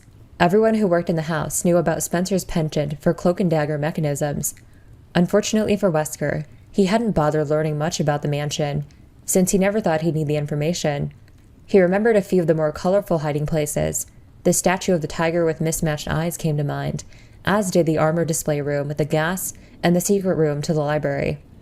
But I don't have time to go through all of them, not by myself. Wesker grinned suddenly and stood up, amazed that he hadn't thought of it already. Who said he had to be by himself? He ditched the S.T.A.R.S to map out a new plan and search for the crests, but there was no reason that he had to do everything. Chris wasn't viable, he was too gung-ho, and Jill was still an unknown quantity. Barry, though. Barry Burton was a family man, and both Jill and Chris trusted him. And while they're all still fumbling around in the house, I can get to the triggering system and then get the hell out. Mission complete. Still grinning, Wesker walked to the door that led to the dining room balcony, surprised to find that he was looking forward to his little adventure. It was a chance to test his skills against the rest of the team and against the accidental test subjects that were surely still lurching around, not to mention old Spencer himself. And if he pulled it off, he was going to be a very rich man. This might actually turn out to be fun. Chapter 9. Caw. Jill whipped her Beretta toward the sound, the mournful shriek echoing all around as the door slipped closed behind her. Then she saw the source of the noise and relaxed, smiling nervously. What the hell are they doing in here? She was still in the back part of the house, and had decided to check out a few of the other rooms before heading back to the main hall. The first door she tried had been locked, a carving of the helmet on the key plate. Her picks had been useless, the lock a type she'd never encountered, so she'd decided to try her luck on the door across the hall. It had opened easily enough, and she'd gone in ready for anything. Though about the last thing she'd expected to see was a flock of crows, perched along the support bar for the track lighting that ran the length of the room. Another of the large black birds let out its morose shriek, and Jill shivered at the sound. There were at least a dozen of them, ruffling their shiny feathers and watching her with bright, beady eyes as she quickly surveyed the room for threats. It was clear. The U-shaped chamber she'd entered was as cold as the rest of the house, perhaps colder, and empty of furniture. It was a viewing hall, nothing but portraits and paintings lining the inner wall. Black feathers lay scattered across the worn wooden floor amidst dried mounds of bird droppings, and Jill wondered again how the crows had gotten inside, and how long they'd been there. There was definitely something strange about their appearance. They seemed much larger than normal crows, and they studied her with an intensity that seemed almost unnatural. Jill shivered again, turning back toward the door. There wasn't anything important in the room, and the birds were giving her the creeps. Time to move on. She glanced at a few of the paintings on her way out, mostly portraits, noticing that there were switches beneath the heavy frames. She assumed they were for the track lighting, though she couldn't imagine why anyone had bothered setting up such an elaborate gallery for such mediocre art. A baby, a young man. The paintings weren't awful, but they weren't exactly inspired, either. She stopped as she touched the cold metal handle of the door, frowning. There was a small, inset control panel set at eye level to the right of the door, labeled Spots. She punched one of the buttons, and the room dimmed as a single directional light went out. Several of the crows barked their disapproval, fluttering ebony wings, and Jill turned the light back on, thinking, so if these are the light switches, what are the controls beneath the paintings for? Perhaps there was more to the room than she'd thought. She walked to the first picture across from the door, a large painting of flying angels and clouds shot with sunbeams. The title was, From Cradle to Grave. There wasn't a switch below it, and Jill moved to the next. It was a portrait of a middle-aged man, his lined features sagging with exhaustion, standing next to an elaborate fireplace. From the cut of his suit and his slicked back hair, it looked to have been painted in the late 1940s or early 50s. There was a simple on-off switch underneath, unlabeled. Jill flicked it from left to right and heard an electrical snap. And behind her, the crows exploded into screaming motion, rising as one from their brooding perch. All she could hear was the beat of their dark wings and the sudden, manic ferocity of their cries as they swarmed toward her. And Jill ran, the door seeming a million miles away, her heart pounding. The first of the crows reached her as she grabbed for the handle, its claws finding the soft skin at the back of her neck. There was a sharp stab of pain just behind her right ear, and Jill flailed at the rustling feathers that brushed her cheeks, moaning as the furious shrieks enveloped her. She slapped at the air behind her and was rewarded with a startled squawk of surprise. The bird let go of her, reeling away. Too many. Out, out, out. She jerked the door open and fell into the hallway, kicking the door closed even as she hit the floor. She lay there a moment, catching her breath, relishing the cool silence of the corridor in spite of the zombie stench.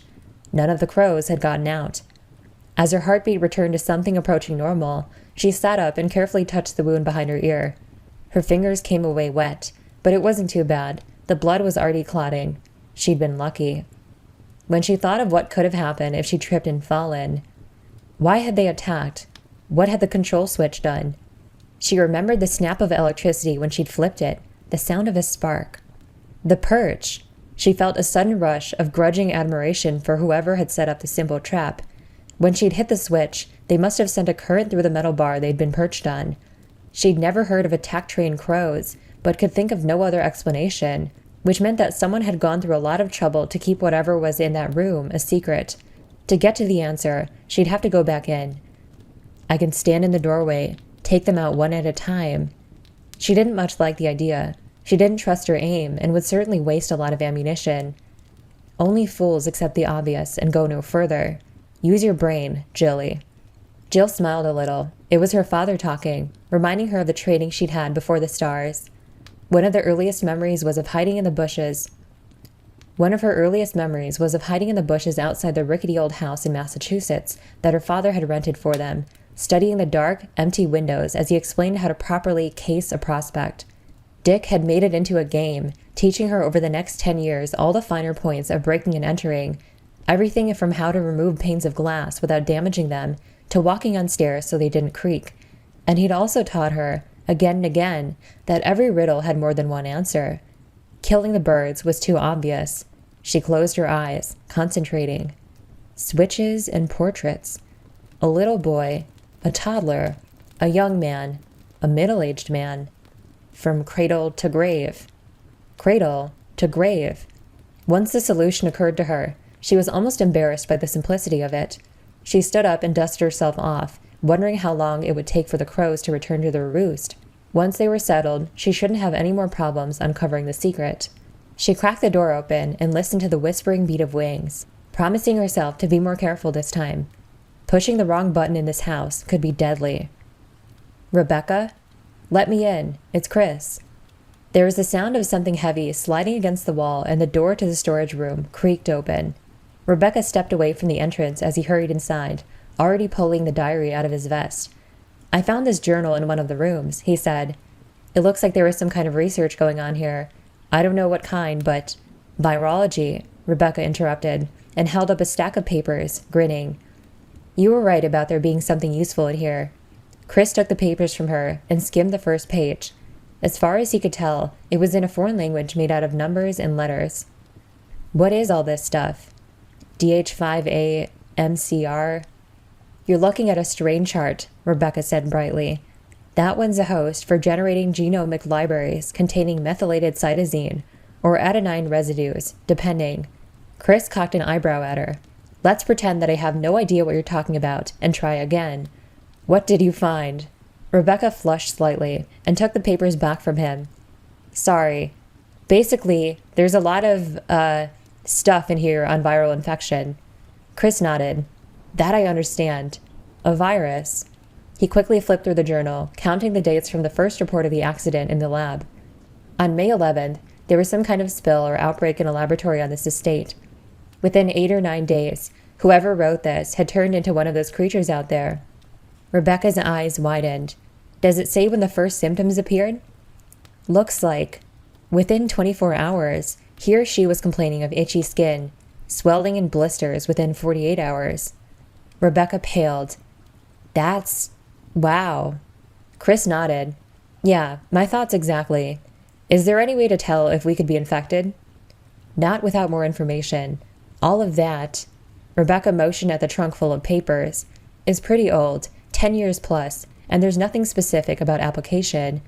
Though an airborne with that kind of speed and toxicity, if it was still viable, all of Raccoon City would probably be infected by now. I can't be positive, but I doubt it's still contagious." Chris was relieved for himself and the rest of the S.T.A.R.S, but the fact that the zombies were all victims of a disease, it was depressing, whether it was a disaster of their own making or not.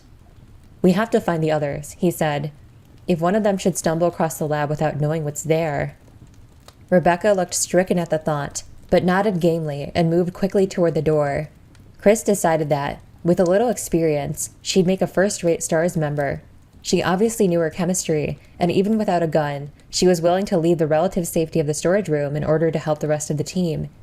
Together, they hurried through the dark, wooden hallway, Rebecca sticking close to his side. When they reached the door back to the first hallway, Chris checked his Beretta and then turned to Rebecca. "Stay close.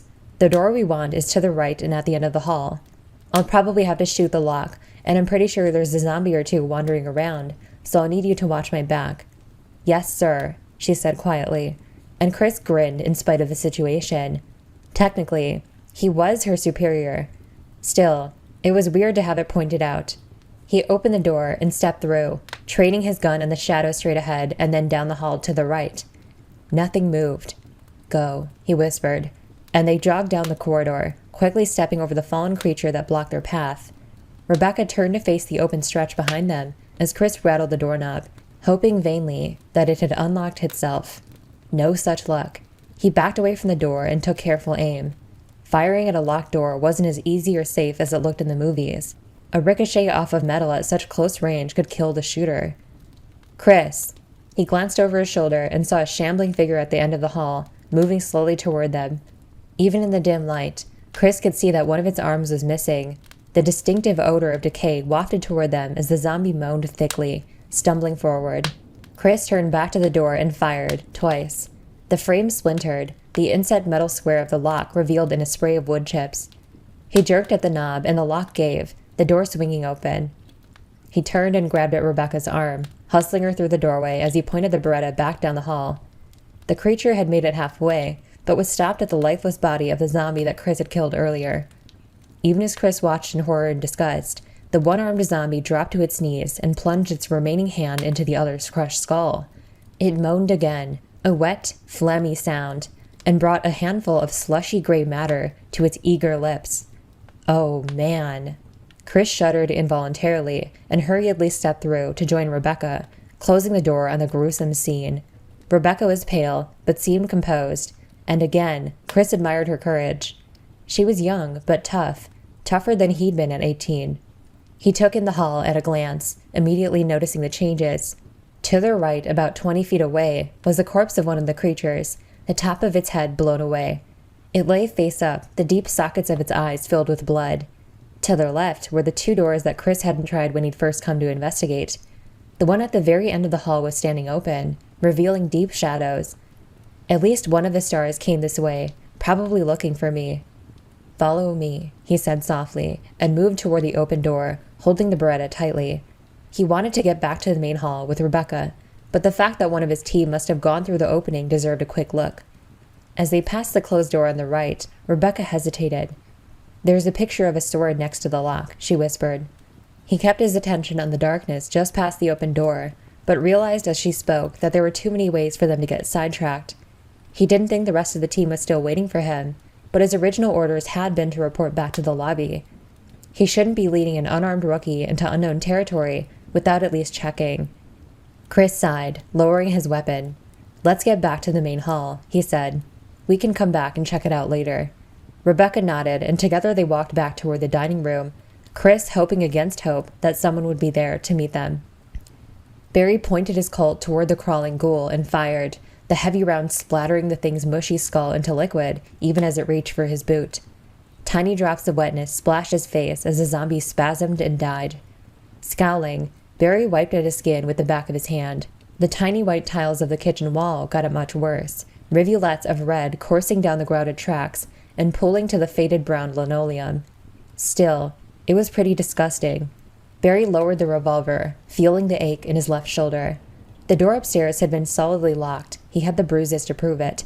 And staring down at the zombie hash in front of him, he realized that he was going to have to go back up and break down another one. If he hadn't been certain before, he was now. Chris hadn't come this way. If he had, the crawling creature would already have been history. So where the hell are you, Chris? Of the 3 locked doors, Barry had picked the one at the end of the hall on pure instinct. He'd ended up in a dark, silent hall that led past an empty elevator shaft and down a narrow set of stairs. The bare white kitchen at the bottom had seemed deserted, the counters thick with dust and corrosion stains on the walls. No sign of recent use, no sign of Chris, and the single door across from the sink had been locked. He'd been about to leave when he'd noticed the trails of disturbed dust on the floor and followed them. Sighing heavily, Barry stepped over the stinking monster, a final check before he headed back up for door number 2. There were some stacked crates in the same old-fashioned elevator shaft, also empty. He didn't bother with a call button since the one upstairs hadn't worked. Besides, judging from the rust on the metal grate, no one had used it in quite a while. He turned back the way he'd come, wondering how Jill was making out. The sooner they could get away, the better. Barry had never disliked any place as much as he did this mansion. It was cold, it was dangerous, and it smelled like a meat locker that had been unplugged for a week. He generally wasn't the type to frighten easily or let his imagination get out of hand, but he half expected to see some white-sheeted spook rattling chains every time he turned around. There was a distant echoing clatter behind him. Barry spun, a knot of dread in his gut as he pointed his weapon randomly at the empty air, his eyes wide and mouth dry. There was another metallic clatter, followed by a low, throbbing hum of machinery. Barry took a deep breath and blew it out slowly, getting a hold of himself. Not a disembodied spirit, after all. Someone was using the elevator. Who? Chris and Wesker are missing, and Jill's in the other wing. He stayed where he was, lowering the Colt slightly as he waited. He didn't think the ghouls were smart enough to work the buttons, let alone open the gate, but he didn't want to take any chances. He was a good 20 feet from where the booth would open, assuming it stopped in the basement, and would have a clear shot at whoever stepped around the corner. A glimmer of hope sparked through his confusion.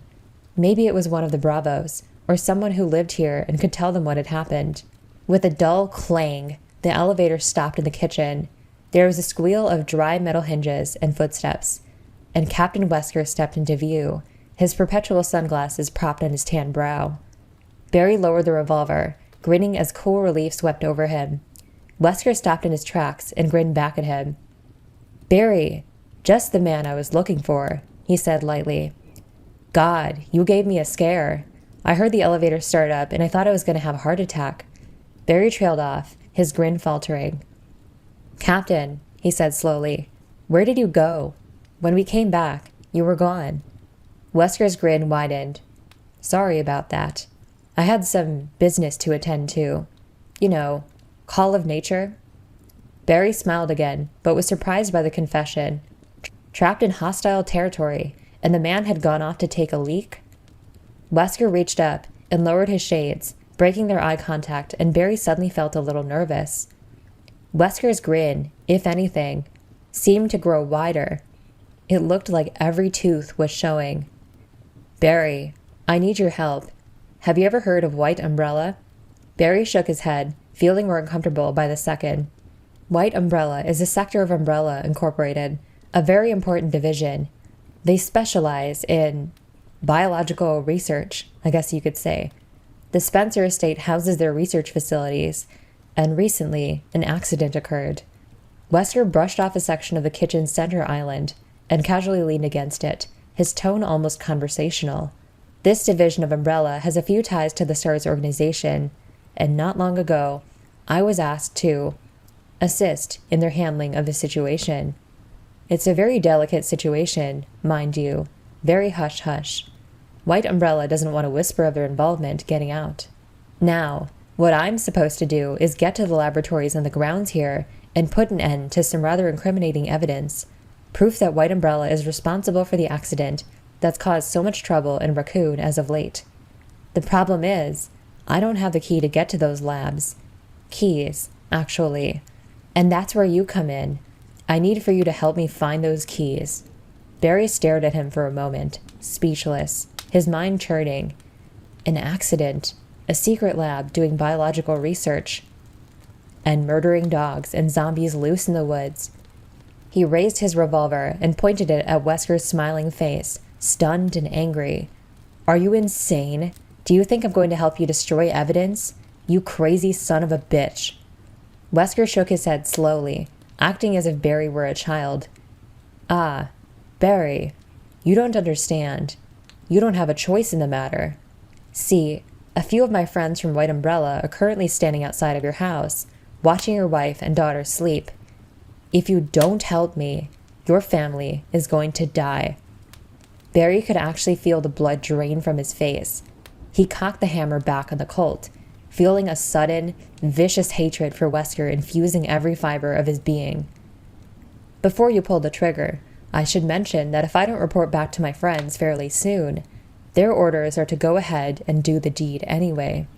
The words cut through the red haze that had flooded Barry's mind, turning his hands clammy with terror. Kathy, the babies. You're bluffing, he whispered, and Wesker's grin finally disappeared, his expression slipping back into the unreadable mask that he usually wore. I'm not, he said coldly. Try me. You can apologize to their headstones later. For a moment, neither of them moved. The silence a palpable thing in the chill air. Then Barry slowly eased the hammer back down and lowered the weapon. His shoulders slumped. He wouldn't risk it. His family was everything. Wesker nodded and reached into one of his pockets, producing a ring of keys, his manner suddenly brisk and businesslike. There are 4 copper plates somewhere in this house. Each one is about the size of a teacup and has a picture engraved on one side. Sun, moon, stars, and wind. There's a back door on the other side of the mansion where the 4 of them belong. He unhooked a key from the ring and set it on the table, sliding it across to Barry. This should open all of the doors in the other wing, or at least the important ones, 1st and 2nd floor. Find those pieces for me, and your wife and children will be fine. Barry reached for the key with numb fingers, feeling weak and more afraid than he'd ever been in his life. Chris and Jill will undoubtedly want to help you search. If you see either of them, tell them that the back door you've discovered could be the way out. I'm sure they'll be more than happy to work with their trusted friend, good old Barry. In fact, you should unlock every door you can in order to promote a more thorough job. Wesker smiled again, a friendly half-grin that belied his words. Of course, you tell them you've seen me. That could complicate matters.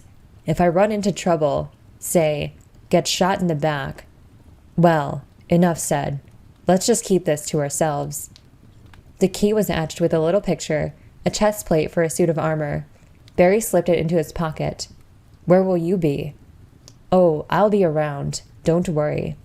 I'll contact you when the time is right. Barry looked at Wesker pleadingly, helpless to keep the wavering fear out of his voice. You'll tell them that I'm helping you, right? You won't forget to report? Wesker turned and walked toward the elevator, calling out over his shoulder. Trust me, Barry.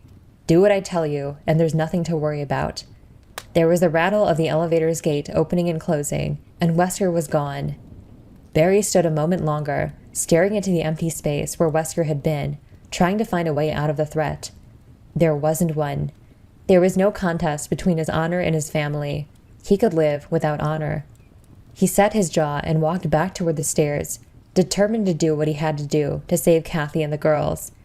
Though when this was over, when he could be sure they were safe, there won't be any place for you to hide, Captain. Barry clenched his giant fists, knuckles whitening, and promised himself that Wesker would pay for what he was doing, with interest. Chapter 10. Jill slid the heavy copper crest with the engraved star into its position on the diagram, above the other 3 openings. It settled into place with a light click, flush against the metal plate. One down, she stepped back from the puzzle lock, smiling triumphantly. The crows had watched her walk through the hall of paintings without moving from their perch, crying out occasionally as she solved the simple puzzle. There had been 6 portraits in all, cradle to grave, from a newborn baby to a rather stern-looking old man. She'd assumed they were all of Lord Spencer, though she had never seen a photo. The final painting had been a death scene, a pale man lying in state and surrounded by mourners. When she'd flipped the switch on that one, the painting had actually fallen off the wall, pushed out by tiny metal pegs at each corner. Behind it had been a small, velvet-lined opening that held the copper crest. She'd left the hall without any more trouble. If the birds had been disappointed, she couldn't say. She took a final deep breath of the pleasant night air before going back into the mansion, pulling Trent's computer from her pack as she went. Stepping carefully over the crumpled corpse in the dim hall, she studied the map, deciding where to try next. Back the way she'd come, it looked like.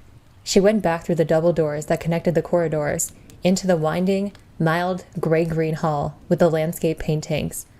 According to the map, the single door just across from her led to a small, square-shaped room which opened into a larger one. Tensing, she grabbed the knob and pushed it open, crouching and pointing her Beretta at the same time.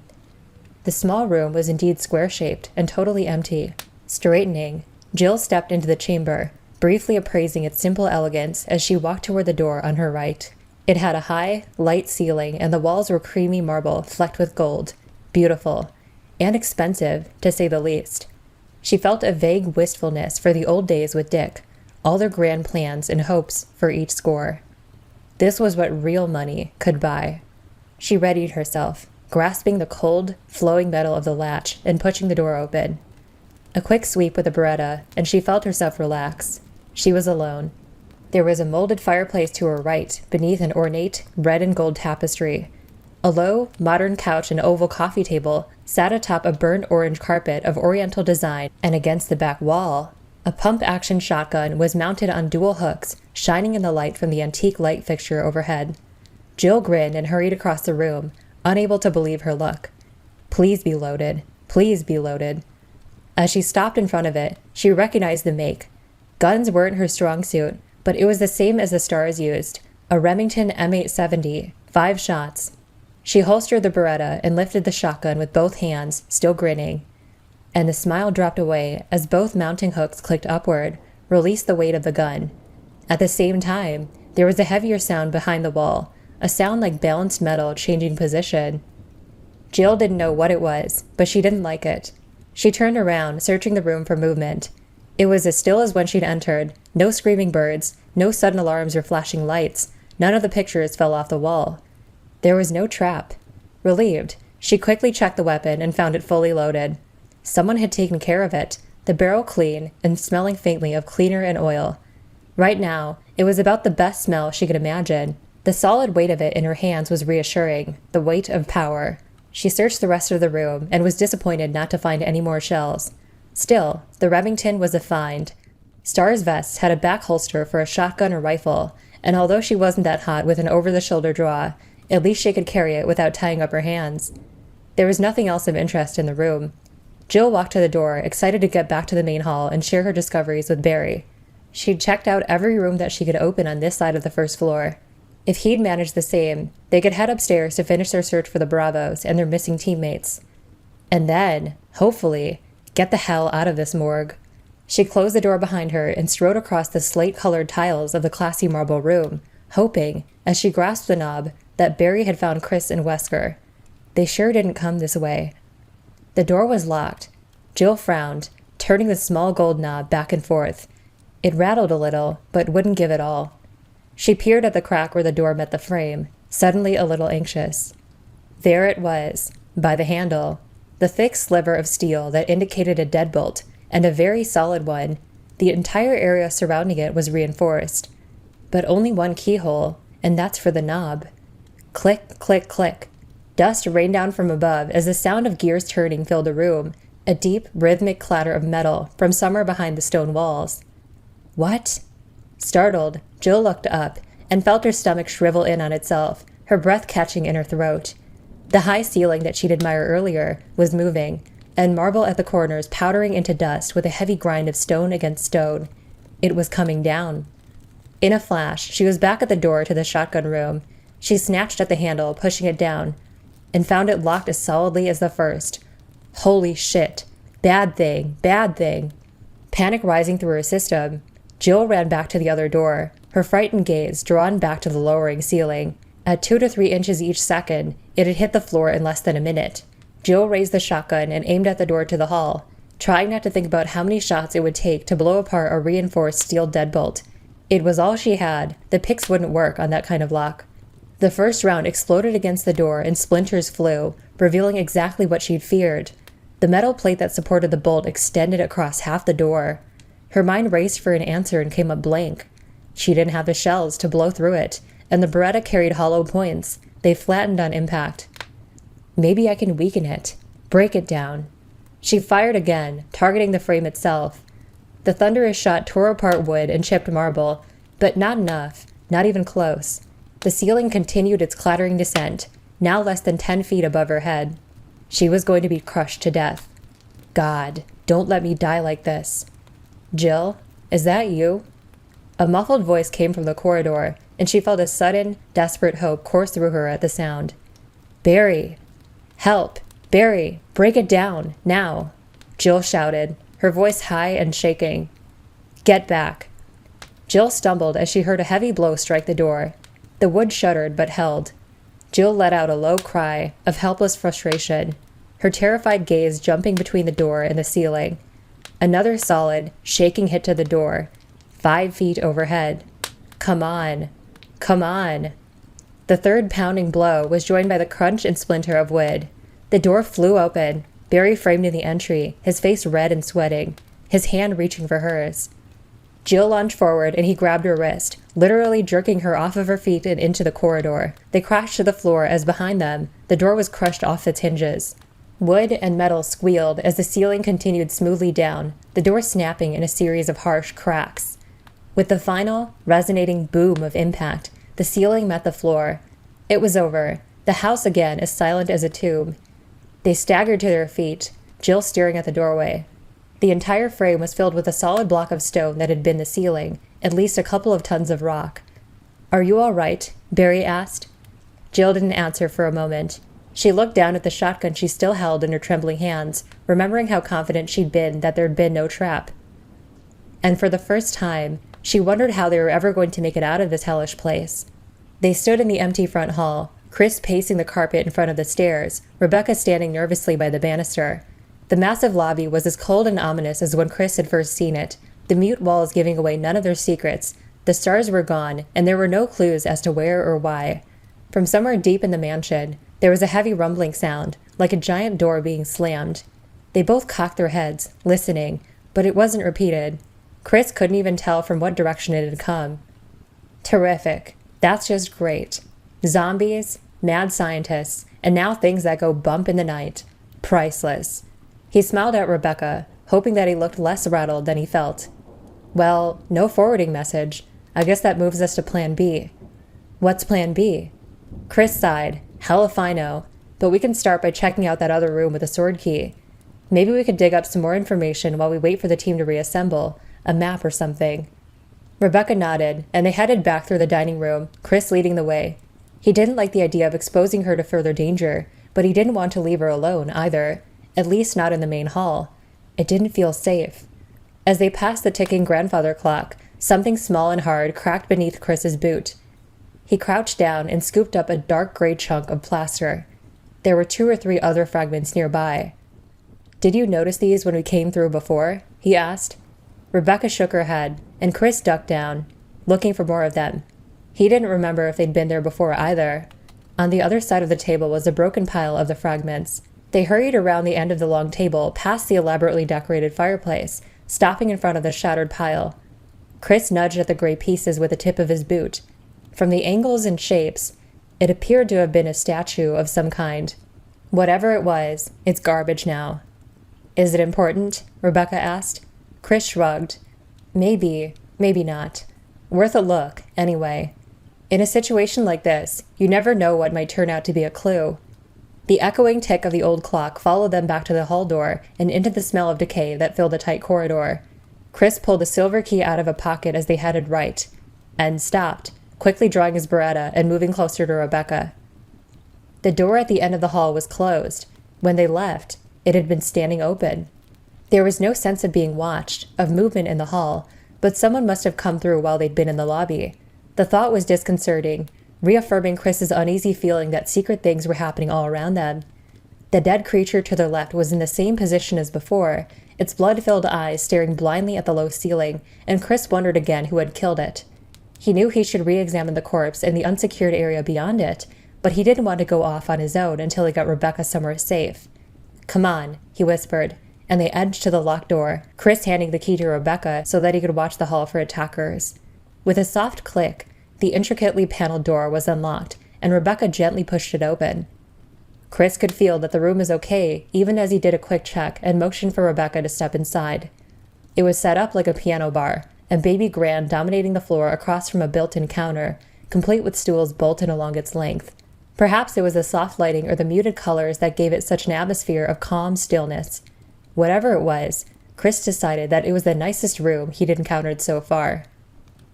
And maybe a good place for Rebecca to stay while I try to find the others. Rebecca perched herself on the edge of the dusty black piano bench while Chris did a more thorough search of the room.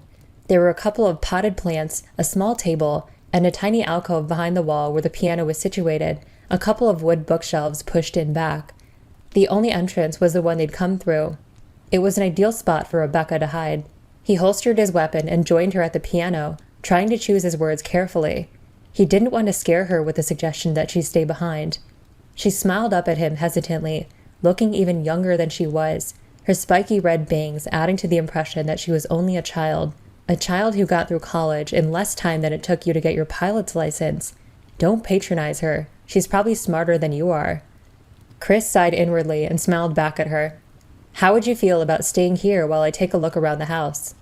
Her smile faltered a little, but she met his gaze evenly. Makes sense, she said. I don't have a gun, and if you run into trouble, I just slow you down. She grinned wider and added, though if you get your ass kicked by a mathematical theorem, don't come crying to me. Chris laughed, as much at his own faulty assumptions as at her joke. She wasn't one to be underestimated. He walked to the door, pausing as his hand touched the knob. I'll be back as soon as I can, he said. Lock the door behind me, and don't go wandering off, okay? Rebecca nodded, and he stepped back into the hall, closing the door firmly behind him. He waited until he heard the bolt drawn and drew his Beretta, the last trace of a smile falling away as he started briskly down the corridor. The closer he got to the rotting creature, the worse the smell. He took shallow sips of air as he reached the body, stepping past it to see if the hall continued on before he examined it for bullet holes. And he stopped cold, staring at the second corpse stretched out in the alcove, headless and covered in blood. Chris studied the slack, lifeless features of the face that lay a foot away, recognizing them as Kenneth Sullivan's, and felt a surge of anger and renewed determination sweep through him at the sight of the dead Bravo. This is wrong. All wrong. Joseph, Ken, probably Billy. How many others have died? How many more have to suffer because of a stupid accident? He finally turned away, striding purposefully toward the door that led back to the dining room. He'd start from the main hall, checking every possible path that the S.T.A.R.S could have taken and killing every creature that got in the way of his search. His teammates weren't going to have died for nothing. Chris would see to it if it was the last thing he ever did. Rebecca locked the door after Chris left, silently wishing him good luck before walking back to the dusty piano and sitting down. She knew that he felt responsible for her, and wondered again how she could have been so stupid, dropping her gun. At least if I had a gun, he wouldn't have to worry so much. I may be inexperienced, but I went through basic training, just like everybody else. She traced a finger aimlessly across the dusty keys, feeling useless. She should have taken some of those files from the storage room. She didn't know that there was much more to be learned from them, but at least she'd have something to read. She wasn't very good at sitting still, and having nothing to do only made it worse. You could practice, her mind suggested brightly, and Rebecca smiled a little, gazing down at the keys. No thanks. She'd suffered through 4 long years of lessons as a child before her mother had finally let her quit. She stood up, looking randomly around the silent room for something to keep her occupied. She walked to the bar and leaned over it, but saw only a few shelves of glasses and a stack of napkins, all thinly coated with dust. There were several liquor bottles, most of them empty, and a few unopened bottles of expensive-looking wine on the counter behind the bar. Rebecca dismissed the thought even as it occurred to her. She wasn't much of a drinker, and now wasn't exactly the best time to tie one on. Sighing, she turned and surveyed the rest of the room. Besides the piano, there wasn't much to see. There was a single small painting of a woman on the wall to her left, a bland portrait in a dark frame, a slowly dying plant on the floor next to the piano, the leafy kind she always saw in nice restaurants, a table that extended out from the wall with an overturned martini glass on top. Considering what she had to work with, the piano was starting to look pretty interesting. She walked past the baby grand and peered into the small opening to her right. There were 2 empty bookshelves pushed to one side, nothing interesting. Frowning, she stepped closer to the shelves. The smaller one on the outside was empty, but the one behind it. She placed her hands on either side of the end piece and pushed, sliding the outer shelf forward. It wasn't heavy and moved easily, leaving a track in the dust on the wood floor. Rebecca scanned the hidden shelves, feeling disappointed. A dented old bugle, a dusty glass candy dish, a couple of knick-knack vases, and some piano sheet music propped up on a tiny holder. She peered down at the title and felt a sudden rush of warm nostalgia for when she used to play. It was Moonlight Sonata, one of her favorite pieces. She picked up the yellowing sheets, remembering the hours she'd put in trying to learn it when she was 10 or 11. In fact, it had been this very piece of music that made her realize she wasn't cut out to be a pianist.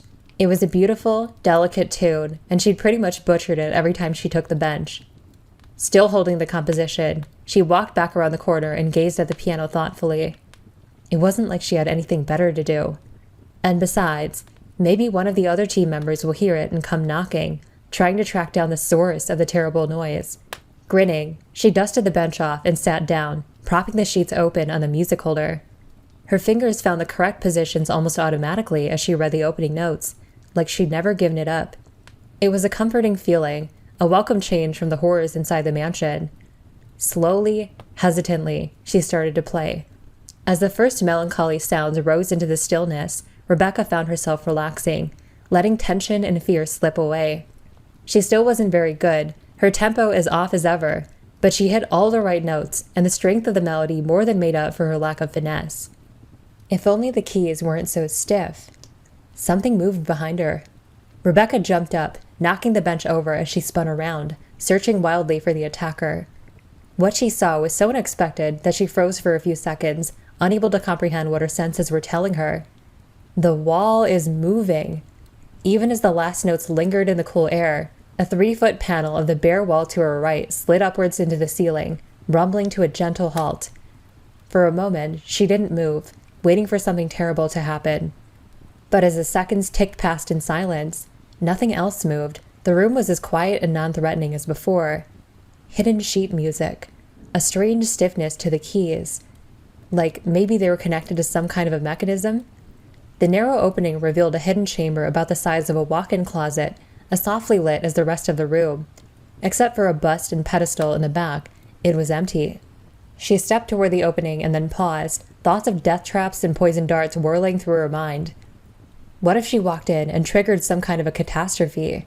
What if the door closed and she was trapped there and Chris didn't come back? What if you were the only member of the S.T.A.R.S who didn't accomplish jack shit on this entire mission? Show some backbone. Rebecca steeled herself against the consequences and stepped inside, looking around cautiously. If there was a threat here, she didn't see it. The plain stucco walls were the color of coffee with cream, offset by dark wood trim. The light in the small chamber was provided by a window into a tiny greenhouse on her right. A handful of dying plants behind the dirty glass. She moved closer to the pedestal at the back, noting that the stone bust on top was of Beethoven. She recognized the stern countenance and heavy brow of the Moonlight Sonata's composer. The pedestal itself boasted a thick gold emblem shaped like a shield or coat of arms, about the size of a dinner plate. Rebecca crouched down next to the simple pillar, gazing at the emblem. It looked solid and thick, with a vaguely royal design and a paler gold set across the top. It looked familiar.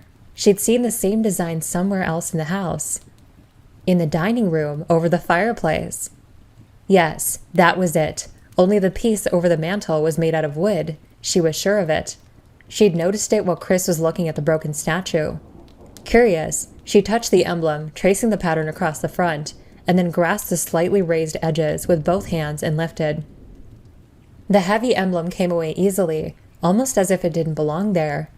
And behind her, the secret door rumbled down, sealing her inside. Without hesitating, she turned and placed the emblem back in its hollow, and the section of the wall rose again, sliding up smoothly on hidden tracks. Relieved, she stared down at the heavy gold emblem, thinking, someone had rigged all this up in order to keep the metal hidden, so it had to be important. But how was she supposed to remove it? Did the one over the fireplace also reveal a secret passage? Or is the one over the fireplace the same size? She couldn't be positive, but she thought it was, and she instinctively knew that it was the right answer. If she switched the two of them, using the wood emblem to keep the door open and placing the gold one over the mantel. Rebecca headed back into the room, smiling. Chris told her to stay put, but she wouldn't be gone more than a minute or two, and perhaps when he got back, she'd have something to show him, a real contribution towards solving the secrets of the mansion, and proof that she wasn't so useless after all. Chapter 11. Barry and Jill stood in the covered walkway by the puzzle lock, breathing the clean night air. Beyond the high walls, the crickets and cicadas hummed their ceaseless song, a soothing reminder that there was still a sane world outside. Jill's brush with disaster had left her lightheaded and somewhat nauseous, and Barry had gently led her to the back door, suggesting that the fresh air would do her good. He hadn't found Chris or Wesker, though he seemed certain that they were still alive. He brought her up to speed quickly, retracing his meandering path through the house as Jill leaned against the wall, still taking deep breaths of the warm air.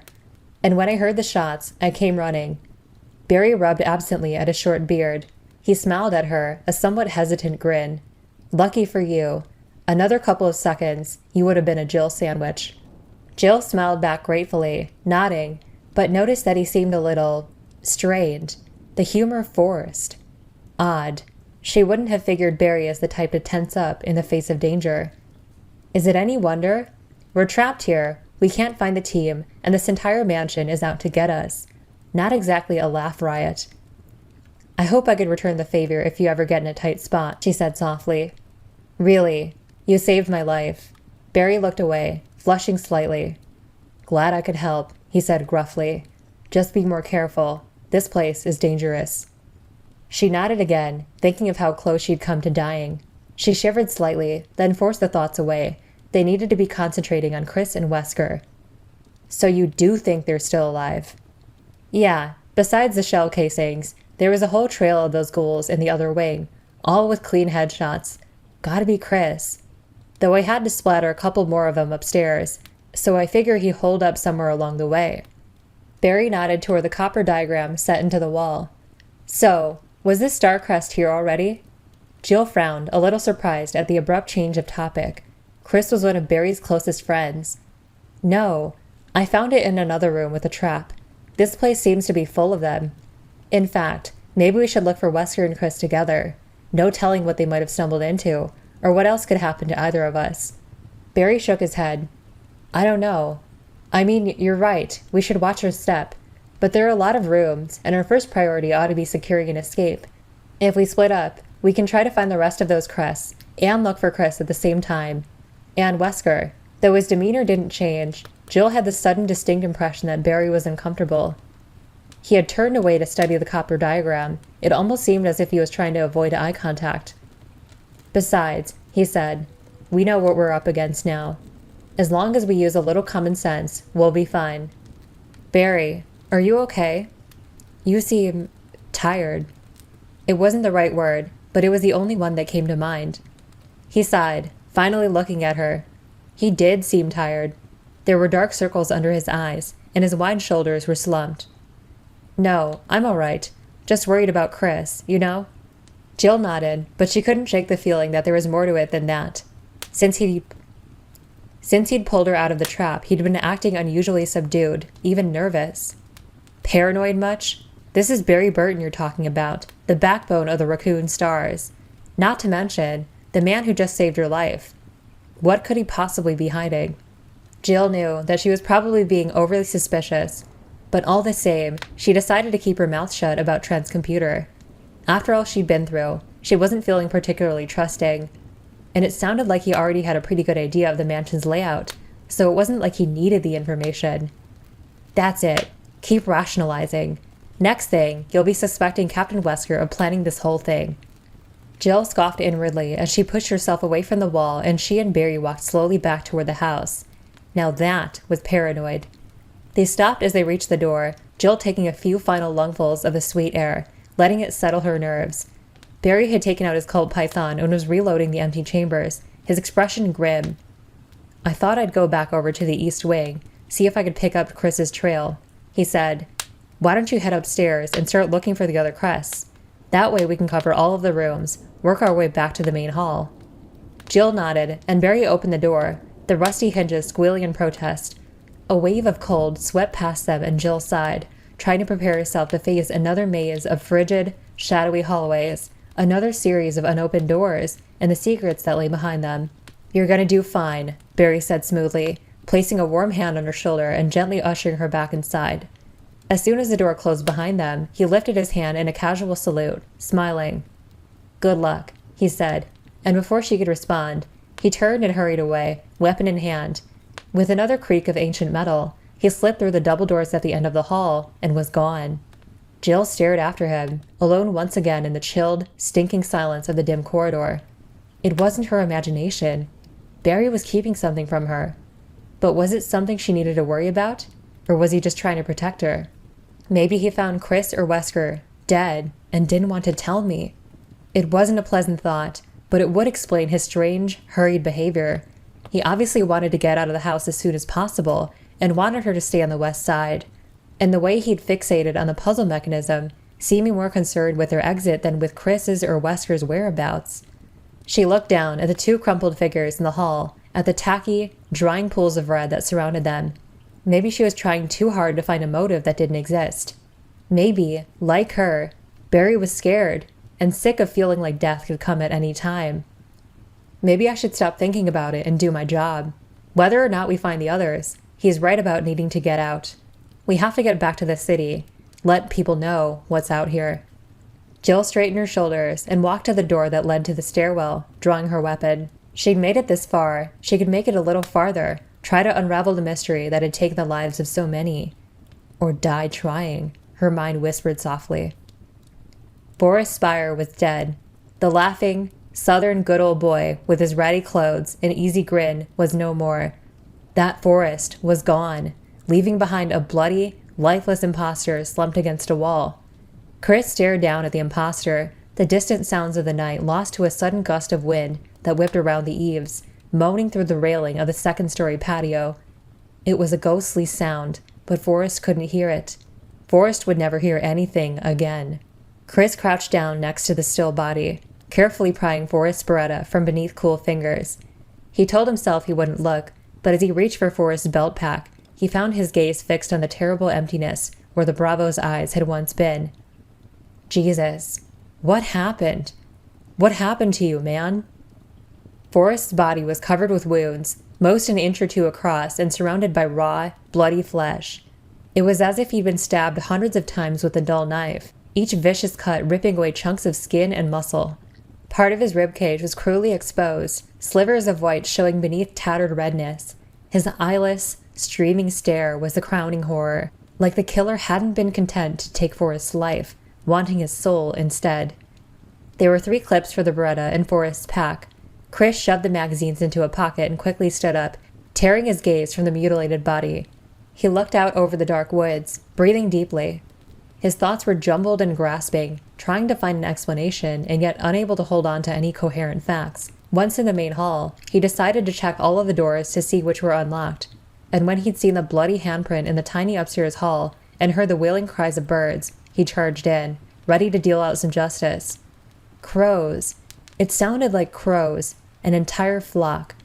Or a murder, actually. Pack of dogs, kindle of kittens, murder of crows. He blinked, his tired mind focusing on the seemingly random bit of trivia. Frowning, Chris crouched back down next to Forrest's ravaged body, studying the jagged wounds closely. There were dozens of tiny scratches amidst the more serious cuts, scratches set into lined patterns. Claws. Talons. Even as the thought occurred to him, he heard a restless flutter of wings. He turned slowly, still holding Forrest's Beretta in a hand that had suddenly gone cold. A sleek, monstrous bird was perched on the railing not 2 feet away, watching him with bright black eyes. Its smooth feathers gleamed dully against its bloated body, and a ribbon of something red and wet hung from its beak. The bird tilted its head to the side and let out a tremendous shriek, the streamer of Forrest's flesh dropping to the railing. From all around, the answering cries of its gathering siblings flooded the night air. There was a furious whisper of oversized wings as dozens of dark, fluttering shapes swooped out from beneath the eaves, screeching and clawing. Chris ran, the image of Forrest's bloody, terrible eyes burned into his pounding thoughts as he lunged for escape. He stumbled into the tiny hall and slammed the door against the rising screams of the birds, adrenaline pumping through his system in hot, surging beats. He took a deep breath, then another, and after a moment, his heart slowed down to a more normal pace. The shrieks of the crows gradually grew distant, blown away on a softly moaning wind. Jesus, how dumb can I get? Stupid, stupid. He'd stormed out onto the deck looking for a fight, looking to avenge the deaths of the other stars, and been shocked into stupidity by what he'd found. If he hadn't let himself get so freaked out by Forrest's death, he would have made the connection sooner between the birds and the types of wounds, and perhaps noticed the gathering flesh-eaters that had watched him from the shadows, looking for their next victim. He headed for the door back to the main hall, angry with himself for going into a situation unprepared. He couldn't afford to keep making mistakes, to let his attention wander from what was in front of him. This wasn't some kind of game, where he could push a reset button if he missed a trick. People were dying. His friends were dying. And if you don't pull your head out of your ass and start being more careful, you're going to join them. Another torn and lifeless body crumpled in a cold hallway somewhere. Another victim to the insanity of this house. Chris silenced the nagging whisper, taking a deep breath as he stepped back into the high gallery of the lobby and closed the door behind him. Beating himself up was no more useful than charging blindly around in a strange and dangerous environment, looking for revenge. He had to concentrate on what was important, the lost alphas and Rebecca. He walked toward the stairs, tucking Forrest's weapon into his waistband. At least Rebecca would be able to defend herself. Chris. Startled, he looked down to see the young S.T.A.R.S member at the base of the wide steps, grinning up at him. He jogged down the stairs, glad to see her in spite of himself. What happened? Is everything all right? Rebecca held up a silver key as he reached her, still smiling widely. I found something I thought you could use. He took the key, noting that the handle was etched with a tiny shield before slipping it inside his vest. Rebecca was beaming, her eyes flashing with excitement. After you left, I played the piano and the secret door opened up in the wall. There was this gold emblem inside, like a shield, and I switched it with the one in the dining room, and the grandfather clock moved, and that key was behind it. She broke off suddenly, her smile faltering as she studied his face. I'm sorry. I know I shouldn't have left, but I thought I can catch you before you got too far. It's okay, he said, forcing a smile. I'm just surprised to see you. Here, I found you something a little better than a can of insect repellent. He handed her the Beretta, pulling out a couple of clips to go with it. Rebecca took the gun, staring down at it thoughtfully. When she looked up at him again, her gaze was serious and intense. Who was it? Chris thought about lying, but saw that she wasn't going to buy it, and realized suddenly what it was about her that made him feel so protective, that made him want to shield her from the sad and sickening truth. Claire. That was it. Rebecca reminded him of his little sister, from her tomboy sarcasm and quick wit to the way she wore her hair. Listen, she said quietly. I know you feel responsible for me, and I admit that I'm pretty new at this. But I'm a member of this team, and sheltering me from the facts could get me killed. So, who was it? Chris stared at her for a moment and then sighed. She was right. Forrest. I found him inside. He'd been pecked to death by crows. Kenneth's dead, too. A sudden anguish passed across her eyes, but she nodded firmly, keeping her gaze on his. Okay, so what do we do now? Chris couldn't help the slightest of smiles, trying to remember if he'd ever been so young. He motioned up the stairs, hoping that he wasn't about to make another mistake. I guess we try another door. Wesker didn't catch much of the conversation between Barry and Jill, but after a muffled, good luck, from Mr. Burton, he heard a door open and close somewhere nearby, and a moment later, the hollow thump of bootsteps against wood, followed by another closing door. The hall outside was clear, his team off on their mission to find the rest of the copper crests. Looks like I picked the right room to wait in. He'd used the helmet key to lock himself into a small study by the back door, the perfect place from which to monitor the team's progress. Not only could he hear them coming and going, he'd be able to get a head start to the labs. He held the heavy windcrest up to the light of the desk lamp, grinning. It had been too easy, really. He'd happened across the plaster statue on his way back from talking to Barry, and remembered that it had a secret compartment somewhere. Rather than waste valuable time searching, he'd simply pushed the hideous thing off the dining room balcony. It hadn't been hiding one of the crests, but the sparkle of the blue jewel amidst the rubble had been almost as good. There was a room just off the dining hall that held a statue of a tiger with one red eye and one blue, one of the few mechanisms that he'd remembered from an earlier visit. A quick visit to the statue had confirmed his suspicions. Both eyes had been missing, and when he'd placed the gaudy blue jewel into its upper socket, the tiger had turned to one side and presented him with the crest. Just like that, he was one step closer to completing his mission. When the other three are in place, I'll wait until they're off looking for the final piece, and then slip right out the door. He considered going to check the diagram, but decided against it. The house was big, but not that big, and there was no need to expose himself to further risk of being seen. Besides, they probably hadn't managed to find any of the other crests yet. He'd already had a close call when he'd gone downstairs to retrieve the jewel, almost stepping directly into Chris Redfield's path. Chris had found the rookie, and the two of them were blundering around, probably looking for clues. Besides, this room is comfortable. Maybe I'll take a nap while I wait for the rest of them to catch up. He leaned back in the desk chair, pleased with himself for all he'd accomplished so far. What could have been a disaster was turning out quite nicely, thanks to some quick thinking on his part. He had already found one of the crests. He had Barry and Jill working for him, and he'd had the good fortune to run into Ellen Smith while he'd been in the library. Oops, scratch that. It's Dr. Ellen Smith, thank you very much. After fetching the windcrest, he'd gone to the library to check the small side room that overlooked the estate's heliport, the entrance concealed behind a bookcase. A quick search had revealed nothing useful, and he'd been about to check the back room when Dr. Smith had shambled out to greet him. He had tried to get a date with her ever since he'd moved to Raccoon, drawn in by her long legs and platinum blonde hair. He'd always been partial to blondes, particularly smart ones. Not only had she repeatedly turned him down, she hadn't even tried to be nice about it. When he'd called her Ellen, she'd coolly informed him that she was his superior and a doctor, and would be addressed as such. Ice Queen, through and through. If she hadn't been so damned good-looking, he never would have bothered in the first place. But my, how your beauty has faded, Dr. Ellen. Wesker closed his eyes, smiling, reliving the experience. It had been the ratty strings of blonde hair that had given her away, as she'd shuffled out from behind a shelf, moaning and reaching for him. Her legs were still long, but they lost a lot of their appeal, not to mention a fair amount of skin. What lovely perfume you're wearing, Dr. Smith, he'd said.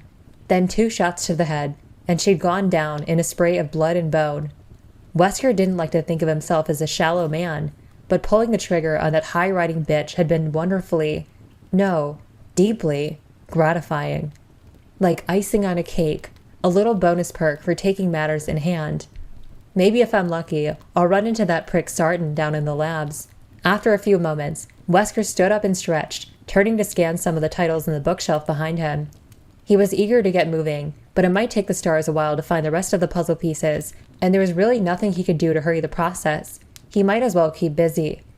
He frowned, struggling to make sense of the technical titles. One of the books was called Phage Mids, Alpha Complementation Vectors. The next one was cDNA Libraries and Electrophoresis Conditions, Biochemistry Texts and Medical Journals. Terrific. Maybe he'd get that nap in after all. Just reading the titles was making him sleepy.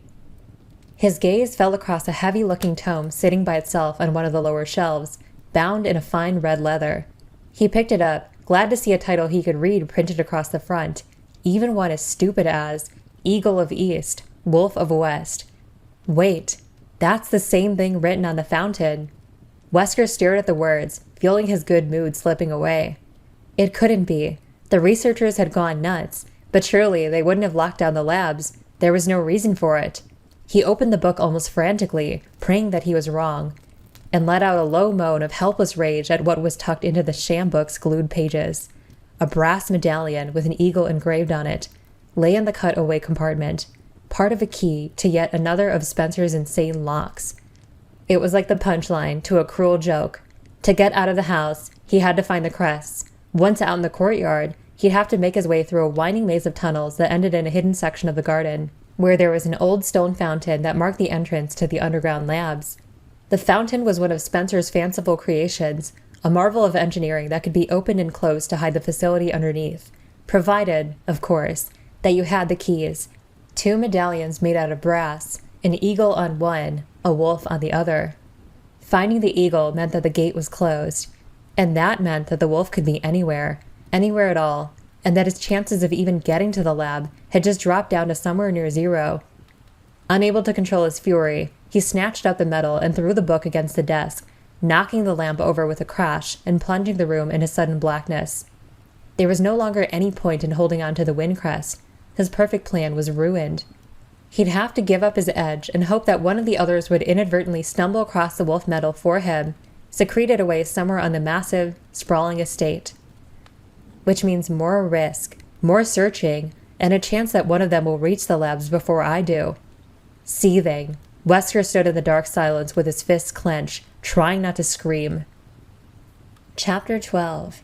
Jill heard something like breaking glass and held perfectly still, listening. The acoustics of the mansion were strange, the long corridors and unusual floor plan making it hard to tell where the sounds were coming from, or if you even heard them at all.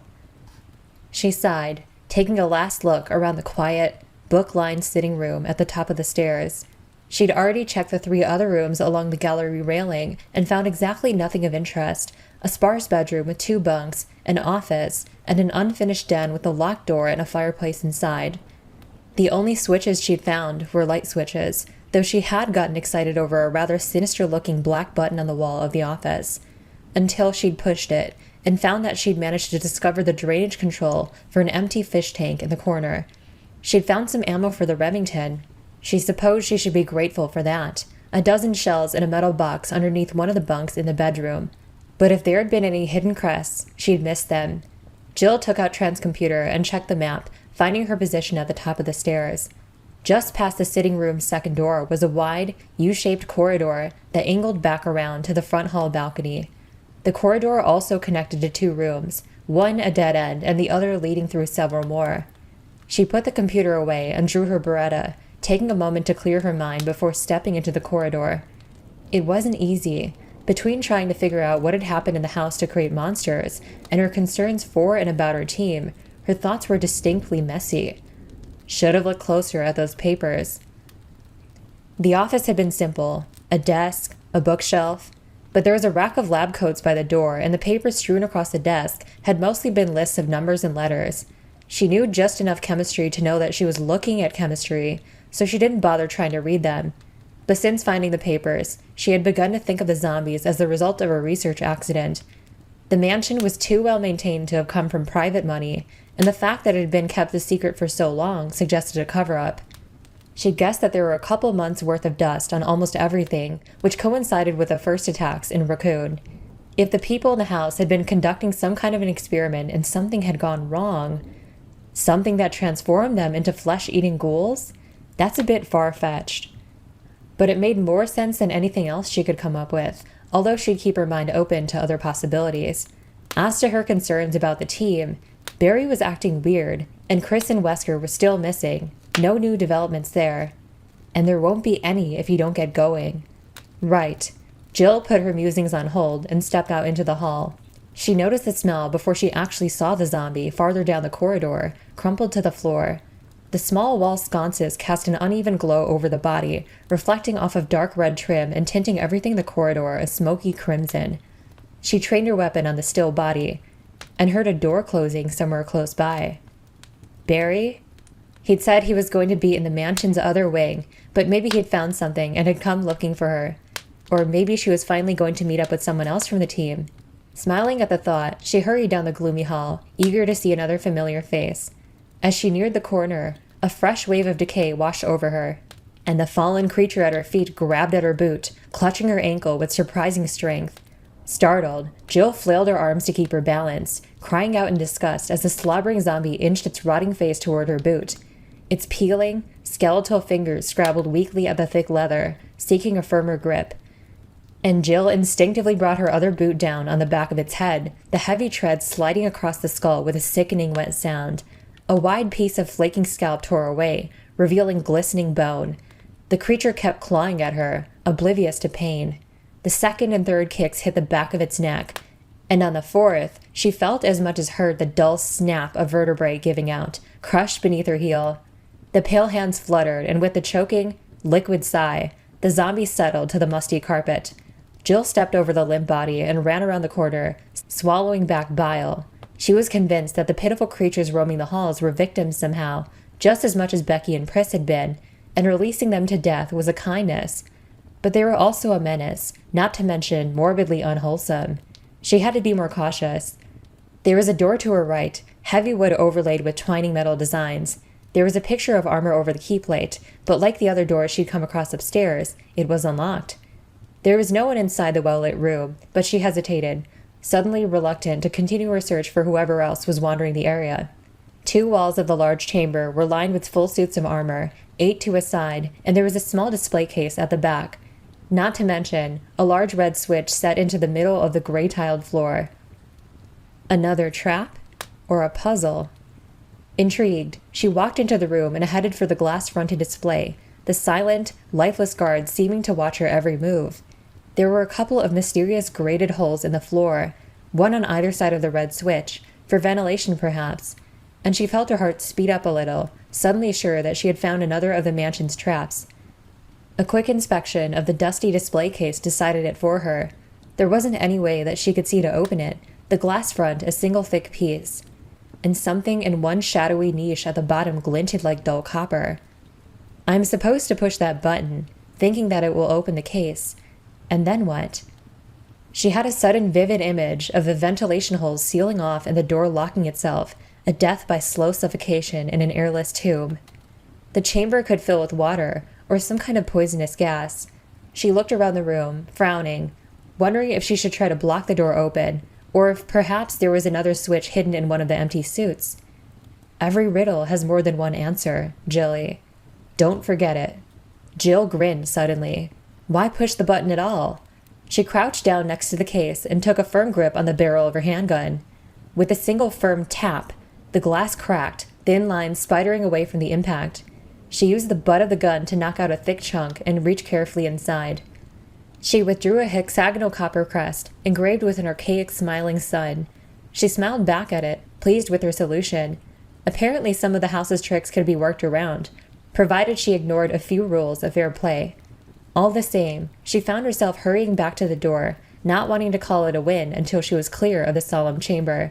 Stepping back into the blood-hued corridor, she stood for a moment, holding the crest as she weighed her options. She could continue to look for whoever had closed that door, or head back to the puzzle lock and place the crest. As much as she wanted to find her team, Barry had been right about needing to get out of the mansion. If any of the other stars were still alive, they'd surely also be looking for an escape. Her thoughtful gaze fell across the fetid, broken creature that she'd killed, lingering on the slowly spreading pool of dark fluid surrounding its scabby head. And she realized suddenly that she desperately wanted to leave the house, to escape its tainted air and the pestilent creatures that stalked its cold and dusty halls. She wanted out, and as soon as was humanly possible. Her decision made, Jill hurried back the way she'd come, gripping the heavy crest tightly. She'd already uncovered 2 of the pieces that the stars needed to escape the mansion. She didn't know what they'd be escaping to, but anything had to be better than what they would leave behind. "Richard!" Rebecca immediately dropped to her knees next to the Bravo, feeling his throat for a pulse with one trembling hand. Chris stared mutely down at the torn body, already knowing that she wouldn't find a heartbeat. The gaping wound on Richard Aiken's right shoulder was drying, no fresh blood seeping through the mutilated tissue. He was dead. He watched Rebecca's slender hand slowly drop away from the Bravo's neck, and then reach out to close his glazed, unseeing eyes. Her shoulders slumped. Chris felt sick over the discovery. The communications expert had been a positive, sweet guy, and only 23 years old. He looked around the silent room, searching randomly for some clue as to how Richard had died. The room they'd entered just off the second-floor balcony was undecorated and empty. Except for Richard, there was nothing. Frowning, Chris took a few steps towards the room's second entrance and crouched down, brushing at the dark tile floor. There was a dried crust of blood in the shape of a boot heel between Richard's body and the plain wooden door 10 feet away. He stared at the door thoughtfully, tightening his hold on the Beretta. Whatever killed him is on the other side, maybe waiting for more victims. "Chris, take a look at this." Rebecca was still kneeling by Richard, her gaze fixed on the bloody mass of his torn shoulder. Chris joined her, not sure what he was supposed to be looking at. The wound was ragged and messy, the flesh discolored by trauma. Strange, though, how it didn't seem very deep.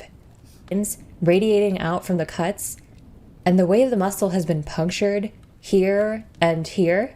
She pointed out 2 dark holes about 6 inches apart, each surrounded by skin that had turned an infected-looking red. Rebecca sat back on her heels, looking up at him. "I think he was poisoned. It looks like a snake bite." Chris stared at her. "What snake gets that big?" She shook her head, standing. "Got me. Maybe it was something else. But that wound shouldn't have killed him. It would have taken hours for him to bleed out. I'm pretty sure he was poisoned." Chris regarded her with new respect. She had a good eye for details and was handling herself remarkably well, considering. He searched Richard's body quickly, coming up with another full clip and a shortwave radio. He handed both to Rebecca, tucking Richard's empty Beretta into his waistband. He looked at the door again, then back at Rebecca. "Whatever killed him might be back there." "Then we'll have to be careful," she said. Without another word, she walked to the door and stood there, waiting for him. "I've got to stop thinking of her as a kid. She's outlived most of the rest of her team already. She doesn't need me to patronize her or tell her to wait behind." He stepped up to the door and nodded at her. She turned the knob and pushed it open, both of them raising their weapons as they edged into a narrow hallway. Straight ahead were a few wood steps leading to a closed door. To their left, an offshoot of the hall, another door at the end. There was blood smeared on the walls bordering the steps, and Chris was suddenly certain that it was Richard's. His killer was behind that door. He motioned down the offshoot, speaking quietly. "You take that room. You run into any trouble, come back here and wait. Check back in, 5 minutes either way." Rebecca nodded and moved down the narrow hall. Chris waited until she'd gone into the room before climbing the steps, his heart already thudding solidly against his ribs. The door was locked, but Chris saw that there was a tiny shield etched next to the keyhole. Rebecca was turning out to be more useful than he could have possibly imagined. He took out the key she'd given him and unlocked the wide door, checking his Beretta before moving inside. It was a large attic, as plain and unassuming as the rest of the mansion was ornate. Wooden support beams extended from the floor to the sloping ceiling, and other than a few boxes and barrels against the walls, it was empty. Chris walked farther in, his guard up as he scanned for movement. At the other side of the long room was a partial wall, maybe 4 feet by 9, standing several feet from the back of the attic. It reminded him of a horse stall, and it was the only area that wasn't open to view. Chris moved toward it slowly, his boots against the wood floor sending hollow echoes through the cool air. He edged to the wall, training his Beretta over the top as he peered down, heart pounding. No snake, but there was a jagged hole near the floorboards between the two walls, a foot high and a couple across, and a strange, acrid odor, musky, like the smell of some wild animal. Frowning at the scent, Chris started to back away, and stopped, leaning in closer. There was a rounded piece of metal next to the hole, like a penny the size of a small fist. There was something engraved on it, a crescent shape. Chris walked around the side and into the stall, keeping a wary eye on the hole as he crouched down and picked up the metal piece. It was a 6-sided disc of copper with a moon on it, a nice bit of craftsmanship. Inside the hole, a soft, sliding sound. Chris jumped back, targeting the opening as he moved. He backed up quickly until his shoulders brushed the attic wall, then started to edge away. And a dark cylinder shot out of the opening, lightning fast. It was as big around as a dinner plate, and it hit the wall inches from his right leg, wood crunching from the impact. Oh shit, that's a snake! Chris stumbled away as the giant reptile reared back, pulling more of its long, dusky body out of the wall.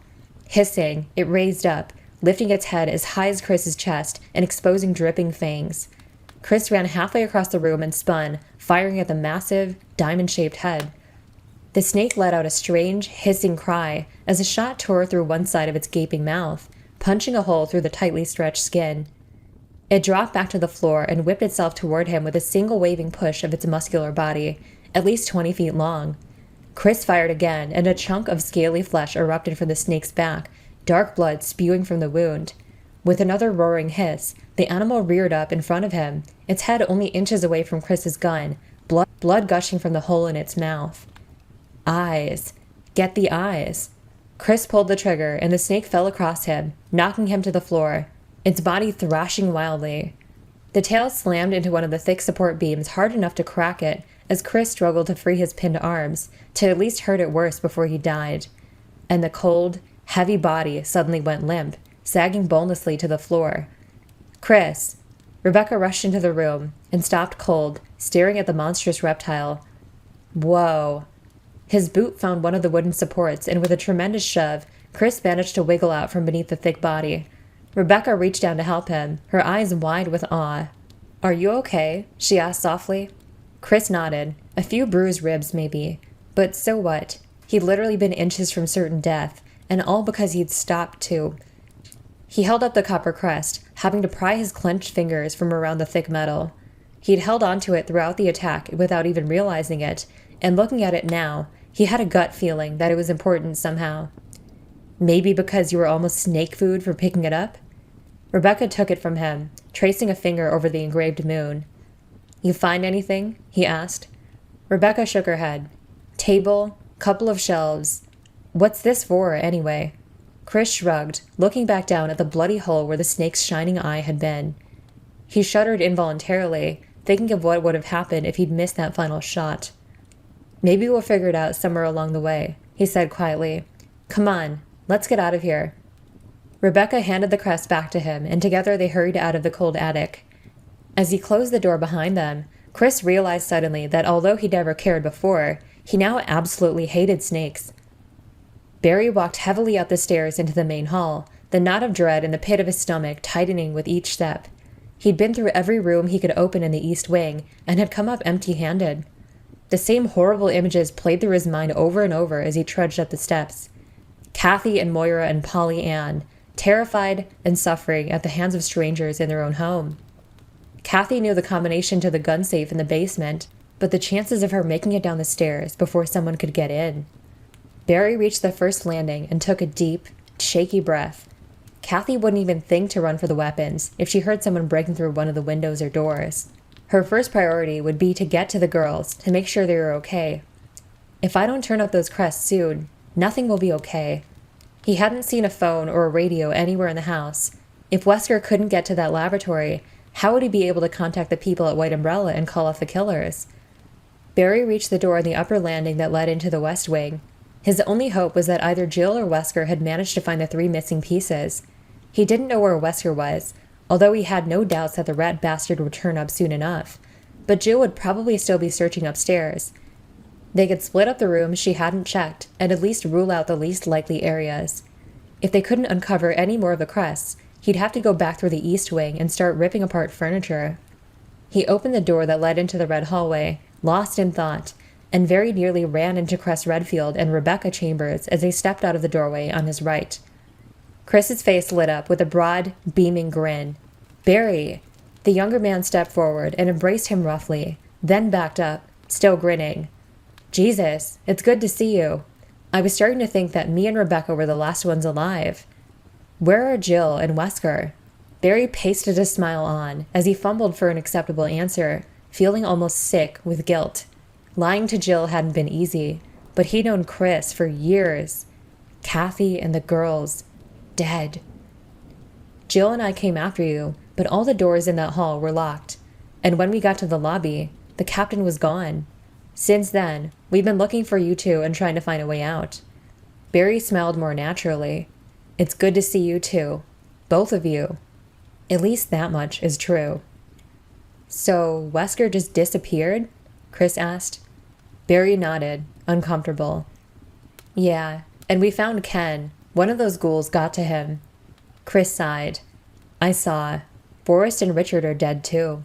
Barry felt a wave of sadness and swallowed thickly, suddenly hating Wesker even more. The people Wesker worked for had done this, and now they wanted to cover it all up, avoiding responsibility for their actions. "And like it or not, I'm going to help them do it." Barry took a deep breath and fixed an image of his wife and daughters in his mind's eye. "Jill found a back door, and we think it could be a way out. Except it's got this trick lock, like a puzzle, and we have to get all the pieces together to open it. There are these 4 metal crests made out of copper. Jill got one already, and we think the rest are hidden throughout the mansion." He trailed off at Chris's sudden grin as Chris reached into his vest. "Something like this?" Barry stared at the crest that Chris had produced, feeling his heart speed up. "Yeah, that's one of them. Where'd you find it?" Rebecca spoke up, smiling shyly. "We had to fight a big snake for it. A really big snake. I think it may have been affected by the accident. Though a cross-genus virus, those are pretty rare." Barry reached for the crest as casually as he could manage, frowning. "Accident?" Chris nodded. "We found some information that suggests there's some kind of secret research facility here on the estate, and that something they were working on got loose. A virus. One that can apparently infect mammals and reptiles," Rebecca added. "Not just different species, different families." "It certainly infected mine," Barry thought bleakly. He let his frown deepen, feigning thoughtfulness as he struggled to come up with an excuse to get away. The captain wouldn't approach him unless he was alone, and he was desperate to get the copper piece into place, to prove that he was still on board, cooperating, and that he'd convinced the rest of the team to help him look. He could feel the seconds ticking away, the metal growing warm beneath his sweating fingers. "We need to get the feds in on this," he said finally. "A full investigation, military support, quarantine of the area." Chris and Rebecca were both nodding, and again Barry felt nearly overwhelmed by guilt. God, if only they weren't so trusting. But to do that, we have to find all of these crests. Jill might have turned up another one by now. Maybe both of them. I can only pray. "Do you know where she is?" Chris asked. Barry nodded, thinking fast. "I'm pretty sure, but this place is kind of a maze. Why don't you wait in the main hall while I go get her? That way we can organize her search, do a more thorough job." He smiled, hoping it looked more convincing than it felt. "Though if we don't turn up soon, keep looking for more of those pieces. The back door is at the end of the west wing corridors, first floor."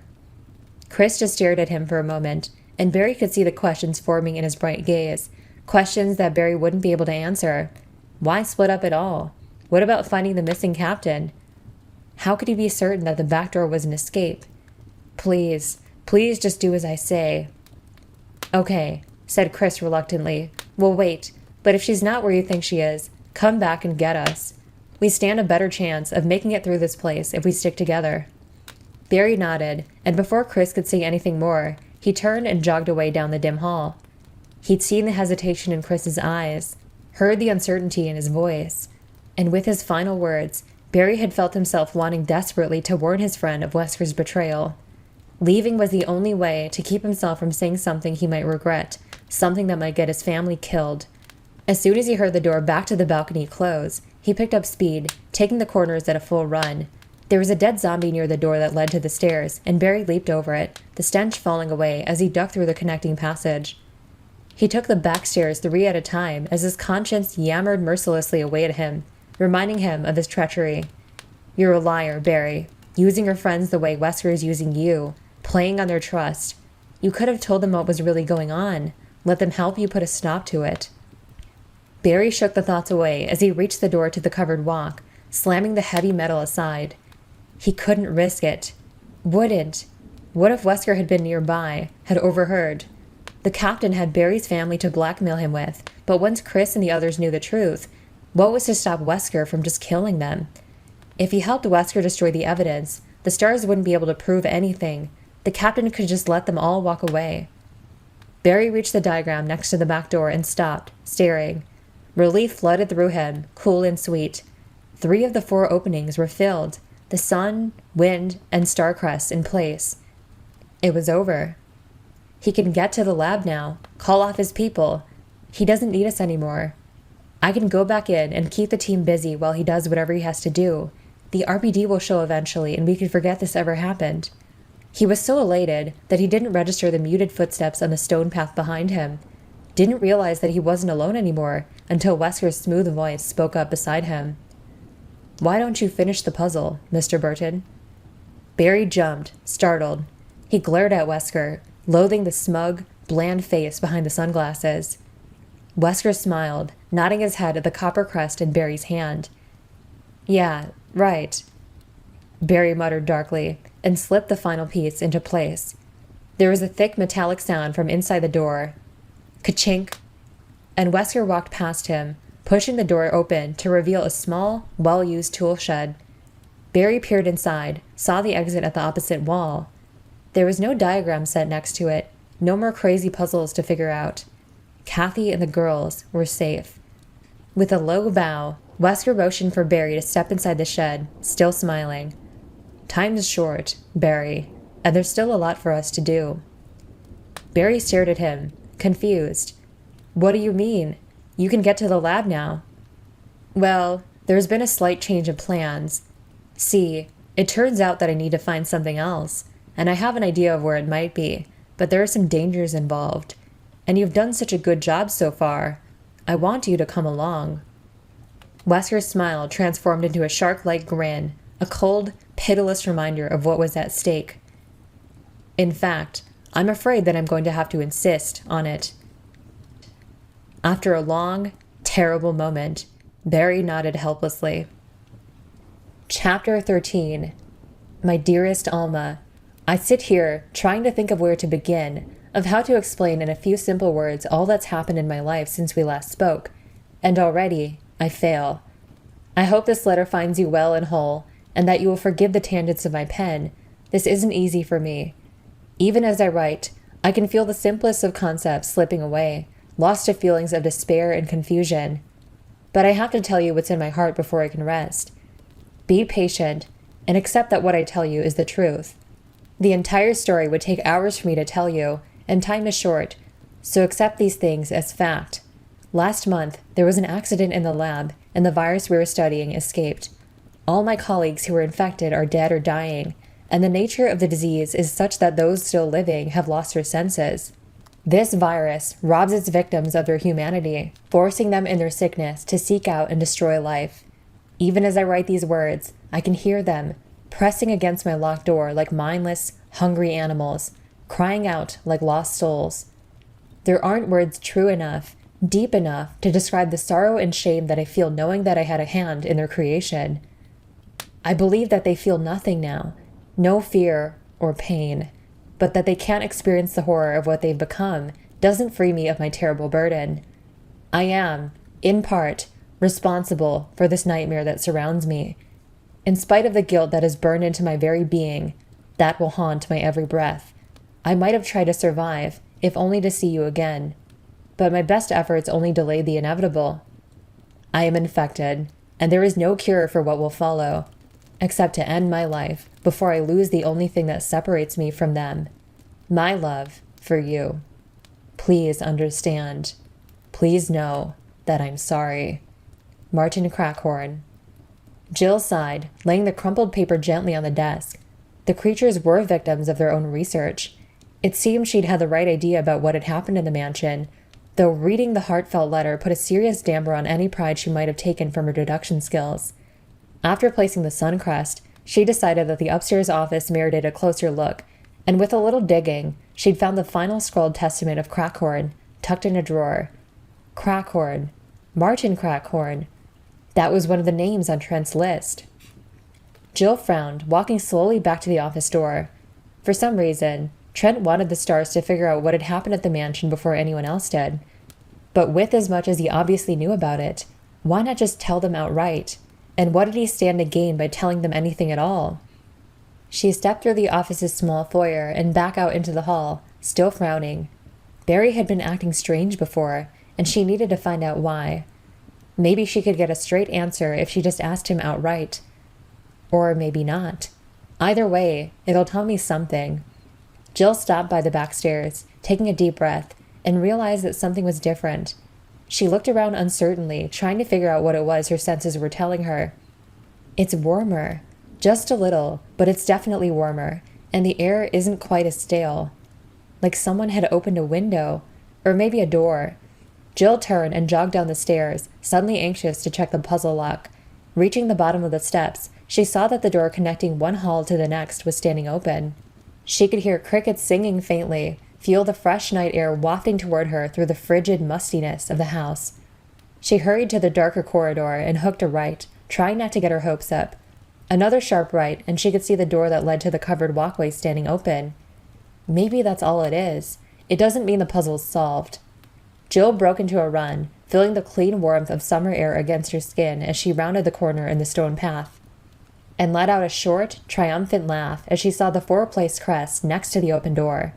A warm breeze was flowing through the room that the puzzle had unlocked, a small storage shed for gardening tools.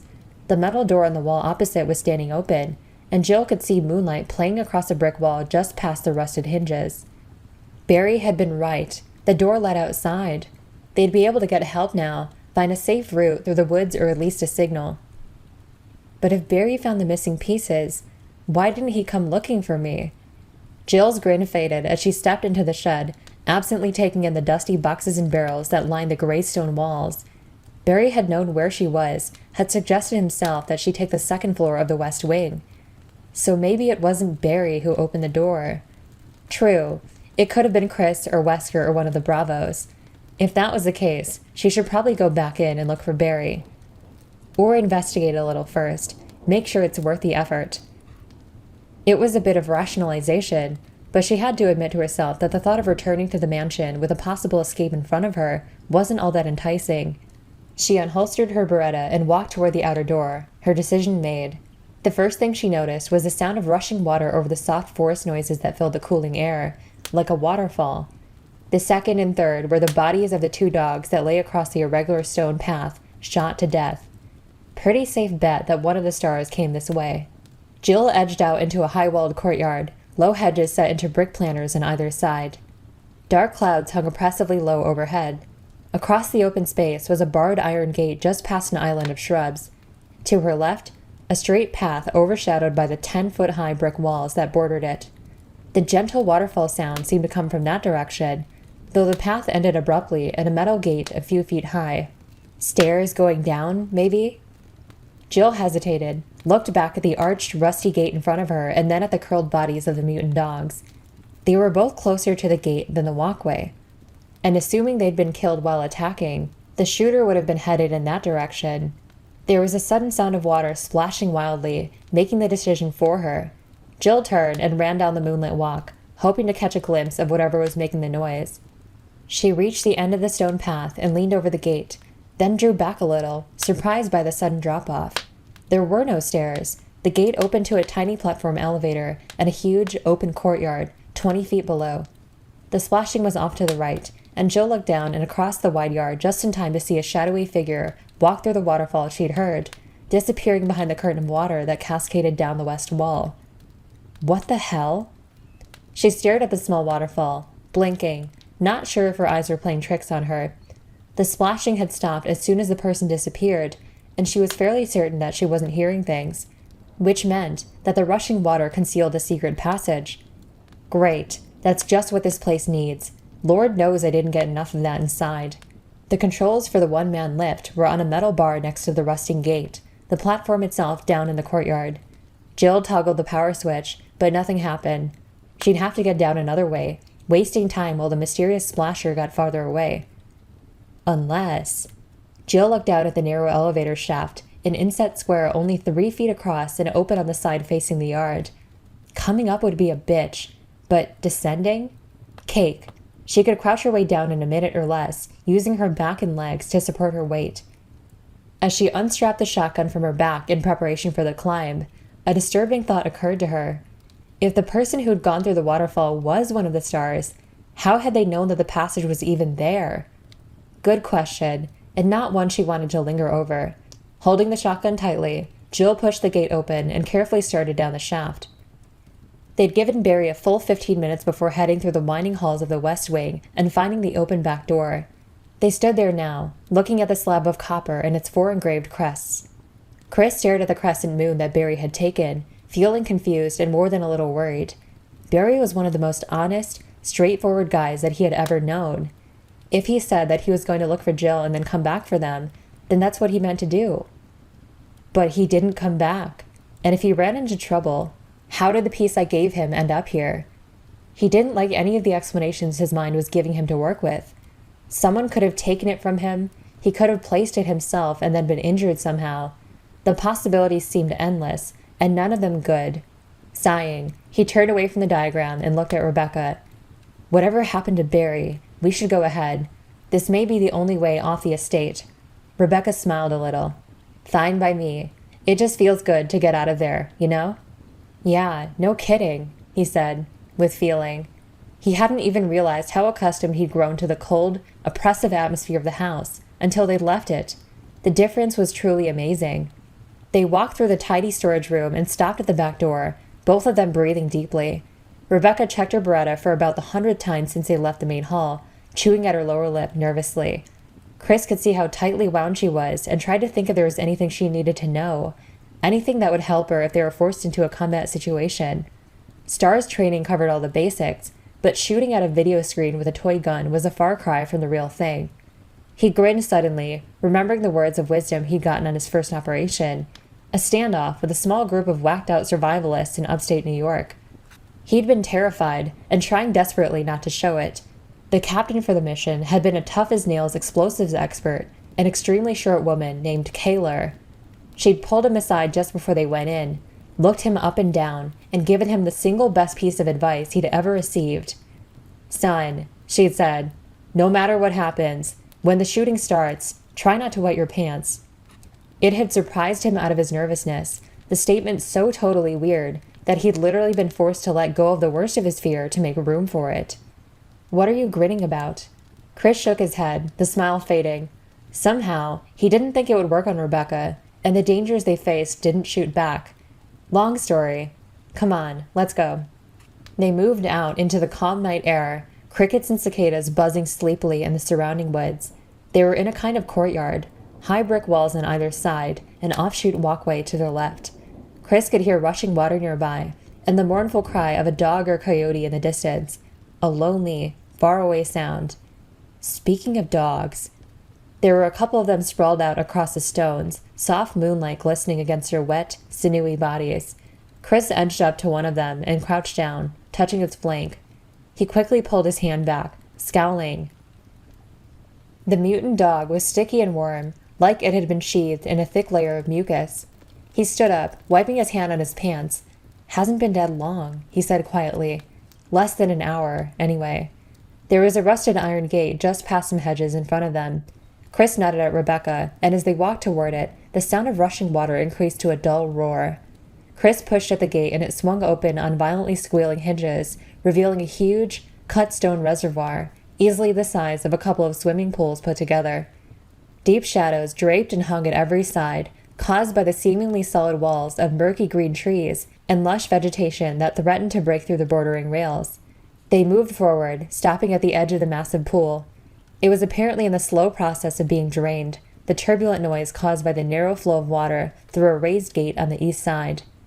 There wasn't a complete path around the reservoir, but Chris saw that there was a walkway bisecting the pool itself, about 5 feet below water level. There were bolted ladders at both sides, and the path had obviously been submerged until quite recently, the stones dark with dripping algae. Chris studied the unusual setup for a moment, wondering how anyone got across when it wasn't being drained. Another mystery to add to the growing list. Without speaking, they climbed down and hurried across, boots squelching against the slimy stones, a clammy humidity enveloping them. Chris quickly scaled the second ladder. The heavily shaded path was littered with branches and pine needles, and appeared to border the east end of the reservoir, passing over the open floodgate. They started toward the forced waterfall and had only gotten a few feet when it started to rain. Plop. Plop, plop. Chris frowned, an inner voice informing him coolly that he shouldn't be able to hear raindrops over the roar of the draining water. He looked up and saw a twisted branch fall from the stretching foliage hanging over the rail, a branch that hit the stones and slid smoothly away. That's not a branch. And there were dozens of them already on the ground, twisting across the dark stones, hissing and writhing as they fell from the trees overhead. He and Rebecca were surrounded by snakes. Oh, shit. Startled, Rebecca turned to look at Chris and felt cold terror shoot through her. Her heart squeezed in its icy grip as she took in the path behind him. The ground had come to life, black shapes coiling toward their feet and dropping from above like living rain. Rebecca started to raise her gun, realizing numbly that there were too many even as Chris roughly grabbed her arm.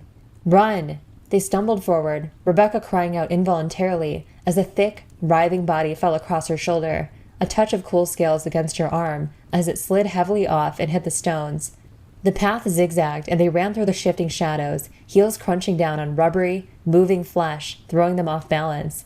Snakes darted forward to strike at their passing boots as they ran over a steel grate, black foaming water thundering below, the sound of their boots hitting metal lost to the liquid roar. Ahead of them, the stones were clearer, but the path also dropped off sharply, a small elevator platform marking its end. There was no place left to go. They crowded onto the tiny platform, and Rebecca snatched at the controls, her breath coming in panic gasps. Chris turned and fired repeatedly, the shots blasting over the crash of water as Rebecca found the operating button and slammed it down. The platform shuddered and started to descend, slipping down past rock walls toward a massive, empty courtyard below. Rebecca turned, raising the Beretta to help Chris, and felt her jaw drop, her throat locking at the gruesome scene. There had to be hundreds of them, the path almost completely hidden by the slithering creatures, hissing and squirming in an alien frenzy as they struck wildly at each other. By the time she managed to unfreeze, the loathsome sight had risen past eye level and was gone. The ride seemed to last forever, both of them staring up at the edge of the path they left behind, tensely, breathlessly waiting for the bodies to start falling. When the lift was within a few feet of the bottom, they both jumped off, stumbling quickly away from the wall. They both leaned against the cool rock, gasping. Rebecca took in the courtyard they'd escaped to in between shuddering breaths, letting the sound of the splashing waterfall soothe her nerves. It was a huge, open space made out of brick and stone, the colors washed out and hazy in the frail light. The water from the reservoir above tumbled down into 2 stone pools nearby, and there was a single gate across from them. And no snakes. She took a final deep breath and blew it out, then turned to Chris. Were you bit? He shook his head. You? No, she said. Though if it's all the same to you, I'd rather not go back that way. I'm more of a cat person, really. Chris stared at her for a moment and then grinned, pushing away from the wall. Funny. I would have figured you for lab rats. Beep beep. The radio. Rebecca grabbed at the unit hooked to her belt, the snake suddenly forgotten. It was the sound she'd been hoping to hear ever since they'd found Richard. They were being hailed, maybe by searchers. She thumbed the receiver and held their radio up so they could both hear. Static crackled through the tinny speaker along with the soft whine of a wavering signal. This is Brad. Alpha Team, read. If can hear this. His voice disappeared in a burst of static. Rebecca hit the transmit button and spoke quickly. Brad, come in. The signal was gone. They both listened for a moment longer, but nothing else came through. He must have gotten out of range, Chris said. He sighed, walking farther out into the open yard and gazing up at the dark, overcast sky. Rebecca clipped the silent radio back to her belt, still feeling more hopeful than she had all night. The pilot was out there somewhere, circling around and looking for them. Now that they were clear of the mansion, they'd be able to hear him signal. Assuming he comes back. Rebecca ignored the thought and walked over to join Chris, who had found another tiny elevator platform tucked in the corner across from the waterfall. A quick check showed it to be without power. Chris turned toward the gate, slapping a fresh clip into his Beretta. Shall we see what's behind door number 1? It was a rhetorical question. Unless they wanted to go back through the snakes, it was their only option. Just the same, Rebecca smiled and nodded, wanting to make sure he knew she was ready, and hoping desperately that if anything else happened, she would be. Chapter 14. Jill stood at the edge of a yawning, open pit in the dank tunnel, staring helplessly at the door on the other side. The pit was too wide to safely jump, and there was no way to climb down, at least not that she could see. She'd have to go back and try the door by the ladder. Her frustrated sigh turned into a shiver. The damp chill emanating from the stone walls would have been bad enough without her being dripping wet. Great secret passage. To use it, you have to catch pneumonia. A glint of metal caught her gaze as she turned, feet squelching in her boots. She peered down at it, brushing a wet strand of hair out of her eyes.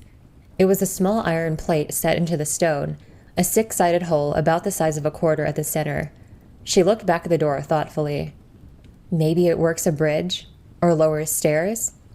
It didn't matter, since she didn't have whatever tool it required. It was as good as a dead end. Besides, it was unlikely that whoever she'd seen walking through the waterfall had managed to get across. Jill walked back through the twisting passage toward the entrance to the tunnel, still in awe of what she'd found behind the curtain of water. It appeared that there was a whole network of tunnels running beneath the estate. The walls were rough and uneven, chunks of sandy limestone protruding at odd angles, but the sheer amount of work that had gone into creating the underground path was mind-boggling. She reached the metal door next to the ladder, having to make a conscious effort not to let her teeth chatter as a cold draft swept down from the courtyard above. The sound of the waterfall was strangely muted. The steady, echoing rhythm of water dripping to the rock floor was much louder, giving the tunnels a somewhat medieval feel. She pulled the door open and froze, feeling a rush of mixed emotions as Barry Burton whirled around to face her, revolver in hand. Surprise, 1. Barry? He quickly lowered his weapon, looking as shocked as she felt, and just about as wet, too. His t-shirt clung to his broad shoulders, his short hair plastered to his skull. Jill, how did you get down here? Same way you did, apparently. But how did you know? He held up his hand, shushing her. Listen. They stood in tense silence, Jill looking up and down the stone corridor and failing to hear whatever Barry had heard. There were metal doors at either end, cast in shadow by the dim utility lights overhead. I thought I heard something, he said finally. Voices. Before she could ask any questions, he turned and faced her, smiling uneasily. Look, I'm sorry I didn't wait for you, but I heard somebody walking out in the garden and had to take a look. I found this place by accident, kind of tripped and fell in. Anyway, I'm glad you're here. Let's check around, see what we can dig up. Jill nodded, but decided to keep a close eye on Barry for a while. Maybe she was paranoid, but in spite of his words, he didn't seem all that happy to see her. Watch and wait, her mind whispered. For now, there was nothing else she could do. Barry led them toward the door on the right, holding his Colt up. He pulled the handle, revealing another gloomy tunnel. A few steps into the right was another metal door, and across from it, the passage veered sharply into almost complete darkness. Barry motioned at the door, and Jill nodded. He pushed it open, and the two of them moved in to another silent corridor. Jill sighed inwardly as she studied the bare, rocky walls, wishing that she had a piece of chalk with her. The tunnel they were in now looked pretty much like all the rest of them, turning left up ahead. She already felt lost, and hoped that there weren't too many more twists and turns. Hello? Who's there? A deep, familiar voice shouted from somewhere ahead of them, the words echoing through the passage. Enrico? Jill called out. Jill, is that you? Excited, Jill ran the last few steps to the corner and around, Barry right behind her. The Bravo team leader was still alive, had somehow ended up down here. Jill rounded the next corner and saw him sitting against the wall, the tunnel widening out and ending in a shadowy alcove. Hold it. Stop right there. She froze, staring at the Beretta he had pointed at her. He was injured, blood seeping from his leg and puddling on the floor. "Are you with anyone, Jill?" His dark eyes were narrowed with suspicion, the black bore of his semi-automatic unwavering. "Barry's here, too." "Enrico, what happened? What's this about?" As Barry stepped out from behind the corner, Enrico stared at them both for a long moment, his gaze darting back and forth nervously, and then he sagged, lowering his gun as he fell back against the stones. Barry and Jill hurried over, crouching down next to the wounded Bravo. "I'm sorry," he said weakly. "I had to make sure." It was as though defending himself had taken his last bit of strength. Jill took his hand gently, alarmed at how pale he was. Blood oozed from his thigh, his pants soaked with it. "This whole thing was a setup," he breathed, turning his watering gaze toward her. "I got lost. I climbed the fence, saw the tunnels, found the paper. Umbrella knew. All along." Barry looked stricken, his face almost as white as Enrico's. "Hang on, Rico. We'll get you out of here. You just have to lie still." Enrico shook his head, still looking at Jill. "There's a traitor in the S.T.A.R.S, he whispered. "He told me—" Bam! Bam! Enrico's body jumped as two holes suddenly appeared in his chest, blood pulsing out of them in violent spurts. Through the resounding echo of the shots, running footsteps clattered away down the corridor behind them. Barry launched to his feet and sprinted around the corner as Jill helplessly squeezed Enrico's twitching hand, her heart pounding and sick. He slumped over, dead before he touched the cold stone floor. Her mind flooded with questions as Barry's pursuing footsteps faded away, silence settling in once again over the deep shadows. What paper had the Bravo found? When Enrico had said traitor, she'd immediately thought of Barry, acting so strangely. But he'd been right beside her when the shots had been fired. So who did this? Who was Trent talking about? Who did Enrico see? Feeling lost and alone, Jill held his cooling hand and waited for Barry to come back. Rebecca was going through an old trunk pushed against one wall of the room they'd entered, shuffling through stacks of papers and frowning while Chris checked out the rest of the room. A single, rumpled cot, a desk, and a towering, ancient bookshelf were the only other pieces of furniture. After the cold, alien splendor of the mansion, Chris was absurdly grateful to be in simpler surroundings. They'd come to a house at the end of the long, winding path from the courtyard, much smaller and infinitely less intimidating than the mansion. The hall they'd stepped into was of plain, undecorated wood, as were the two small bedrooms they discovered just off the silent corridor. Chris figured they'd found a bunkhouse for some of the mansion's employees. He had noticed the thick, unmarked dust in the hallway on their way in with a sinking resignation, realizing that none of the other stars had made it out of the main house. With no way for him and Rebecca to get back, all they could do was try and find the back door and go for help.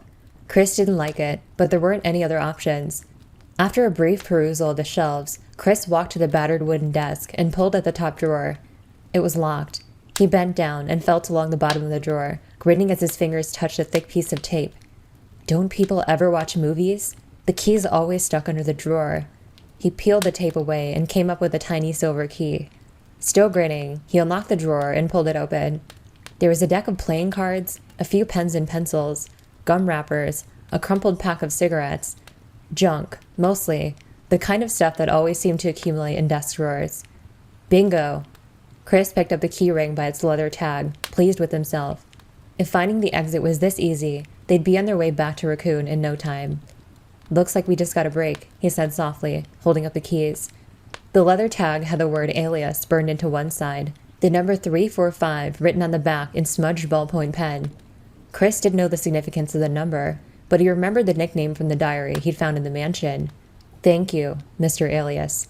Assuming the keys were for the bunkhouse, they were that much closer to getting off the estate.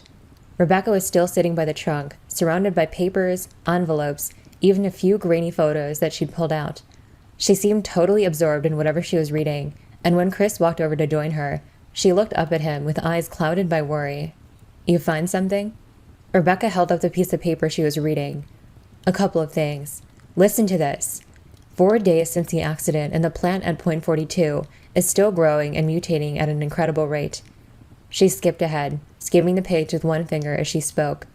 It calls this thing Plant 42 and says its root is in the basement. Here. Shortly after the accident, one of the infected members of the research team became violent, and broke the water tank in the basement, flooding the entire section.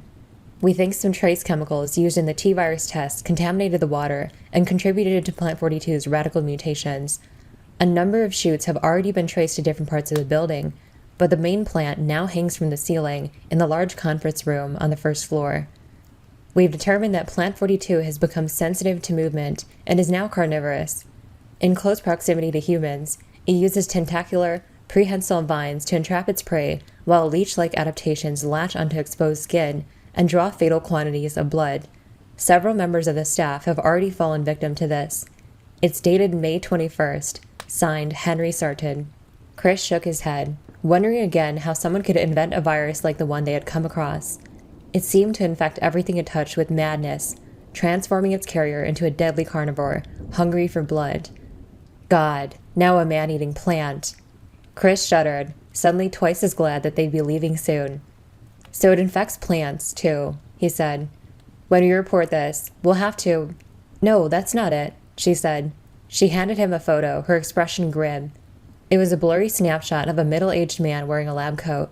He was standing stiffly in front of a plain wooden door, and Chris realized that it was the very door they'd come through not 10 minutes ago, the front entrance to the bunkhouse.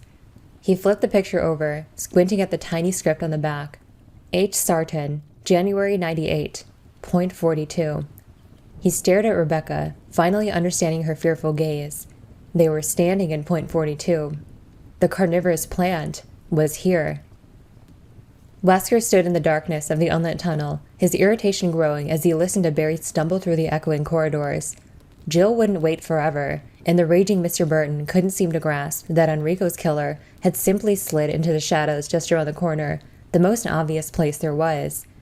Come on, come on. Since they'd left the house, he'd finally started to feel like things were going in his favor. He'd remembered the underground room near the entrance to the labs, and was almost certain that the wolf metal would be there. And the tunnels were clear. He had expected the 1-2-1s to be out, but apparently no one had messed with the passage mechanism since the accident. They'd split up to search for the lever that worked the passages, and it had been in plain sight, propped up next to the very mechanism that it controlled. Everything would have been perfect, except goddamned Enrico Marini had wandered along, happening across a very important paper that Wesker had accidentally dropped. His orders, straight from the head of White Umbrella. And then to complicate matters, Jill had blundered into the tunnels before Wesker could finish taking care of the problem. Wesker sighed inwardly. If it wasn't one thing, it was another. In truth, this whole affair had been a massive headache from the beginning. At least the underground security hadn't been activated, though he'd had no way of knowing that until they'd reached the tunnels, and having dragged Barry along as insurance, he now had to deal with the consequences. If the money wasn't so good. He grinned. Who was he kidding? The money was great. After what felt like years, Barry huffed into the dark room, blindly waving his revolver around. Wesker tensed, waiting for him to walk past the generator's alcove. This part could be tricky. Barry and Enrico had been close. As Barry stormed past the small chamber, Wesker stepped out behind him and jammed the muzzle of his Beretta into Barry's lower back, hard. At the same time, he started talking, low and fast. I know you want to kill me, Barry, but I want you to think about what you're doing. I die, your family dies. And right now, it looks like Jill may have to die too. But you can stop it. You can put a stop to all the killing. Barry had stopped moving as soon as the gun touched him, but Wesker could hear the barely contained rage in his voice, the pure, driving hatred. You killed Enrico, he snarled. Wesker pushed the gun deeper into his back. Yes, but I didn't want to. Enrico found some information he shouldn't have. He knew too much. And if he'd told Jill what he knew about Umbrella, I'd have had to kill her, too. You're going to kill her anyway. You're going to kill all of us. Wesker sighed, allowing a pleading note to creep into his voice. That's not true. Don't you get it? I just want to get to the laboratory and get rid of the evidence before anyone finds it. Once that material is destroyed, there's no reason for anyone else to get hurt. We can all just walk away. Barry was silent, and Wesker could tell that he wanted to believe him, wanted desperately to believe that things could be that simple. Wesker let him waver for a moment before pressing on. All I want you to do is keep Jill busy. Keep her and anyone else you run into away from the labs, at least for a little while. You'll be saving her life, and I swear to you that as soon as I get what I need, you and your family will never hear from me again." He waited, and when Barry finally spoke, Wesker knew he had him. "Where are the labs?" "Good boy." Wesker lowered the gun, keeping his expression blank just in case Barry had good night vision. He pulled a folded paper out of his vest and slipped it into Barry's hand, a map from the tunnels to the first basement level. "If for some reason you can't keep her away, at least go with her. There are a lot of doors with locks on the outside down there. Worst comes to worst, you can lock her up until it's over. I mean it, Barry. No one else has to get hurt. It's all up to you." Wesker stepped back quickly, reaching for the lever with the six-sided tip that he left next to the generator. He watched Barry for a few seconds longer, saw the sag in the big man's shoulders, the submissive hang of his head. Satisfied, Wesker turned and walked out of the room. On the very slight chance that any of the stars made it to the lab, Mr. Burton would ensure that there wouldn't be any more trouble. He hurried back through the entrance tunnel, silently congratulating himself on getting things back under control as he headed toward the first passage mechanism. He'd have to move fast from here on out. There were a few things he neglected to mention to Barry, like the experimental security detachment that would be released into the tunnels once he turned that lever for the first time. "Sorry, Barry. Slipped my mind. It would be interesting to see how this team fared with the 1-2-1s, the hunters. Watching the stars pit their strength and agility against the creatures would be quite a show, and sadly, one that he'd have to miss. It was too bad, really. The hunters had been caged for a long time. They'd be very, very hungry." Chapter 15. Barry had been gone for too long. Jill had no idea how extensive the tunnels were, but from what she'd seen, they all looked alike. Barry could be lost trying to find his way back, or he could have found the murderer and without any backup. He might not come back at all. In any case, staying put wasn't going to help anything. She stood up, taking a last look at the Bravo's pale face and silently wishing him peace before walking away. What did he find out that got him killed? Who was it? Enrico had only managed to get out that the traitor was a he, but that didn't exactly narrow things down. Except for herself and the rookie, the Raccoon stars were all male. She could rule out Chris, since he'd been convinced from the start that there was something weird going on, and now Barry, who had been with her when Marini died. Brad Vickers simply wasn't the type to do anything dangerous, and Joseph and Kenneth were dead. Which leaves Richard Aiken, Forrest Spire, and Albert Wesker. None of them seemed likely, but she had to at least consider the possibility. Enrico was dead, and she no longer doubted that Umbrella had one of the stars in her pocket. When she got to the door, she quickly leaned down and tightened her damp bootlaces, preparing herself. Whoever had shot the Bravo could have just as easily taken her and Barry out, and since he hadn't, she could only figure that he didn't want to kill anyone else, and wouldn't be looking for more targets. Assuming that he was still in the underground system, she'd have to be as quiet as possible if she wanted to find him. The tunnels were perfect sound conductors, amplifying even the tiniest sound. She eased open the metal door, listening, and then edged out into the dim tunnel, staying close to the wall. In front of her, the corridor was unlit. She opted to head back the way she'd come instead. The darkness was a perfect spot for an ambush. She didn't want to find out she was wrong about the killer's intentions by taking a bullet. A low, grinding rumble reverberated through the heavy stone walls, a sound like something big moving. Jill instinctively used the sound as cover, taking several sliding steps forward and reaching the next metal door just as the rumbling stopped. She slipped back out into the tunnel where she'd run into Barry, gently closing the door behind her. What the hell was that? It sounded like an entire wall moving. She shuddered, remembering the descending ceiling of that room in the house. Maybe the tunnels were rigged too. She needed to watch every step. The idea of being crunched to death by some bizarre mechanism underground. Like the one next to that pit with the hexagonal hole? She nodded slowly, deciding that she needed to go take another look at those doors she couldn't get to before. Maybe the killer had the tool it required, and the noise she'd heard had come from him operating it. She could be wrong, but there was no harm in checking. And at least I won't get lost. She reached for the door that would lead her back and stopped, her head cocked to catch the strange sound coming from the tunnel behind her. It was a rusty hinge? Some kind of a bird, maybe? It was loud, whatever it was. Thump, thump, thump. That sound she knew.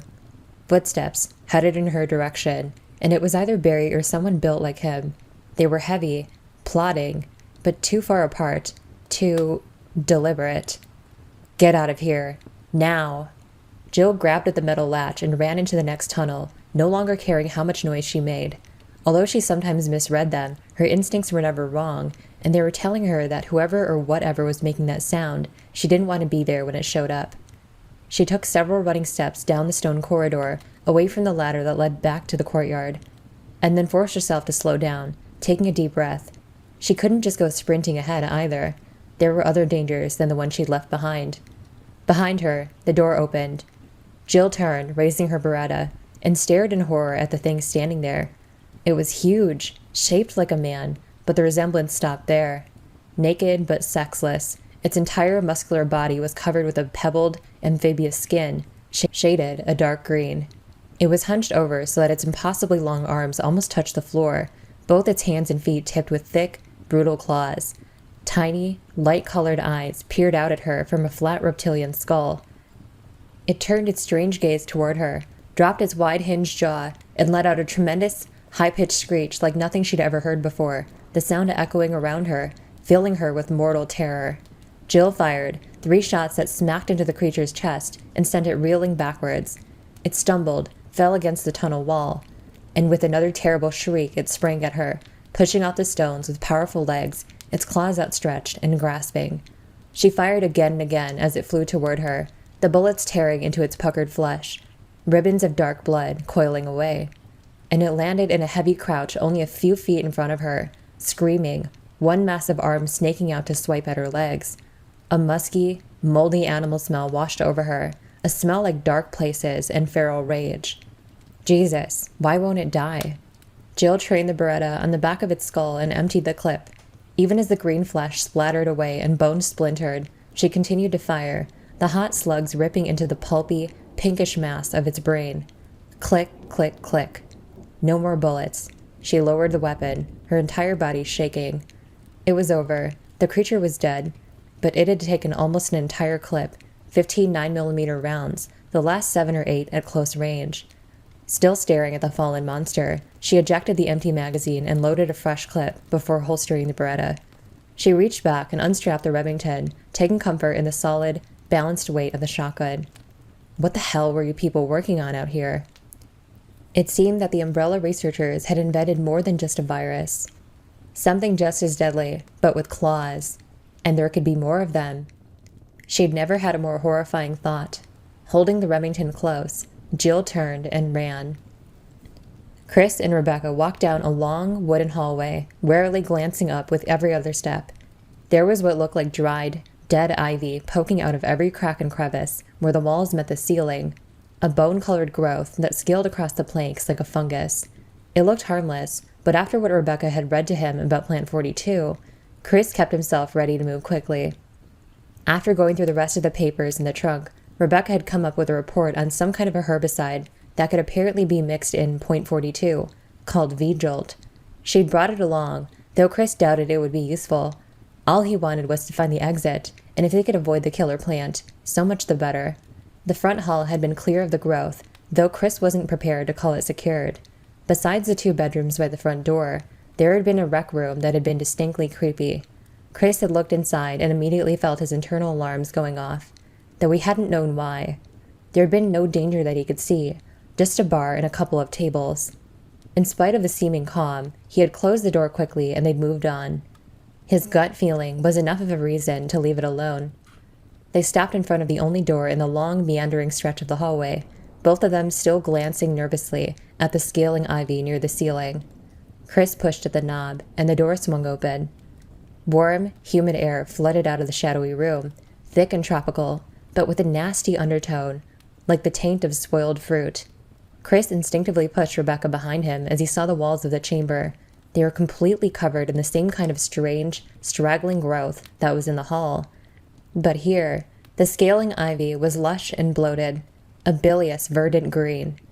There was a faint whispering coming from inside the room, a subtle sense of movement, and Chris realized that it was coming from the sickly plant matter itself, the walls quivering in a weird optical illusion as the draping tendrils crept and grew. Rebecca started to step past him, and Chris pushed her back. "What? Are you nuts? I thought you said this thing sucks blood." She shook her head, staring at the whispering walls.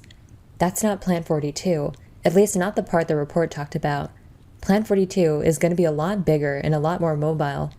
I never did much with phytobiology, but according to that study, we'll be looking for an angiosperm with motile foliage." She smiled a quick, nervous smile. "Sorry. Think great big plant bulb with 10 to 20-foot vines waving around it." Chris grimaced. "Great. Thanks for putting my mind at rest." They edged into the large room, careful not to walk too closely to the hissing walls. There were 3 doors besides the one they came through, one directly across from the entrance, and the other 2 facing each other to their left, where the room opened up. Chris led them toward the door opposite the entrance, figuring it was the most likely to lead out of the bunkhouse. The door was unlocked, and Chris started to push it open. Bam! The door slammed shut, causing them both to jump back, weapons raised. A series of heavy, sliding thumps followed, like someone on the other side was kicking at the walls. Except the sounds were everywhere, above and below the door's sturdy frame, beating against every corner of the sealed room. "Lots of vines, you said?" Chris asked. Rebecca nodded. "I think we just found Plant 42. They listened for a moment, Chris thinking about the kind of strength and weight it would take to slam the door so solidly. No kidding. Bigger and more mobile. And maybe blocking the only exit to this place. Terrific. They backed away, turning into the open area and looking at the other 2 doors. The one on their right had the number 002 above it. Chris fished out the keys he'd found and flipped through them, finding one with a matching number. He unlocked the door and stepped inside, Rebecca behind him. There was a smaller door to the left that opened to a bathroom, quiet and dusty. The room itself was another bedroom, a bunk, a desk, a couple of shelves. Nothing of interest. There was another series of dull thumps from behind the far wall, and they quickly moved back into the humid, whispering room, Chris fighting a growing certainty that they were going to have to deal with the plant if they wanted to get out. Not necessarily. There could still be another way. The way things had been going so far, he didn't think so. From the shuffling zombies lurking in the main house, to the run through the courtyard, snakes dropping from the trees, every part of the Spencer estate seemed to be designed to keep them from leaving. Chris shook the negative thoughts aside as they approached the shadowy chamber's final door. But they came rushing back at the sight of the small green keypad set next to the frame.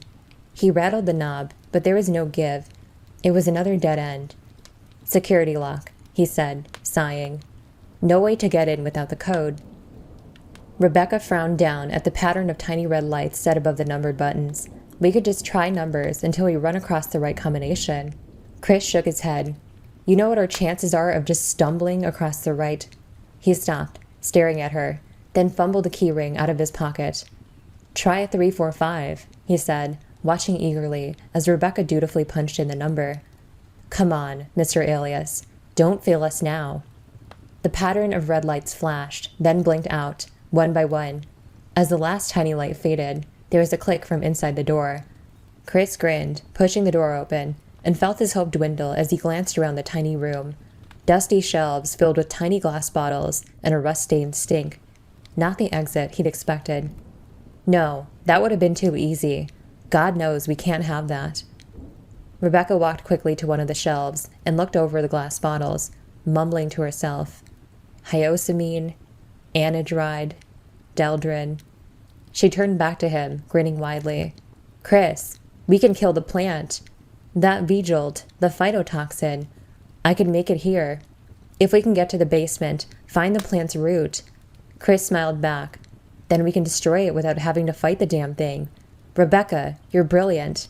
How long do you need?" 10, 15 minutes. "You got it. Stay here. I'll be back as soon as I can."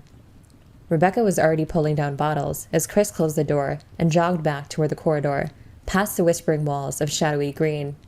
They were going to beat this place, and once they got out, Umbrella was going down hard.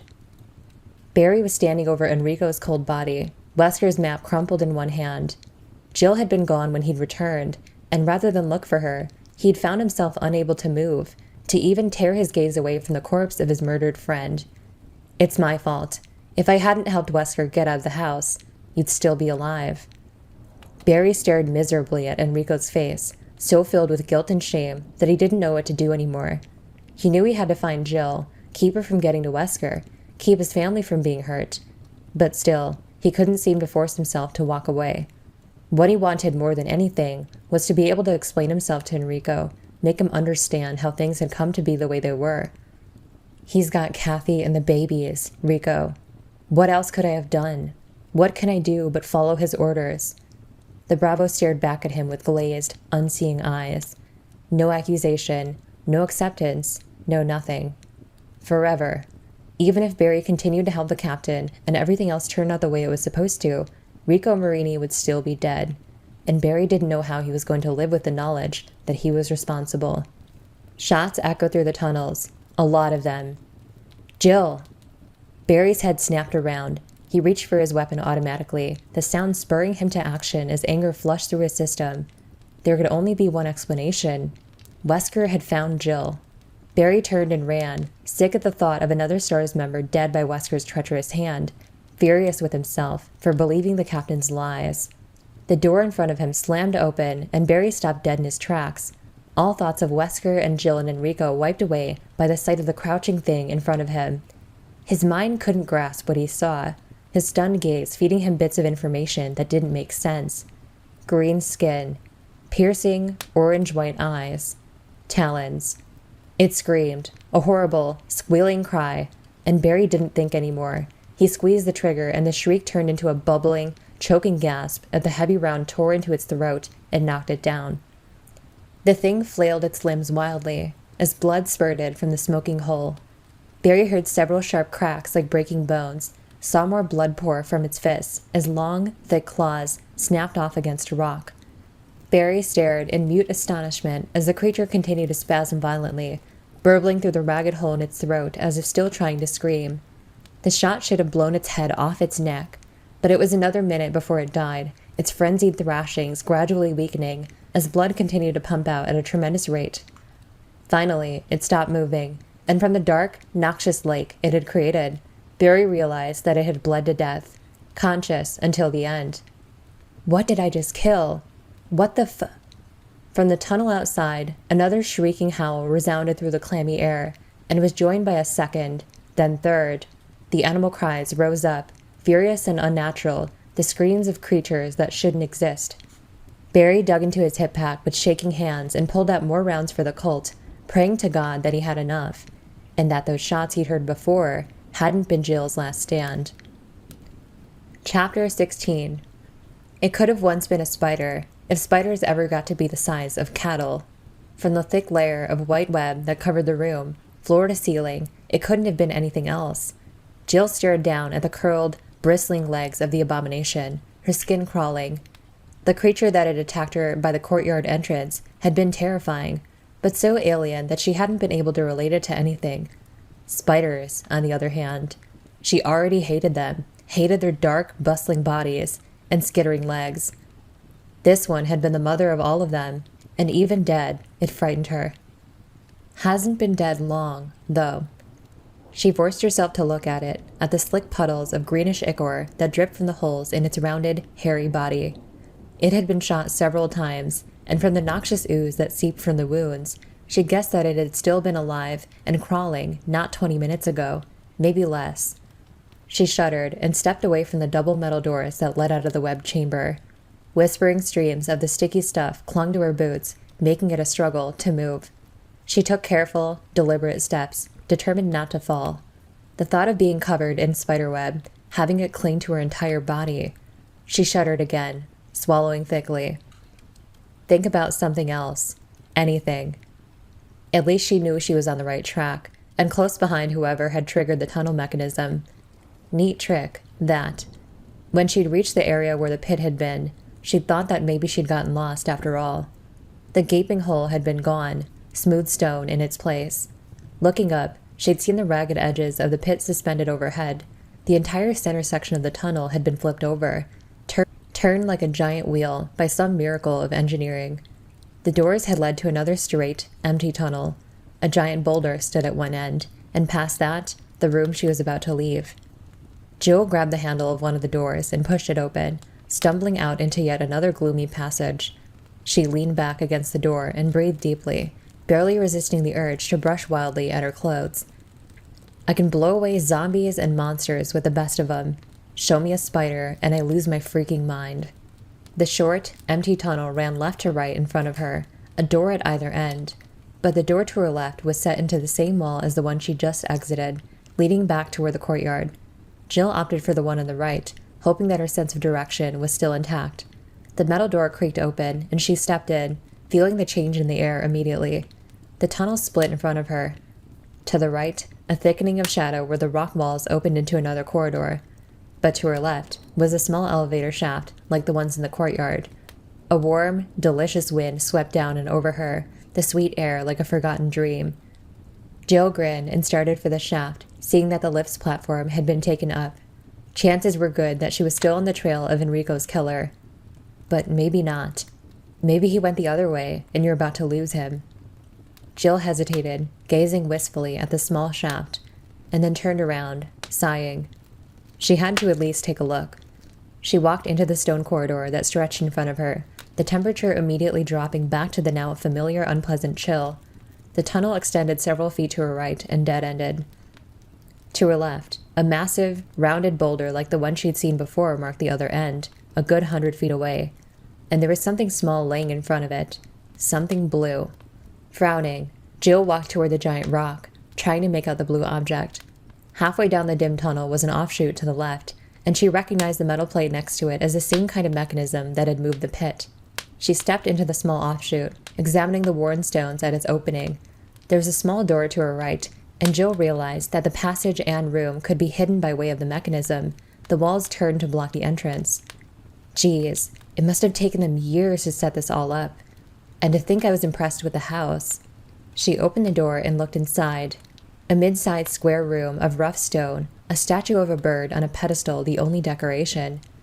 There was no other exit, and Jill felt a sudden rush of relief as the implications sank in. She could leave the underground tunnels. The killer had to have left already.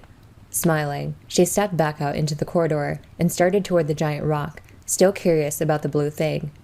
As she got closer, she saw that it was a book, bound in blue-dyed leather. It had been thrown carelessly against the base of the stone, laying face down and open. She slung the Remington across her back and crouched down to pick it up. It was a book box. Her father had told her about them, though she'd never actually seen one.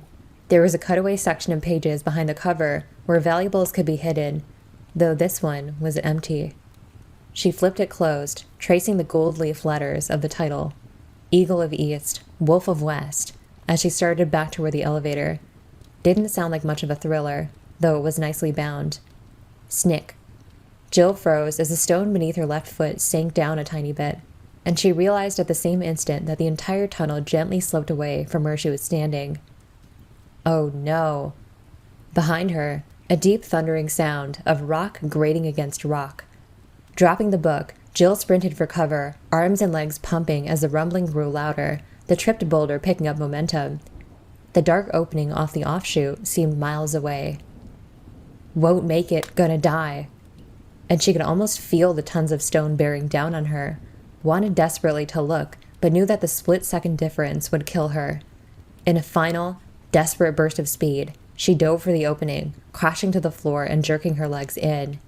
As the massive rock rolled past, missing her by inches.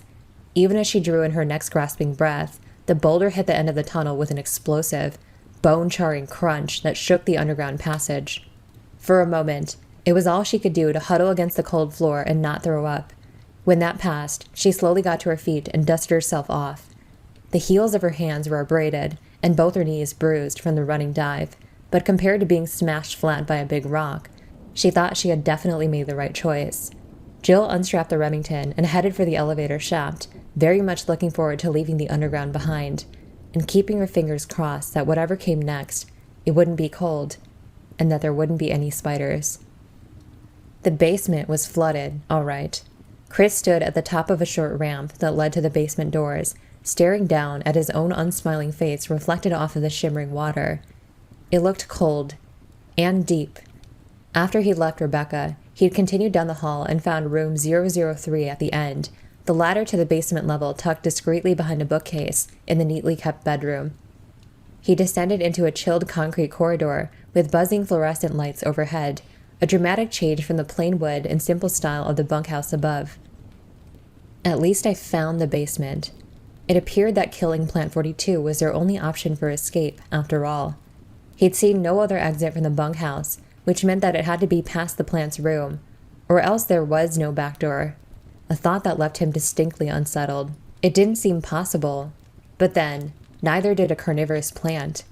And you won't find out until you get this over with. Chris sighed and stepped into the water. It was cold and had an unpleasant chemical smell. He waded down to the door, the water sliding up over his knees and finally stopping at mid-thigh, sloshing gently. Shivering, he pushed the door open and moved inside.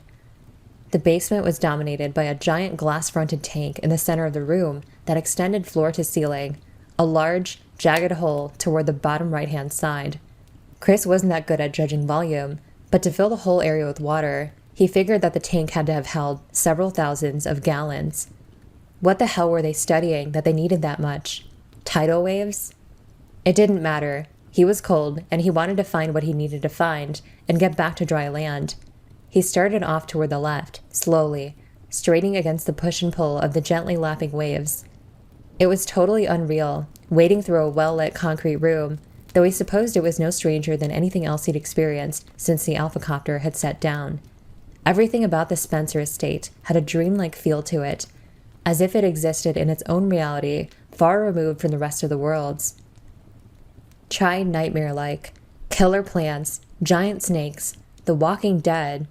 All that's missing is a flying saucer, maybe a dinosaur. He heard a soft sloshing behind him and glanced over his shoulder, to see a thick, triangular fin rise up from the water 20 feet away and slide toward him, a wavering gray shadow beneath.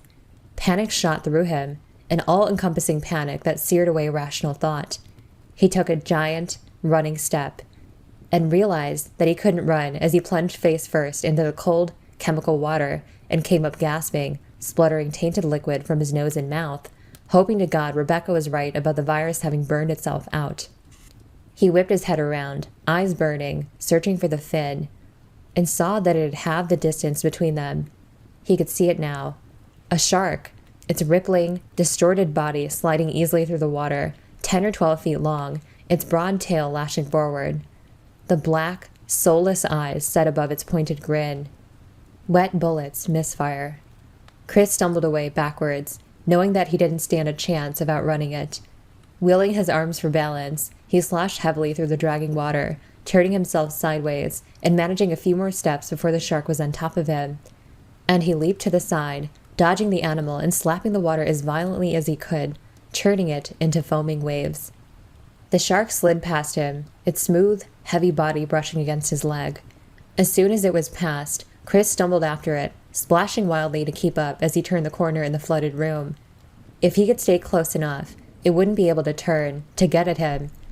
Except that in seconds, the shark would have the room to maneuver. He could see 2 doors ahead on the left, but the giant fish was already leaving him behind, heading toward the next corner to turn around and come back for him. Chris took a deep breath and plunged into the water, knowing it was crazy, but that he didn't have a better chance. He stroked desperately toward the first door, kicking off against the cement floor to propel himself forward in great, bounding leaps. He hit the door just as the shark was turning up ahead and grabbed for the handle, choking. And it was locked. Shit, shit, shit. Chris jammed his hand into his wet vest and came up with Alias's keys, fumbling through them as the fin glided closer, the wide, pointed grin opening. He shoved a key into the lock, the last key on the ring that he hadn't found the room for, and slammed his shoulder against the door at the same time, the shark now only a few feet away. The door flew open, and Chris stumbled in, falling and kicking frantically.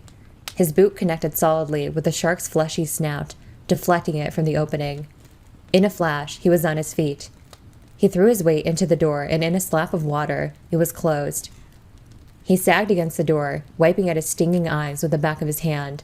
The lapping water settled gently into smaller and smaller ripples as he caught his breath and his vision cleared. For now, he was safe. He unholstered his Beretta and ejected the dripping magazine, wondering how the hell he was going to make it back upstairs. Looking around the small room, he saw nothing he could use as a weapon. One wall was lined with buttons and switches, and he trudged over to look at them, drawn to the blinking red light in the far corner. Looks like I found a control room. Aces. Maybe I can turn off the lights and get the shark to go to sleep. There was a lever set next to the flashing light, and Chris stared down at the faded tape beneath it, feeling a numb disbelief as he read the printed letters. Emergency drainage system. You've got to be kidding me. Why didn't anyone pull this thing the second the tank broke? The answer occurred to him even as he thought it. The people who worked here were scientists.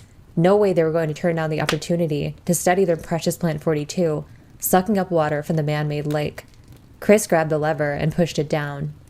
There was a sliding, metallic noise outside the door, and immediately, the water level started to drop. Within a minute, the last of it had flowed out from under the door, and a gurgling, liquid gasp came from the direction of the broken tank. He walked back to the door, opening it carefully, and heard the frantic, wet thumps of a very big fish trying to swim through air. Chris grinned, thinking that he should probably feel pity for the helpless creature, and hoping instead that it died a long, agonizing death. "Bite me," he whispered. Wesker had shot 4 of the shuffling, gasping umbrella workers on his way to the computer room on level 3. He hadn't recognized any of them, though he was pretty sure that the second one he'd taken out had been Steve Keller, one of the guys from Special Research. Steve always wore penny loafers, and the pallid, dried-up husk that had reached up for him by the stairs had been wearing Steve's brand. It appeared that the effects of the viral spill had been harsher in the labs, less messy, but no less disquieting. The creatures that roamed the halls outside seemed to have been totally dehydrated, their limbs withered and stringy, their eyes like shriveled grapes. Wesker had dodged several of them, but the ones he'd been forced to put down had scarcely bled at all. He sat at the computer in the cool, sterile room and waited for the system to boot up, feeling truly on top of things for the first time all day. He'd had earlier moments, of course. The way he'd handled Barry, finding the wolf metal in the tunnels, even shooting Ellen Smith in the face had given him a momentary sense of accomplishment, a feeling that he was in control of what was happening. But so much had gone wrong along the way that he hadn't had time to enjoy any of his successes. But now I'm here. If the stars aren't already dead, they will be soon. And assuming I don't suffer some massive lapse of skill, I'll be out of here within half an hour. Mission complete. There were still dangers, but Wesker could handle them. The mesh monkeys, the MA2s, were undoubtedly loose in the power room, but they were easy enough to get past as long as he didn't stop running. He should know. He'd helped come up with the design. And there was the big man, the tyrant, waiting one level down in his glass shell, sleeping the sweet, dreamless sleep of the damned, from which he'll surely never wake. What a waste. So much power crossed off as a failure by the boys at White. A gentle musical tone informed him that the system was ready. Wesker pulled a notebook out of his vest and opened it to the list of codes, though he already knew them. John Howe had set the system up months ago, using his name and the name of his girlfriend, Ada, as access keys. Wesker tapped out the first of the passwords that would allow him to unlock the laboratory doors, feeling a sudden, vague wistfulness for the excitement of the day. It would be over so soon, and there would be no one to witness his achievements, to share his fond memories after the fact. Now that he thought about it, it was a shame that none of the stars would be joining him. The only thing better than a grand finale was a grand finale with an audience. Chapter 17. Jill had taken the elevator into what seemed to be another part of the garden or courtyard, although the area had been isolated, surrounded by trees. She'd guessed as much from the few overgrown potted plants and the welcome sounds of the forest beyond the low metal railing. There had been nothing to see but a rusting door set into a nondescript, overgrown wall, welded shut, and a large, open well, like a stone wading pool. Inside had been a short, spiral staircase, leading down to another small elevator, which I took. But now where the hell am I? The room that the elevator had led to was unlike any other part of the estate she'd seen. It lacked the strange, fetid charm of the mansion or the dripping gloom of the underground. It was as though she'd walked out of a gothic horror story and into a military complex, a utilitarian's bleak paradise. She was standing in a large, steel-reinforced concrete room, the walls painted a muddy industrial orange. Metal ducts and overhead pipes lined the upper walls, and the room was rather aptly titled XD-RB1, painted across the concrete in black, several feet high. Any sense she'd had of where she was in relation to the rest of the estate was totally gone. Although it's as cold as everywhere else, at least I know I'm still on the grounds. There is a heavy metal door on one side of the room, firmly locked. The sign to the left of it stated that it was only to be opened in case of a first-class emergency. She figured that the B1 on the wall stood for basement level 1, her theory confirmed by the bolted ladder that led down through a narrow shaft in the concrete. Where there was a B1, B2 naturally followed.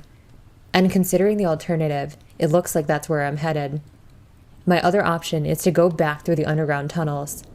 She peered down the ladder shaft, only able to see a square of concrete at the bottom. Sighing, she held onto the Remington and started down. As soon as she hit the last rung, she turned anxiously and faced a much smaller room, as bland and industrial as the first. Inset fluorescent lights on the ceiling, a gray metal door, concrete walls and floor.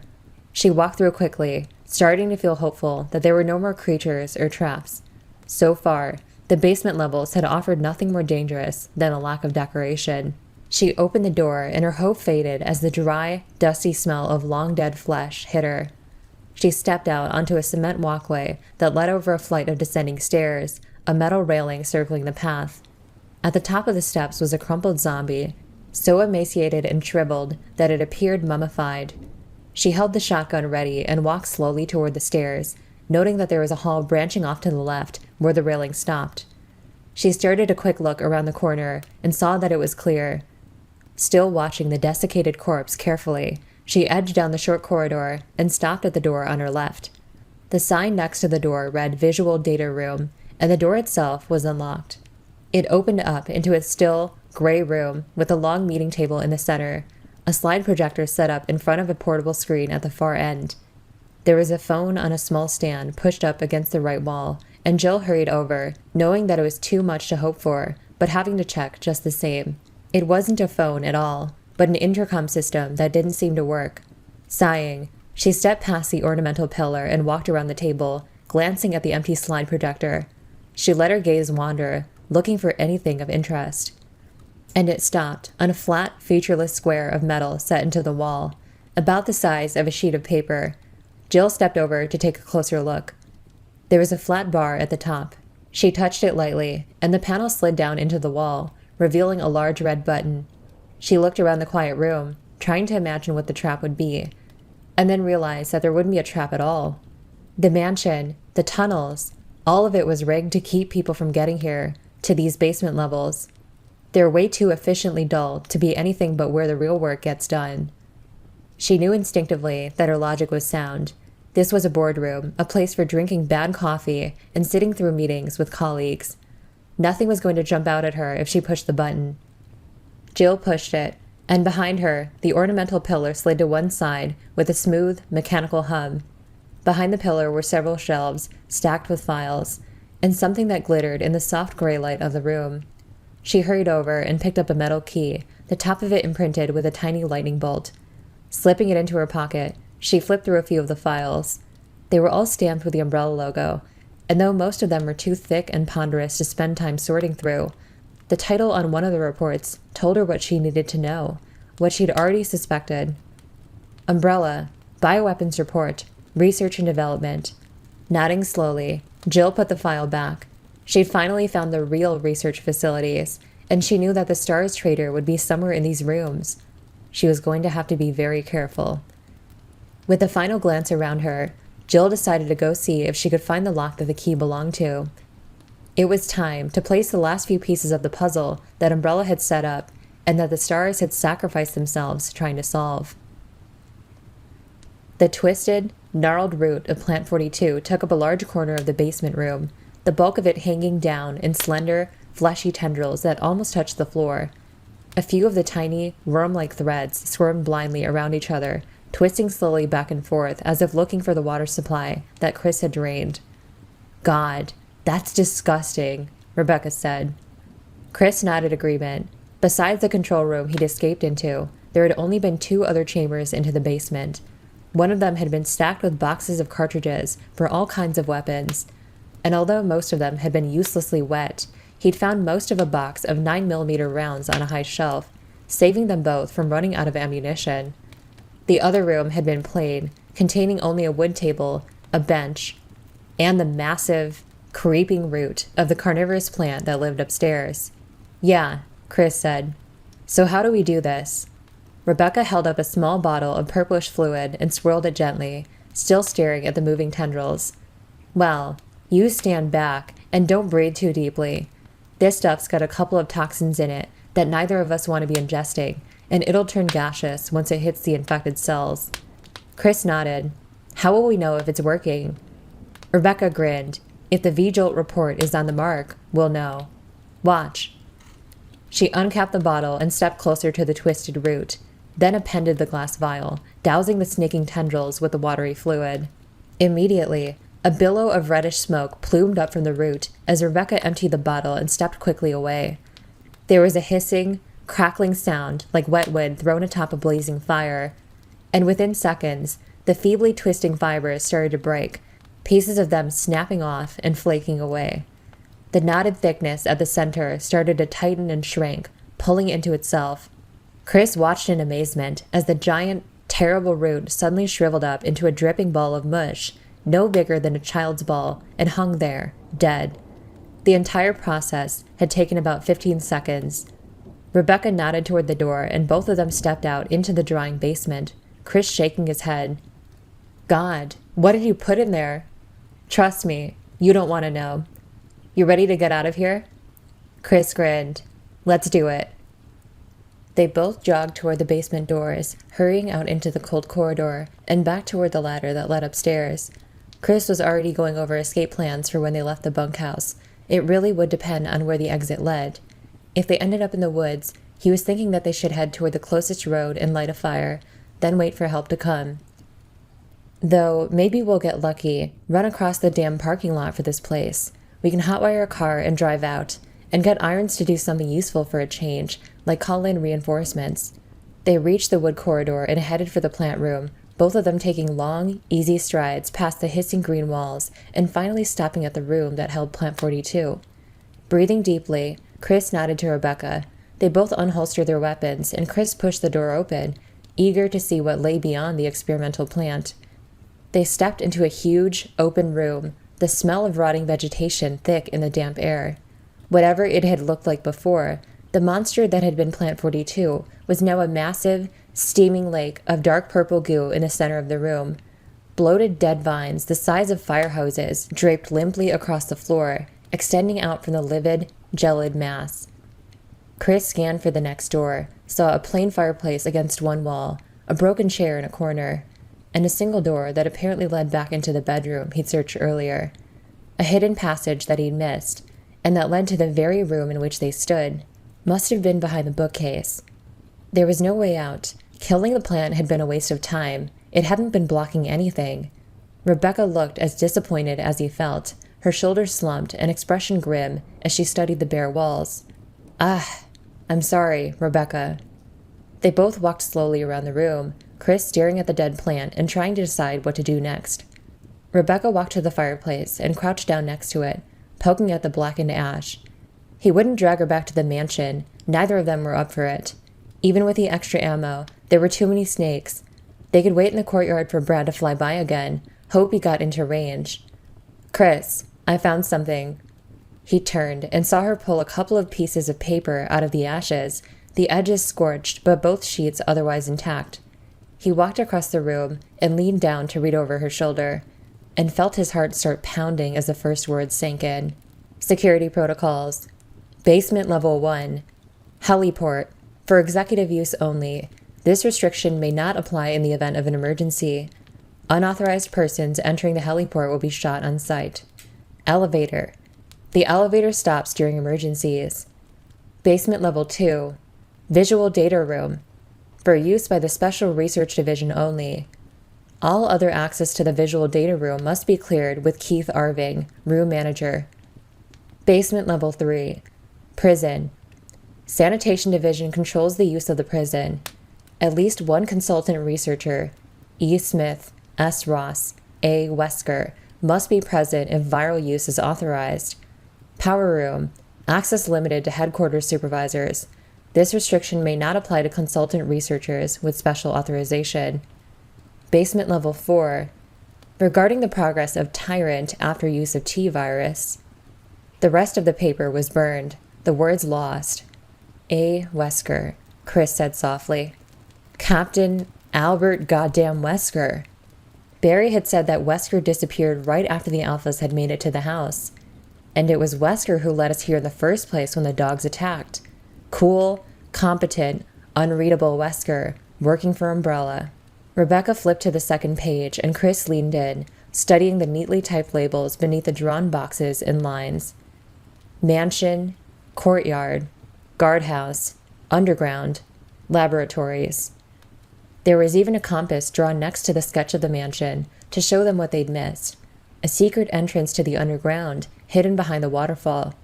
Rebecca stood up, eyes wide and uncertain. Captain Wesker is involved with all this? Chris nodded slowly.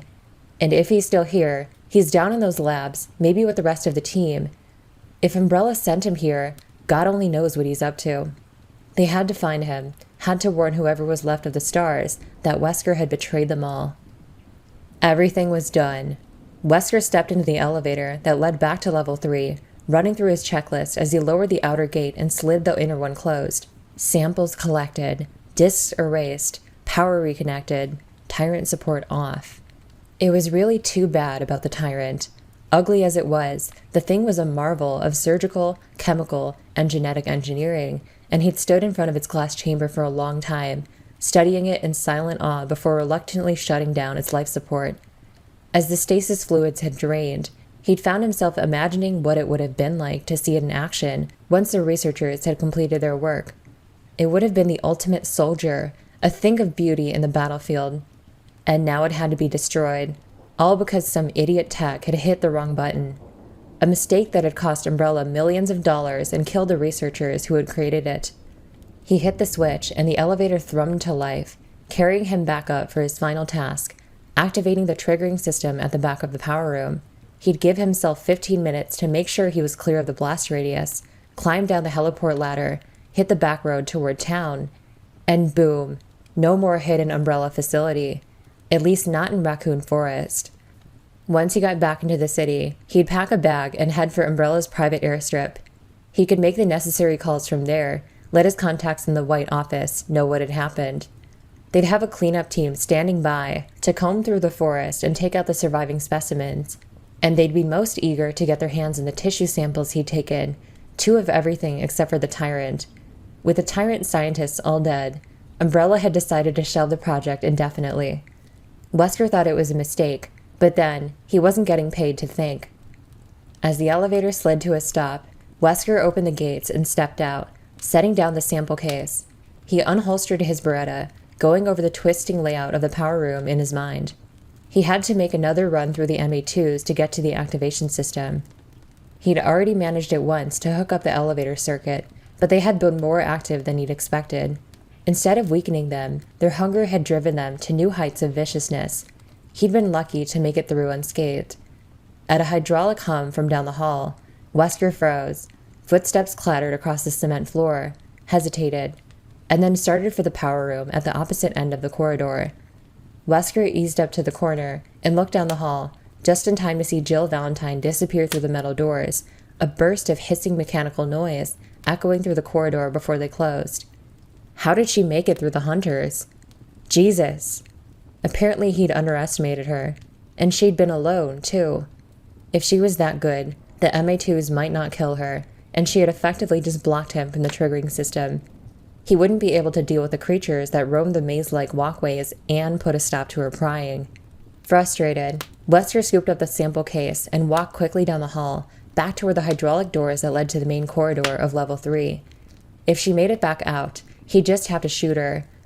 It would only delay his escape by a few minutes. Still, it was an unexpected curve, and as far as he was concerned, it was too late in the game for surprises. Surprises pissed him off. They made him feel like he wasn't in control. I am in control. Nothing is happening here that I can't handle. This is my game, my rules, and I will accomplish my mission without any interference from that little thief bitch. Wesker stalked out into the main corridor, saw that Jill had managed to take out a few more of the wizened, withered scientists and technicians that wandered the basement labs. 2 of them lay just outside the door, their skulls blown into arid powder by what looked like shotgun blasts. He kicked one of them angrily, his boot crunching into the corpse's brittle ribs, the dry snap of bone loud in the silence, except that suddenly he heard heavy boots coming down the metal stairs from B2, the hollow clump echoing through the hall, and then a rough, hesitant voice calling out, "Jill?" "Barry Burton, as I live and breathe." Wesker raised his weapon coolly, ready to fire when Barry stepped into view, and then lowered it thoughtfully. After a moment, a slow grin spread across his face. Chapter 18. Jill eased into the steaming, hissing room, a thick smell of grease in the heated air.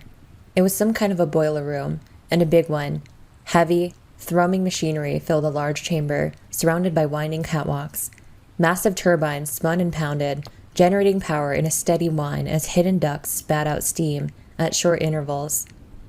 She moved slowly into the poorly lit chamber, peering down one of the railed walkways into the fluctuating shadows cast by the towering generators. From where she was, she could see that the place was a labyrinth of paths, twining around the giant blocks of noisy machinery. The source of the estate's power. That explains how they managed to keep it a secret for so long. They had their own little city out here, totally autonomous. Probably had their food shipped in, too. She turned down the narrow walk to her right, watching uneasily for any more of the strange, pale zombies that she'd seen in the corridors of B3. The path seemed clear, but with the movement and noise created by the turbines. Something ripped at her left shoulder, a sudden, violent slash that tore open her vest and scraped the skin beneath. Jill spun and fired, the roar of the shotgun drowning out the hissing machines. The blast hit metal, pellets ricocheting into the empty walk. There was nothing behind her. Where? A lunging, blade-like claw sliced the air in front of her face, swooping down from above. She stumbled back, staring up at the steel mesh of the ceiling, and saw a dark shape skitter out of the shadows, hooking its way across the grate incredibly fast, curving claws at its hands and feet. She caught a glimpse of thick spines around its mutant, flattened face, and then it turned and ran into the thrumming shadows of the power room. There was a door at the end of the walk, and Jill sprinted toward it, heart racing, the pounding whine of the generators thundering in her ears. She was 5 feet from the door when she saw the moving shadow position itself in front of her. She raised the shotgun and leaned back. More of them. There were 2 of the creatures overhead, squat, terrible things with vicious, curving hooks instead of hands. One of them dropped down suddenly, hanging by clawed feet to swipe at her with its bladed arm. Jill fired, and the creature screeched, the blast hitting it in the chest. It fell from the ceiling with a clatter, thick blood oozing out of the ragged wound. She turned back toward the entrance and ran, hearing the patter of claws against the mesh overhead. Another of the aberrant monkey-like things swung down in front of her, and Jill ducked, afraid to stop running. The thing's strange arm whistled past her ear, missing her head by less than an inch. The metal doors were in front of her. Jill crashed into them, slapping one handle down and stumbling back into the cold stillness of the corridor. The door closed on the furious, shrill cry of one of the monsters, rising high over the sounds of the working machines. She sagged against the door, gasping, and saw Barry Burton standing midway down the chilled, silent hall. He hurried toward her, an expression of deep worry on his rugged, bearded face. He hurried toward her, an expression of deep worry on his rugged, bearded face. "Jill, are you all right?" She pushed away from the door, surprised. "God, Barry, where have you been? I thought you'd gotten lost in the tunnels." Barry nodded grimly. "I did, and I ran into some trouble trying to get out." He saw the splatters of blood on his clothing, the rips and tears in his shirt, and realized that he must have come across more of those walking green nightmares. He looked like he'd been through a war. "Speaking of..." Jill touched her shoulder, her fingers coming away bloody. It was painful, but shallow. She'd survive. "Barry, we've got to get out of here. I found some papers upstairs, proof of what's been going on. Enrico was right. Umbrella's behind all of this, and one of the stars knew about it. It's too dangerous to keep looking around. We should get those files and head back to the mansion, wait for the RPD. But I think I found the main lab, Barry said. Downstairs, there's an elevator at the end of the hall. There are computers and stuff. We can get into their files, really nail them. He didn't seem excited by the find, but Jill barely noticed. With the information they can get from Umbrella's database, names, dates, research material, we can find out everything, present the investigators with a whole, messy package. Jill nodded, grinning. Lead the way. The tunnels had been a cold, miserable maze, but the map had led them through quickly. Rebecca and Chris had reached the first basement level, both of them shivering and wet, and not a little freaked out by the dead creatures they'd passed along the way. The Umbrella scientists had been disgustingly creative in their approach to making monsters. Chris rattled the door that supposedly led to the heliport, but it was solidly locked, an emergency sign next to it implying that it could only be opened by an alarm system. He'd hoped to send Rebecca out with the radio while he searched for the others. He looked down the narrow stairwell and sighed, turning to her. I want you to stay here. If you stand by the elevator, you should be able to pick up Brad's signal from outside. Tell him where we are and what happened. And if I'm not back in 20 minutes, get back to the courtyard and wait there until help comes. Flustered, Rebecca shook her head. But I want to go with you. I can take care of myself, and if you find the lab, you'll need to tell me what you're looking at. No. For all we know, Wesker already killed the other stars and is looking to finish the job. If we're the last ones, we can't risk both of us getting ambushed. Somebody has to survive and tell people about Umbrella. I'm sorry, but it's the only way. He smiled at her, putting a hand on her shoulder. And I know you can take care of yourself. This isn't about your competence, okay? 20 minutes. I just have to see if anyone else made it. Rebecca opened her mouth as if to protest further and then closed it, nodding slowly. Okay, I'll stay. 20 minutes. Chris turned and started down the ladder, hoping he could keep his promise to come back. The captain had successfully deceived them all, acting the part of concerned leader for weeks while the people in Raccoon City had died, and all along he'd known why. The man was a sociopath. It seemed that Umbrella had created more than one kind of monster, and it was time to find out how much damage he'd done. Barry couldn't bring himself to look at Jill as they took the elevator down to B4. Wesker would be waiting for them at the bottom, and Jill would find out that he had been helping the captain all along. He had killed 3 more of the violent, springing creatures down in the tunnels before making it to the lab, only to run into Wesker, who had insisted that he lured Jill down to B4 and assist him in locking her up. The smiling bastard had reminded Barry of his family situation and promised that it was the last thing he'd have to do, that after Jill was safely locked away, he'd call his people off. Except he said that every time. Find the crests and you're free. Help me in the tunnels, you're free. Betray your friend. Barry, are you okay? He turned to her as the elevator stopped, looking miserably into her concerned, thoughtful eyes. I've been worried about you ever since we got to the mansion, she said, laying a hand across his arm. I even thought, well, never mind what I thought. Is something wrong? He pulled the gate open and raised the mesh outer door, an excuse to look away. Yeah, something's wrong, he said quietly. But now's not the time. Let's just get this over with. Jill frowned, but nodded, still looking concerned. Okay, when this is over, we can talk. You won't want to talk to me when this is over. Barry stepped out into the short hallway, and Jill followed, their boots clanking across a steel grate. The hall turned to the left just ahead, and Barry slowed down on the pretense of checking his weapon, letting Jill get in front of him. They turned the corner, and Jill froze, staring into the muzzle of Wesker's raised Beretta.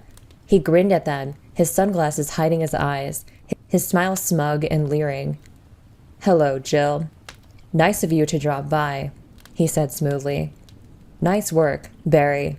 Take her weapons. She turned her startled gaze to him as he quickly plucked the shotgun from her hands, then reached around to unholster her Beretta, his face burning.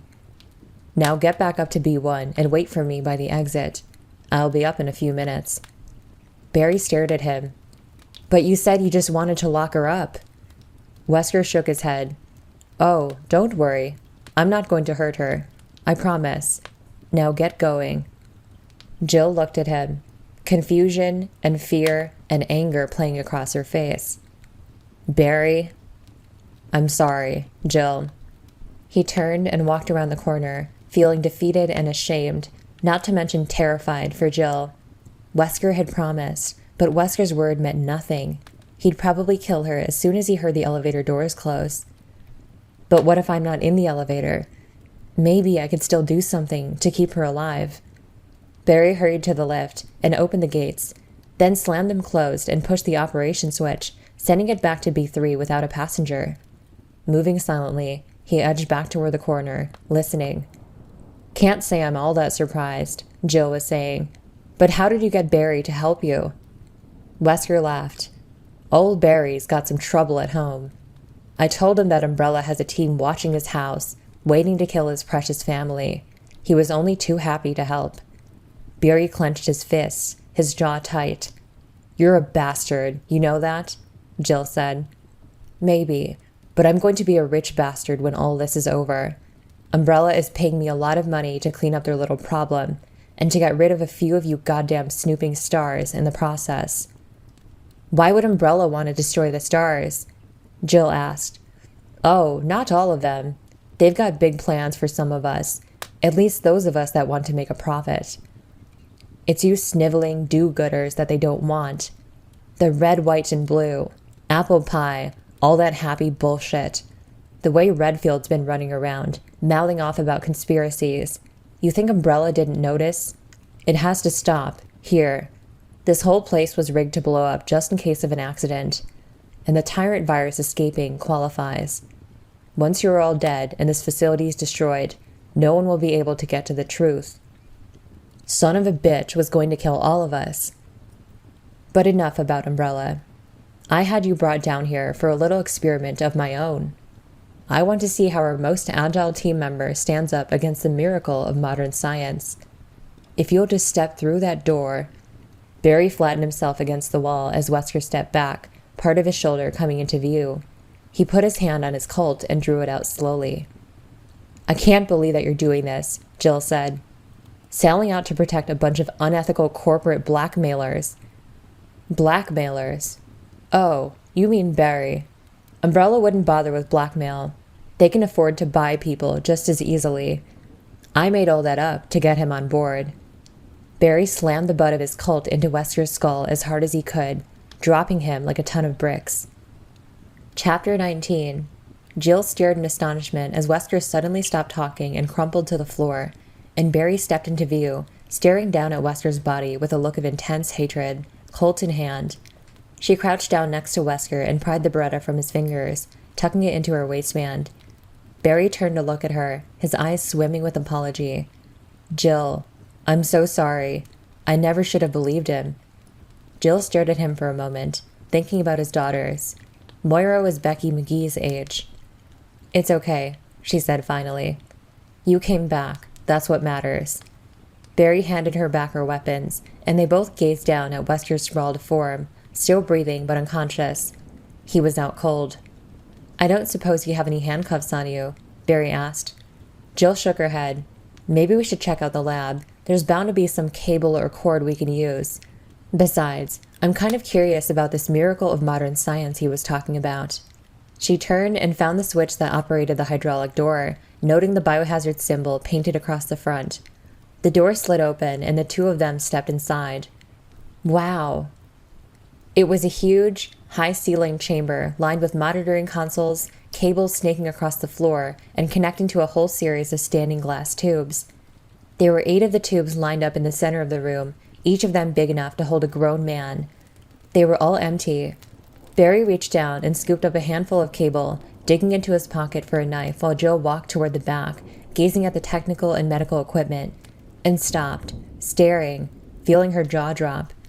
Against the back wall was a much larger tube, at least 8 or 9 feet tall, hooked up to its own computer console, and the thing inside filled it, top to bottom. It was monstrous. "Jill, I got the cable. Barry stopped next to her, his words faltering as he saw the abomination. Silently, they both walked toward it, unable to resist a closer look. It was tall, but proportionally correct, at least through the broad, muscular torso and long legs. Those parts appeared human. One of its arms had been altered into a cluster of massive, dragging claws hanging past its knees, while the other seemed ordinary, if overly large. There was a thick, bloody tumor protruding from where its heart would be, and Jill realized, staring at the bulbous mass, that it was the thing's heart. It was pulsing slowly, expanding and contracting in slow, rhythmic beats. She stopped in front of the tube, awed by the abomination. She could see lines of scar tissue snaking across its limbs, surgical scars. It had no sexual organs, they'd been cut away. She looked up at its face and saw that parts of the flesh there had also been removed. The lips were gone, and it seemed to grin broadly at her through the slice of red tissue of its face, all of its teeth exposed. "Tyrant," Barry said quietly. Jill glanced over at him, saw him frowning down at the computer that was hooked up to the tube by multiple cables. She looked back at the tyrant, feeling nearly overwhelmed by pity and disgust. Whatever it was now, it had once been a man. Umbrella had turned him into a freakish horror. "We can't leave it like this," she said softly, and Barry nodded. She joined him at the console, looking down at the myriad switches and buttons. There had to be a switch that would put an end to its life. It deserved that much. There was a set of 6 red switches in a row along the bottom, and Barry flipped one of them down. Nothing seemed to happen. He glanced at her, and she nodded for him to continue. He used the side of his hand to flip all of them. There was a sudden, dull thump. They both whirled around, saw the tyrant pull back its human hand and hit the glass again. Cracks webbed out from the impact, though the glass had to be several inches thick. "Oh, shit!" Barry grabbed her arm as the creature drew its bleeding knuckles back for another blow. "Run!" They ran, Jill wishing to God that they left it alone, panic welling up from deep inside of her. Barry slammed his hand down on the door control and it slid open as behind them, glass shattered. They stumbled through the door, terrified. Barry hitting the lock, and saw that Wesker was gone. Wesker stumbled toward the power room, his head pounding, his limbs feeling strangely distant and weak. He felt like he was going to throw up. Goddamn Barry. They'd taken his gun. He'd come to as they'd walked into the lab and reeled toward the elevator, cursing them both, cursing Umbrella for creating such a screwed-up mess, cursing himself for not simply killing the stars when he could have. It's not over. I'm still in control. This is my game. The sample case was down in the lab, probably being destroyed right now by one of those idiots. Tyrant, too. That magnificent creature, powerless without the adrenaline injections, dead. They'd shoot him in his sleeping heart. He'd die without ever tasting battle. Wesker reached the door to the room and leaned against it, struggling to catch his breath. Blood dribbled out of his ears and he shook his head, trying to clear it of the strange fog that had settled into his brain. He didn't have the tissue samples, but he could still complete his mission. It was important, very important, that he complete his mission. It was about control, and control was his game. Triggering system. Watch out for monkeys. The MA2s. He had to be careful. Wesker opened the door and pitched forward, the ground seeming too far away and then too close. The machines were hissing at him, whining and hissing in the hot, oily air. His hand found the railing and he pulled himself toward the back of the room, trying to hurry but finding that his legs weren't interested. A claw shot down from above and tore into his scalp, yanking away a clump of hair. He felt warm liquid trickle down the back of his neck and stumbled on, the pain in his head sharper now. Took my gun. Stupid, stupid assholes took my gun. He reached the door and had just managed to get it open when something heavy landed on his back, knocking him into the next room. He fell on the cold metal floor, and a terrible shriek sounded in his ear. Thick talons punctured the skin on his back, and Wesker slapped at it, at the grinning, screaming thing that was trying to kill him. He hit the creature as hard as he could, shoving the heel of his hand into its throat. It leaped away, landing on the mesh wall and clambering back up to the ceiling. Wesker pulled himself up and stumbled on, fresh waves of pain and nausea washing over him. The air was too hot, the turbines loud and relentless in their spinning, throbbing frenzy. But he could see the door to the back now. the door that led to the completion of his mission. All of his stars, dead, blown into orbit while I escape, fly away a rich man. He flung the door open and made his way toward the small, glowing screen in the back corner. It was quieter here, cooler. The massive machines that filled the chamber hummed softly at him, their purpose quite different than that of the ones outside. These are the machines that wanted to help him regain his control. The noise of the open door behind him seemed far away as he reached the glowing screen, his fingers numb as they touched the keyboard beneath. He found the keys he needed, the code spilling out across the monitor in soft green after only a few mistakes. A sexy, quiet voice informed him that the countdown would begin in 30 seconds. Dizzy, he tried to remember the setting for the timer. The system would trigger automatically in 5 minutes, but he had to reset it, give himself time to get reoriented and make his way to the outside. Behind him, something screamed. Wesker whirled around, confused, and saw 4 of the mesh monkeys running at him, lashing out with long, curved hands as they reached him. Terrible pain shot up through his legs, and he fell, crashing to the hard steel floor. This can't happen. One of the creatures jumped onto his chest, and suddenly Wesker couldn't breathe, couldn't even raise his weak arms to push it away. Another tore into his left leg, ripping away a thick chunk of flesh with its hooked claw. The third and fourth screamed in savage glee, dancing around him like dark, vicious children, lifting their claws as they pranced on squat legs. Somehow, there was blood in his eyes, and the world was spinning away, screams and hisses and incredible, searing heat blurring his vision, his mind. Tyrant has come. Wesker could feel it, could feel the presence of something vast and powerful touching him. Grinning through the pain, he searched for it through the red haze of his failing vision, wanting more than anything to see it slaughter his attackers in a glory of perfect motion. But he could only make out the immense shadow that seemed to flood over him, through him, could only imagine that the powerful, magnificent warrior was reaching down to lift him from his torment. I control, let me see. Darkness stole his hopes away, and Wesker thought no more. S.T.A.R.S Alpha Team, bravo, anybody. If you can't answer, try to signal. I'm running out of fuel. Do you read? This is Brad. Repeat, S.T.A.R.S Alpha Team. Rebecca hit the button, talking fast. Brad, there's a heliport at the Spencer estate. You have to get to the heliport. Brad, come in.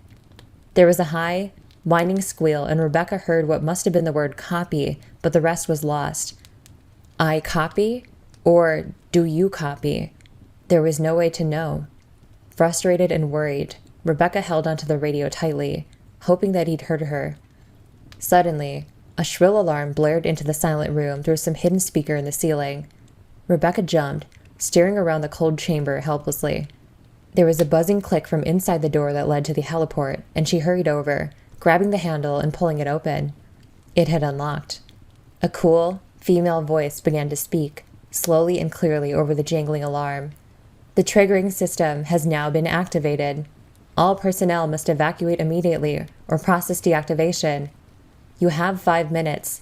The triggering system has now been activated. As the recorded message repeated, Rebecca stood in the open doorway and watched the open ladder shaft, her blood racing, waiting to see Chris emerge from the levels below. He'd only been gone a few minutes, but their time had just run out. Chapter 20. Jill and Barry ran from the elevator back toward the main hall of B3, the cool voice informing them that they had 4.5 minutes.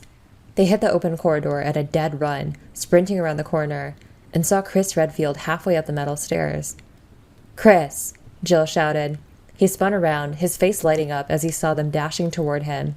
Hurry! He shouted. There's a heliport on B1. Thank God! Chris waited until they reached the base of the stairs and then ran ahead, rushing around the walkway and holding open the door that led to the ladder. Jill and Barry made it to the top and sped through, the computer telling them that they had 4 minutes, 15 seconds to get away. Barry went up the ladder first, and Jill followed, Chris right behind. They piled out into B1. Jill saw that Rebecca Chambers was standing at the emergency exit, her youthful face tight with anxiety. Chris hustled her through the door, and the 4 of them ran through a winding concrete hall, Jill praying silently that they'd have time to clear the estate. I hope you burn here, Wesker. There was a large elevator at the end of the corridor, and Barry slammed the gate open, holding it as they rushed inside. He jumped in after them. They had 4 minutes even. The elevator seemed to crawl upward, and Jill looked at her watch, heart pounding as the seconds ticked past. Not gonna make it. We'll never make it. The lift hummed to a stop, and Chris yanked the gate open, the cool air of early morning sweeping over them, and the sweet, wondrous sound of a helicopter overhead, circling. "He heard me," Rebecca shouted, and Jill grinned, feeling a sudden wave of affection for the rookie. The helicopter port was huge, the wide, flat space surrounded by high walls, a circle of yellow paint on the asphalt showing Brad where to set down. Barry and Chris both waved their arms frantically, signaling the pilot to hurry as Jill looked at her watch again. A little over 3.5 minutes remained. More than enough time. Crash! Jill rolled around, saw chunks of concrete and tar fly into the air and rain down over the northwest corner of the landing pad. A giant claw stretched up from the hole, fell across the jagged lip, and the pale, hulking tyrant leaped out onto the heliport, rose smoothly from its agile crouch, and started toward them. What the hell is that? It had to be 8 feet tall, parts of its giant body mutilated and deformed, its grinning face focusing on them even as it stood up. It moved toward them at a slow walk, the massive claw of its left arm flexing. No time. Brad can't land. Chris targeted the dark, tumorous thing on its chest and fired, pulling the trigger 5 times in rapid succession, 3 of the rounds finding their mark. The other 2 were within an inch of the pulsing redness, and the creature didn't even slow down. "Scatter!" Barry yelled. The stars split, Jill pulling Rebecca to the farthest corner from the towering monster, Chris sprinting toward the southern wall. Barry stood his ground, pointing his Colt at the approaching beast. 3 .357 rounds slammed into its belly, the thundering shots echoing against the high concrete walls.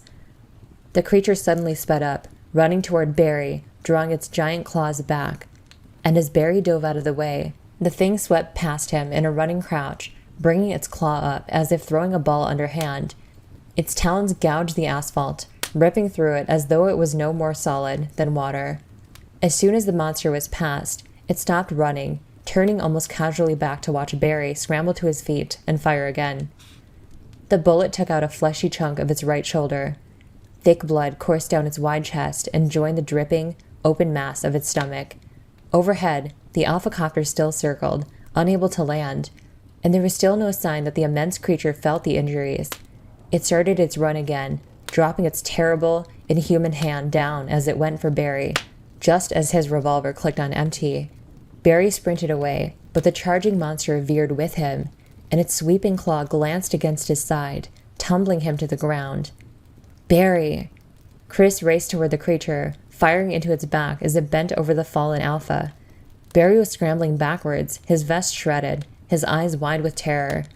And it must have felt the sting of the bullets because it turned, fixing its emotionless stare on Chris.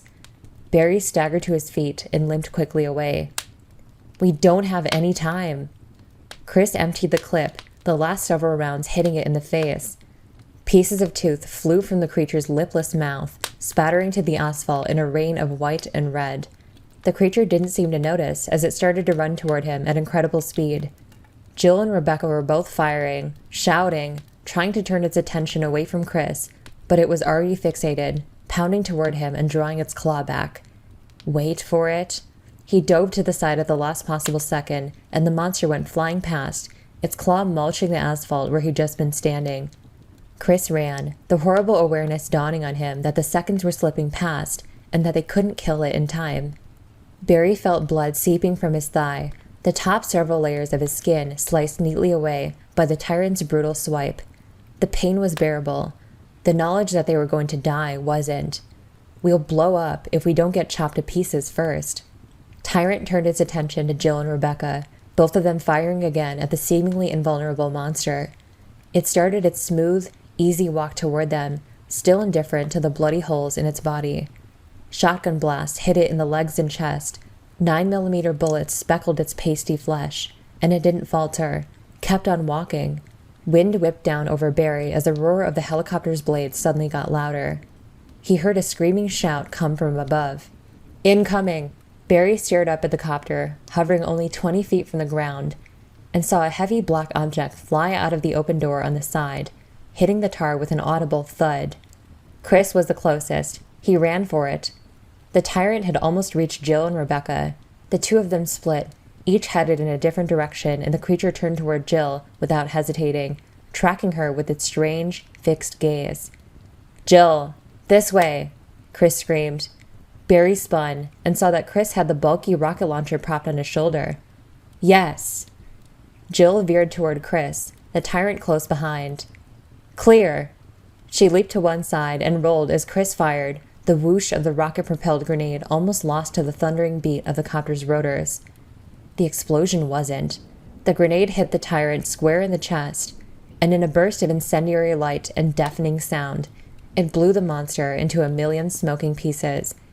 Even as tattered shreds of flesh and bone hailed down over them, Brad lowered the copter back toward the ground, and the 4 stars ran for it. The rails hadn't touched yet as Jill dove into the open cabin, Chris and Rebecca and Barry all throwing themselves in after her.